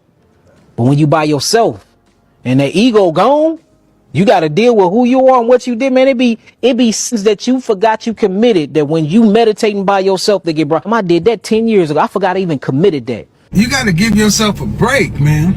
Give yourself a break. Give me a break. And you got to break these cycles. So many of us did not get what we needed in childhood, did not get what we needed in our formative years, did not get what we needed when we decided to go to college and relationships and this and that. And the bottom line is this: you attract what you are and you hate the things you are. It's because I've sat there and have had to do that work, that intensive work, that uncomfortable work.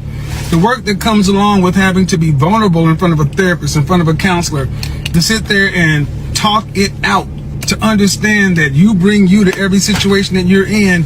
And if you don't do the work, I could drop you in the middle of the situation you say you want. I could drop a woman in a room with 100 high-value men wanting to get married in under a year, and they'll blow it.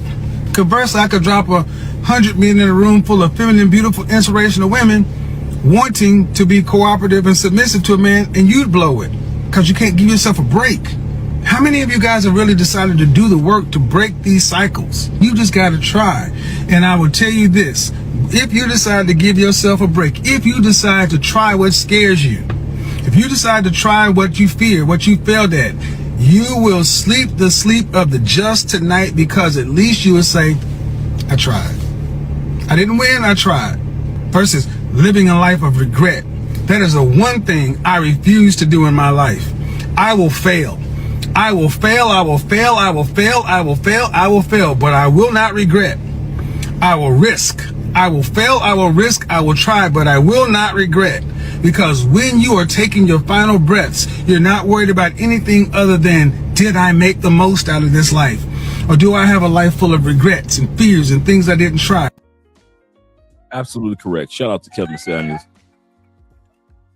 Absolutely correct.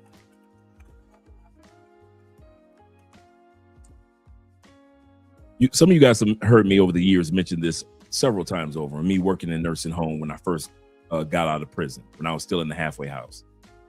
And I noticed, I keep saying this, and I'm going to ride this one out. I noticed two people or beings, if you will, that live in nursing homes. Some of y'all would say male or female or this race or that race. No. I saw old people living in nursing homes, many, and many regrets living in nursing homes. And I'm gonna tell you something. Like I always say, there are far, far more regrets running around nursing homes than old people.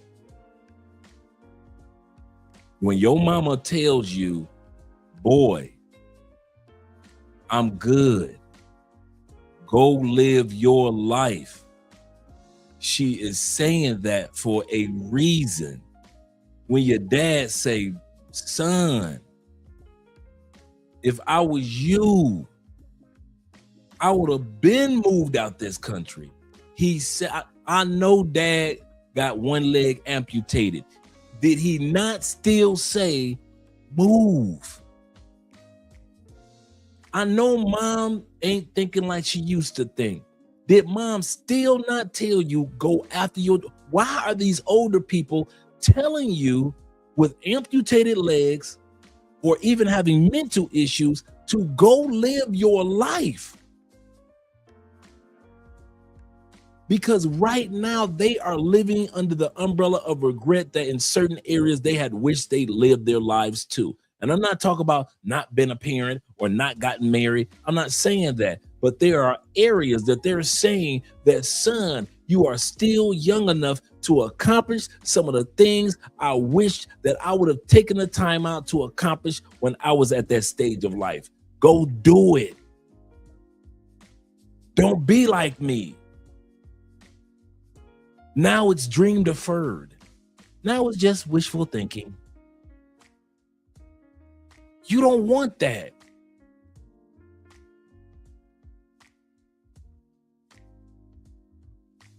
I'm telling you, you do not want to be like what Les Brown said. Some of y'all gonna be on your deathbed, and it's gonna be a crowd of people. And there's only gonna be two relatives. The other people, one of them is gonna be you when you should have got married. One of them is gonna be you as the businessman that you should have been. One of them is gonna be you living in Thailand. The other one's gonna be you when you moved to the Philippines. One is gonna be you as this.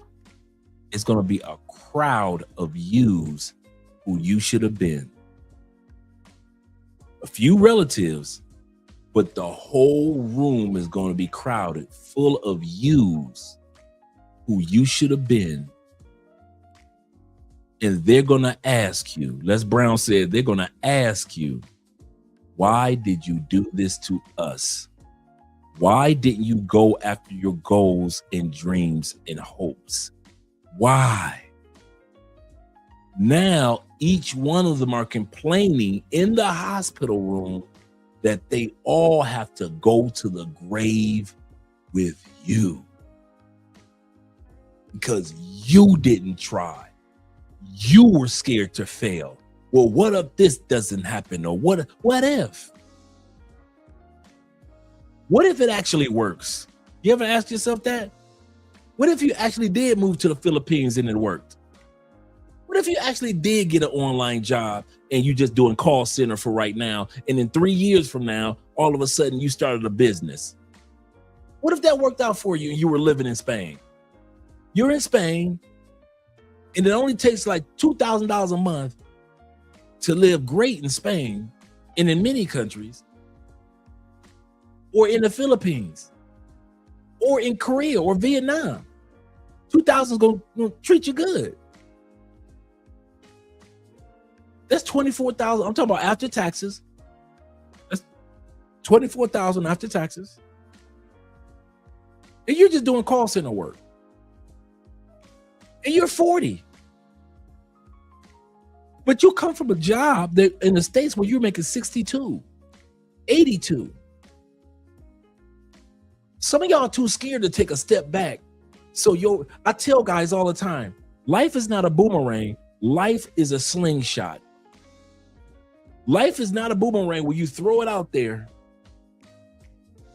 and it just all of a sudden comes back and pops you in the head. Life is for men, life is a slingshot. You take it and it's you're the rock, and you pull back and it feels like you're going back and you don't want to go back. It's uncomfortable going back, and it's not comfortable continue to go back, and you steady going back. And then all of a sudden you're aiming at something. You finally found something that you want to aim for, and you let it go. And all of a sudden you start shooting fast towards that goal. I'm a slingshot. Some of you dudes think like boomerangs. Well, I'm gonna put myself out there and I might come back to the States. I'm gonna put myself out there. I'm gonna try to find me a good woman, but hey, I might go back to my ex.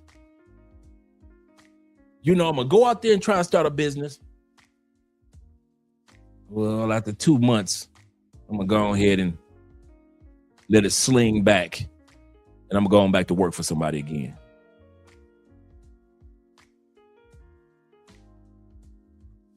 Some of you guys don't realize you can lay a foundation in another country just as fast as you lay a foundation in the States.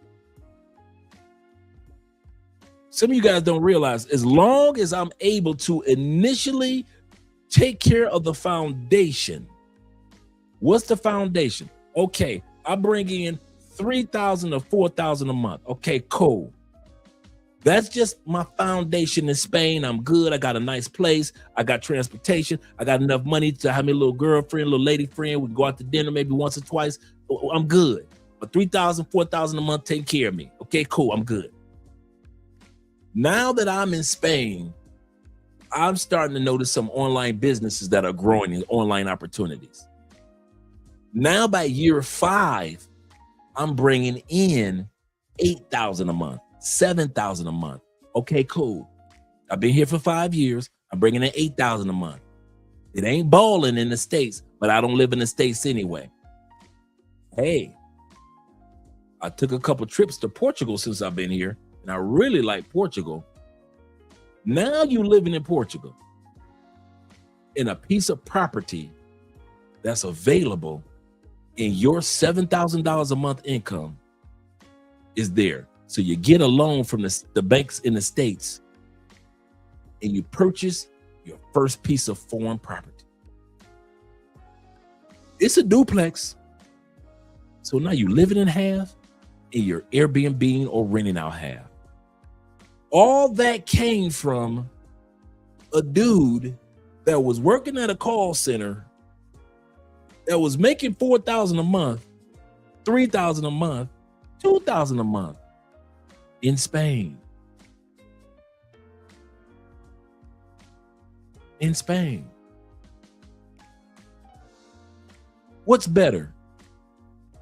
Times being tight for you with that $2,000 a month in Spain, or times being tight for you with $10,000 a month in the States? Which one is better? You're making $10,000 a month, but with inflation, car payments, mortgage, student loans, The kids need this, that, and this. You need to date. On average, the average date in the United States is between 120 and 150 per date. Gas prices, that $10,000 a month after taxes plus the taxes is getting eat up. Now you got tax breaks. You only make $2,000 a month, and that covers everything for you in Spain. You ain't balling yet, but you covered. And you got enough time and peace now to build on top of that. Now you can buckle down to your studies with Theo classes. Now you can buckle down on your cloud engineering, your AI studies. Now you got time to write that book now. Now that book takes off. Those books takes off. Now the job opportunities with Theo classes takes off. But while you was holding on to that $10,000 a month in the States, you ain't had no time for Theo's classes. You ain't had no time to write no books. You ain't had no time to do no social media. You ain't had no time for nothing. You ain't had no time to start an online business. You ain't have the time to start a tangible business. All these dreams you want to bring to pass. But the one thing that you're missing out on being in another country, trying to hold on to that $10,000 a month, is time.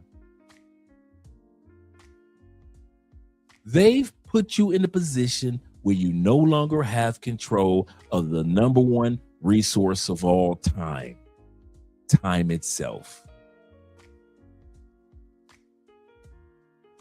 Give me 10 years to build something in another country compared to I'm balling out in the United States.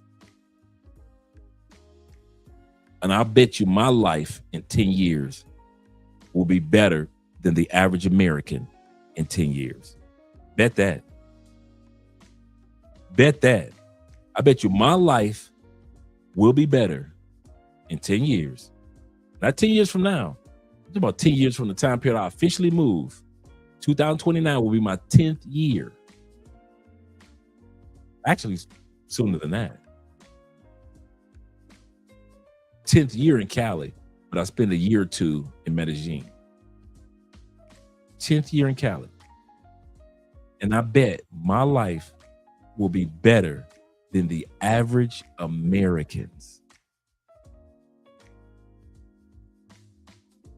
But it's up to you.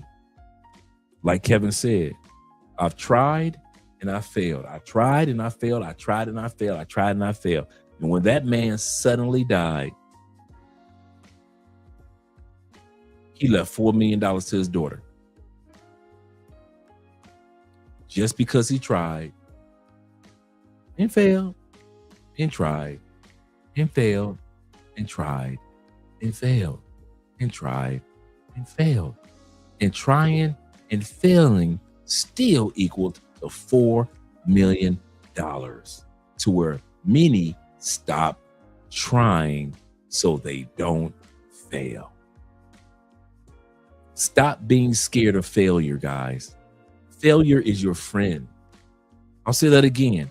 Failure is your friend, bruh.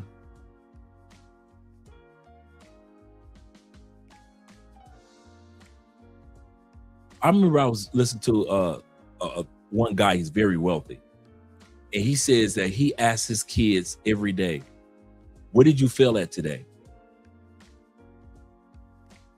He said, I will put my kids on punishment for not trying something productive, not dangerous, but productive,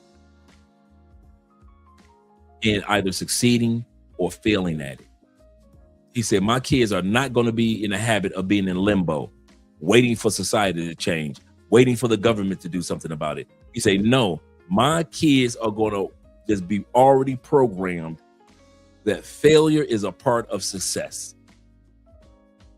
He said, so I asked them every day, what did you succeed at or what did you fail at? And if they have nothing that they failed at, nothing that they tried to do improve their lives, just the smallest arithmetic answer that they tried to answer, give me something that you tried to do that was better or different from yesterday.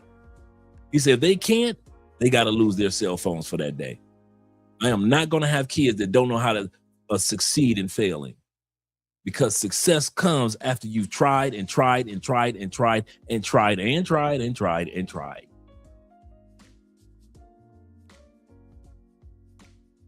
My worst case scenario, before we go, guys, I know we've been here for a minute. Andre, what is your worst case? You said don't forget the super chat. Let me not forget the super chat. I'm going to go to your super chat, and then we'll come to my worst case scenario. My brother, hey, I'm at 7 in that building. He said, y'all may not hang out with Aisha, but y'all hang out with IT-isha. Yes, sir. The smart girls. The smart girls. Yes, sir. Yes, sir. Give me the smart girl, the smart nerd chicks all day long. All day long. Now you made me forget my thought. Now you made me forget my thought. Worst case scenario. Some of you guys have heard me say it. Some of you guys haven't. Before I moved out of the States, I said, Andre, write down your worst case scenarios other than health, because health is automatic worst case scenario. So let's not even put health on, something happened to your health. Don't even put that on the list, because that's worst case scenario. So other than health, what's the worst thing that could happen to you, Dre? Get to writing. I'll pull out a pen. Worst. And I mean worst. Gone, broke, lost everything. Worst. Okay. I got one. I have to come back to the United States. Okay, cool. What else? I have to find a job in the United States.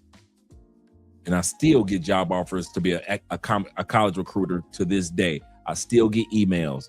LinkedIn is full of people. Emails are full of people, recruiters still trying to recruit me to this day. Okay, get a job. What else, Dre? I make money. That's the worst thing that can happen to you, Dre. You go back to the United States, you get a job, you make money, and what else? Anything else, Dre? Anything else? And I make enough money to leave this motherfucker again. Oh, okay. So Dre, so at that time period, before there was any online jobs and knowing about jobs as far as contract work around the world, let's act like none of this knowledge existed. Once again, let's act like none of this knowledge of today and technology and AI and cloud engineering, none of this stuff existed, right? Let's. So in my mind, before I left the United States, 2016, in my mind was I'd have to come back to this. I didn't think about at that time period. I could go to another country, but no, go back to the States, make more money, and then leave that motherfucker again with more insight, more knowledge than what I need to do. So that's the worst, Dre. Other than health, that was it. Other than health, that was it. Other than my health, that was it. Wait a minute. You telling me the worst thing that can happen to you, Andre, is to go make some money and then leave again? Oh, hell, I'm out of here. I'm out. Pack my bags and move to Beverly. Man, I'm out. Some of y'all acting like the worst thing that can happen to y'all. I mean, the worst thing that can happen to y'all are like space aliens gonna come down. Or like, if you leave the United States, we're going to strip you of your citizenship. If you leave the United States, we're never going to let you see your family members again. That's how y'all act. I want to leave, but, I've been in Mexico a few times, but but now, if you got family responsibilities, the kids still need their daddy. I got you on that one. I understand. But I'm talking about most of you dudes that ain't got no kids and you ain't got no excuses. Man, come on, man. The only excuses you giving are the excuses that you're giving yourself. All excuses, no explanations. All excuses, no explanation. No explanation. I kid you not, man. Once I realized that was it, that was the making money was the worst thing that could happen to me. man, let me get my ass out this country. And I left, and as time progressed, I gathered more knowledge about the world around me. And now if the worst case scenario happened in Colombia, guess what? I'm in Philippines. Me and Andre, we living in Italy. We living in Spain. Worst case scenario? I had to move to another country? It damn sure ain't gonna be the United States. The United States ain't even on the list. It hasn't even made the list anymore of worst case scenario countries for me. Hell no. I would rather work online in a damn call center in my ear at 58 years old before I take my ass back to the United States making 10, 15, 20,000 a month, but I ain't got no time for nothing else. I ain't even got time to breathe. I ain't even got a time to even have a wife. Yeah, I'm making 6 figures, but I've lost all this free time that I used to have internationally. So while all you dudes out there making money, get your paper, player. I ain't mad at you. Get your paper, but don't ever think that you got the most important commodity, because it ain't money. I know women got y'all convinced with their pussy that money is the most important commodity. Let's be real. As long as you can get sex from sexy ladies, they will always convince you, as long as you got the nice car, nice cologne, nice clothes, the nice crib, you good, right? I'm here to tell you, that's a load of crap. The number one commodity you will ever have until the day you die is your time. You cannot get that back. Money gonna come, money gonna go, and then it's gonna come back again. But your time, bruh, that's why I would never move back to the United States. It's not because of the food, it's not because of the women, not because of the men, not because of politics or any of that stuff. Bruh, the gift of time that I have now compared to what I had in the States, even though I was living in Florida, in the suburbs, nice car, nice women, blah, blah, blah, all the things that you would think like, man, he had it all. I had it all but time. I ain't had no time to do shit. I had time to do nothing, bruh. I'm working because I'm making the money. If you're upper management, you making 40, 50, you're working those 40, 50, 60 hour weeks that Kevin Samuels was talking about. If you're taking care of your health, you between the commute to the gym and the commute home, that's like an hour and a half by itself each day. Each day. You gotta sleep, right? You gotta sleep. And then if you were like how I was in Florida, you gotta freak. So how you gonna write a book? How you gonna start a business online? You ain't got no time. You gotta go see your family. Mom don't want to just talk on the phone. She want to see her baby. Even if it's video chat with mom. So you know you're gonna listen to mom talking for about a good 40 minutes. How you gonna buy an online business? You ain't got no time. The one thing that the rest of the world gave me was not just my wife. It gave me back the ability to enjoy time. And I know a lot of people say there's some successful people in the United States and they use time. Yes, they did. And I'm not denying that. But look at the atmosphere that they had to do that in. They had to succeed in a stressful ass United States with raggedy ass food and bad laws. I don't want to just have time just to say I got time. I'm not sitting on a beach somewhere. But I dang sure don't want to use time in a stressed out environment. It's getting worse and worse and worse in the United States. And y'all don't even smile at each other no more. Y'all don't even say hi to each other at all. I don't want to just have time just to say I got time. I want productive but yet peaceful time. So now if my worst case scenario ever happened Don't y'all ever think I'm coming back to the United States. Ever. They better be coming out some money if I come back to the States. If I come back, and it's only going to be for a few months anyway. If I dare to come back, it's only going to be for a few months. No, my brother. No. Seriously. All right, guys, let me get ready to head up out of here. It's been 4 hours plus, almost 5 hours. Let me hit some of these comments. My brother says this. He said, don't forget about the super chat. I got that. Appreciate you guys. He said, once you experience true peace, it gets addicted. That is so true. He said, bring out those deep thoughts and you start becoming one with peace. Absolutely correct. Absolutely correct. Shout out to my man Black Links. Black Links in the building. Shout out to you, brother. Glad it's Black Lex in the building. He said, best time to think by yourself. Absolutely correct. Absolutely. Victor says this.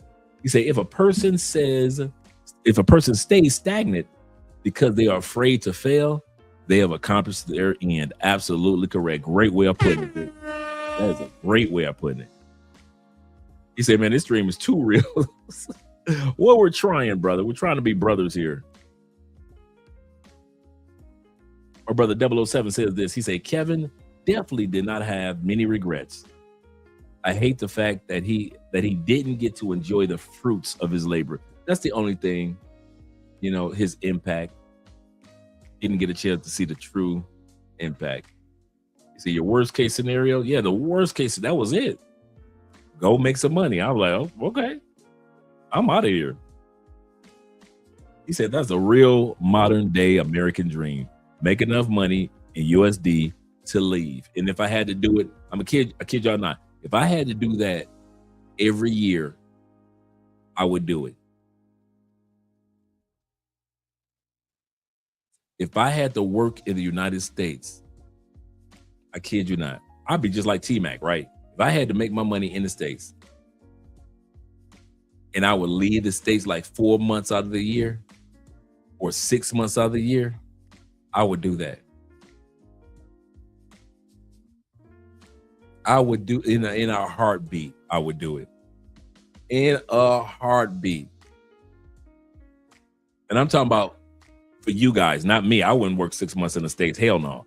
But if I had to do it when I first started off, if I had to do it to be able to live peacefully for 6 months out of the States, you better believe I'd be in the States when nobody talked to me. I wouldn't want to be bothered. I kid y'all not, man. The funny part was on my job, the more I went back to the States, the less I talked to Americans.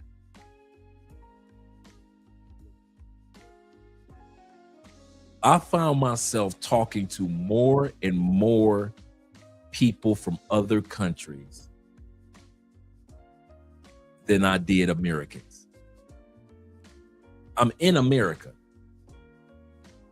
but when I'm around Americans, I found myself getting quieter and quieter.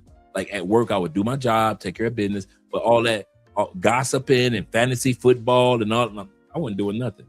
But let somebody from another country walk in the room, I am chopping it up with them like we've been best friends. And they talking to me too like we've been best friends. The more I was around the Latin community outside the country, it was crazy how I was embraced by the Latin community in the country. So I got like, at that time period, before I left, kid you not, at least 80% of my close people were Latin. I wasn't going to nothing. I wasn't going to no black restaurants. Sorry, black people. I wasn't going to your restaurants no more. I was going to the Colombian restaurants. I was going to Puerto Rican restaurants because they had recipes. Black people, no offense. I grew up on your recipes. So I know what fried hard, the catfish that's fried hard. I know how good that is. I know your macaroni and cheese recipes. I know your recipe for greens, collard, all that. My Caribbean friends, I'm in Florida, bruh. I know what the recipes for jerk this and jerk that and all, you know, all your fish recipes and your recipes for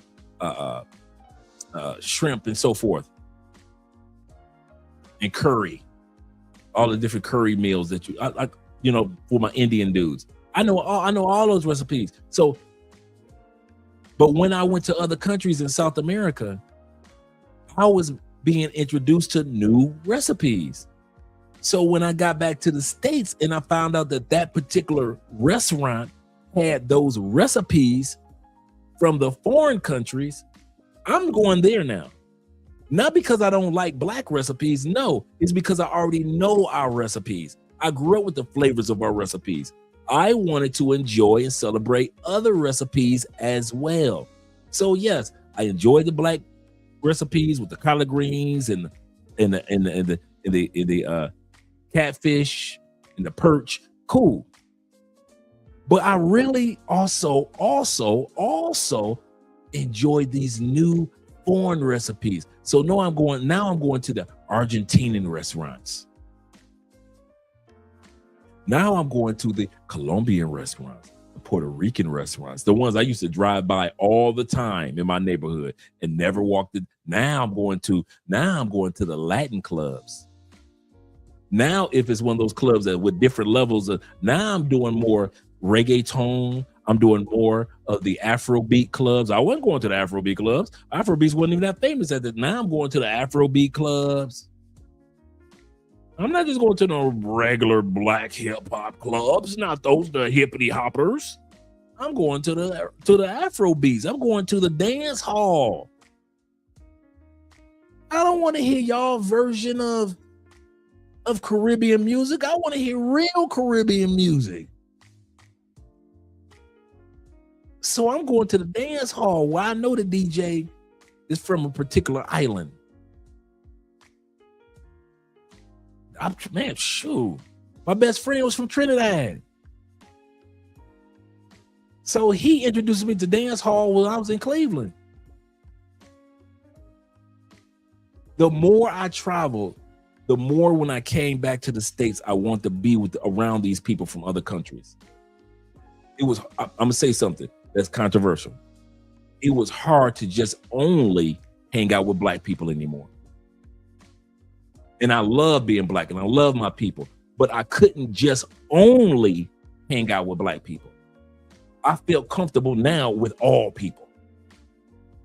I felt comfortable hanging out with white people. I felt comfortable hanging out with Asian people. I didn't feel awkward going to an Asian restaurant anymore. I didn't feel awkward being around the Latin community. I didn't feel awkward around my Haitian brothers and sisters. I feel right at home. Man, Miami got the Caribbean Festival. Man, I'm down there in the Caribbean. I am not Caribbean at all, but I'm got my butt down in the Caribbean Festival because I am used to hanging out outside the country in the Caribbeans. I know their recipe. I know how they act. I know how they move. I know how to laugh with them. I know their drinks. So when I'm in Miami and I see they pull up their drink, hey, I know what their drink that is. I start spending less and less and less time around Americans while I was in America. And I noticed, and it was a subconscious thing too. It was very subconscious. It wasn't like I did it on purpose. He said, you got to get used to the cold weather, wind, and winter months. Yeah, yes, sir. He said, my email up top, and extra information you have. Is that, that's another brother. Okay. I was about to say, is that to me? Okay, I got it. These brothers are having a conversation. Let me not dip in another man's conversation. Let me not dip. He says this is why I like the oil fields and my associates look at me crazy with my credentials and background. But the oil field, but the oil field gives you time. Oh yeah, it does. I got a few of you guys that come down here. Gives you time off that other industries don't. 14 days on, 14 days. I know exactly what you're talking about because a lot of you guys, some of my closest dudes that I'm cool with that come down here to Cali are you oil dudes. You are not lying. You are not lying. I had one brother, man. This had to be like 5-6 years ago. Came down to Cali for the first time. Meeting ladies in the mall. Met a few that he hung out with. I just had a really good time. He was here for maybe like 10 days. True story. Brother got to the airport, man. He sent me a photo of him on the plane. He just boo-hooing. Bruh, I don't want to go back. I say, well, you ain't got to go back, but you got to get the hell up out of here. How come he went? Because he had to be back at work on Monday. How come he went back?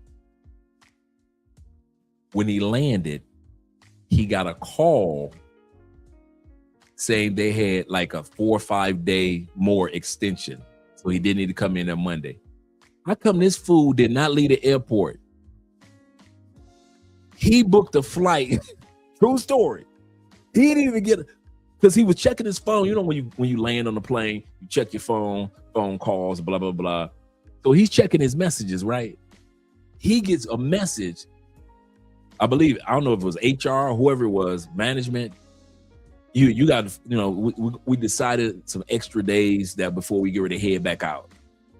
He said, what? This brother got off the plane, got his luggage, booked a flight back to Cali the exact same day, bruh.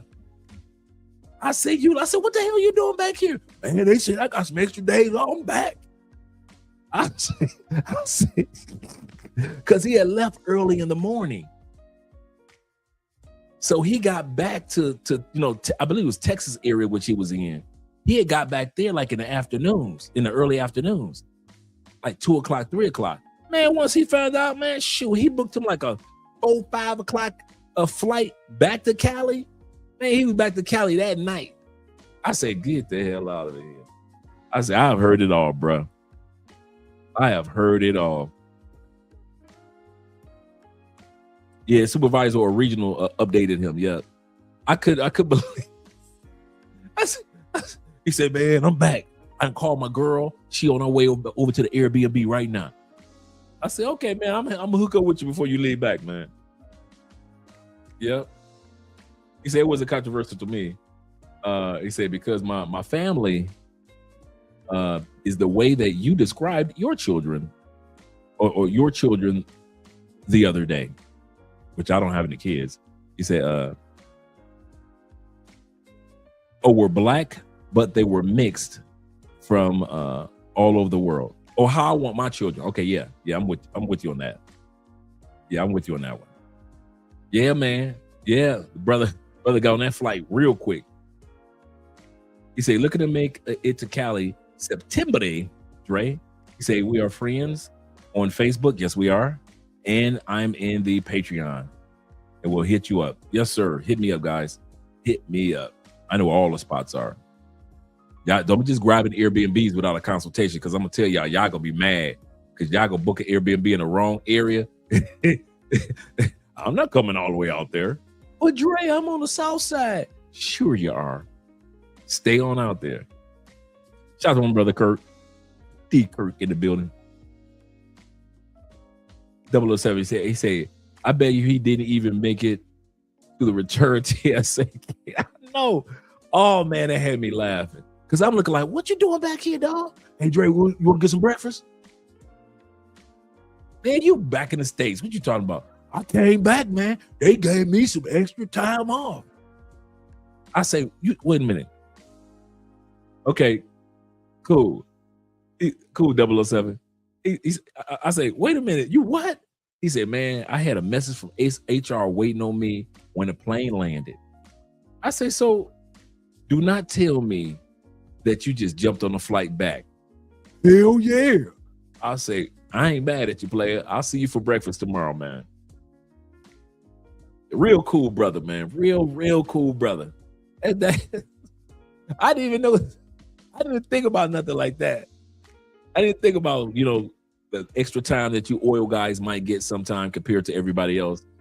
And some of you truck driver guys were like that too. But let me let you guys go, man. We are officially almost 6 minutes from 5 hours, or almost 15 minutes from 5 hours. I'm gonna let you guys get some rest. And I am about to head up out of here. Let's do an outro video. Let's do the belly dancing. I like the belly dancing. Let's do the belly dancing. Make sure you guys do us a favor. After this live stream, at least go. Don't wait for the next man to do it. You do it. Go into the comments of Andrea Wallace TV. Go into the comment section of Love Crossing Borders and just leave some comments, guys. Just show us some love in regards to what y'all thought about this live stream that we did tonight, man. It really, really helps the channel out quite a bit. Let's do the outro video. Yeah, I like the belly dancing.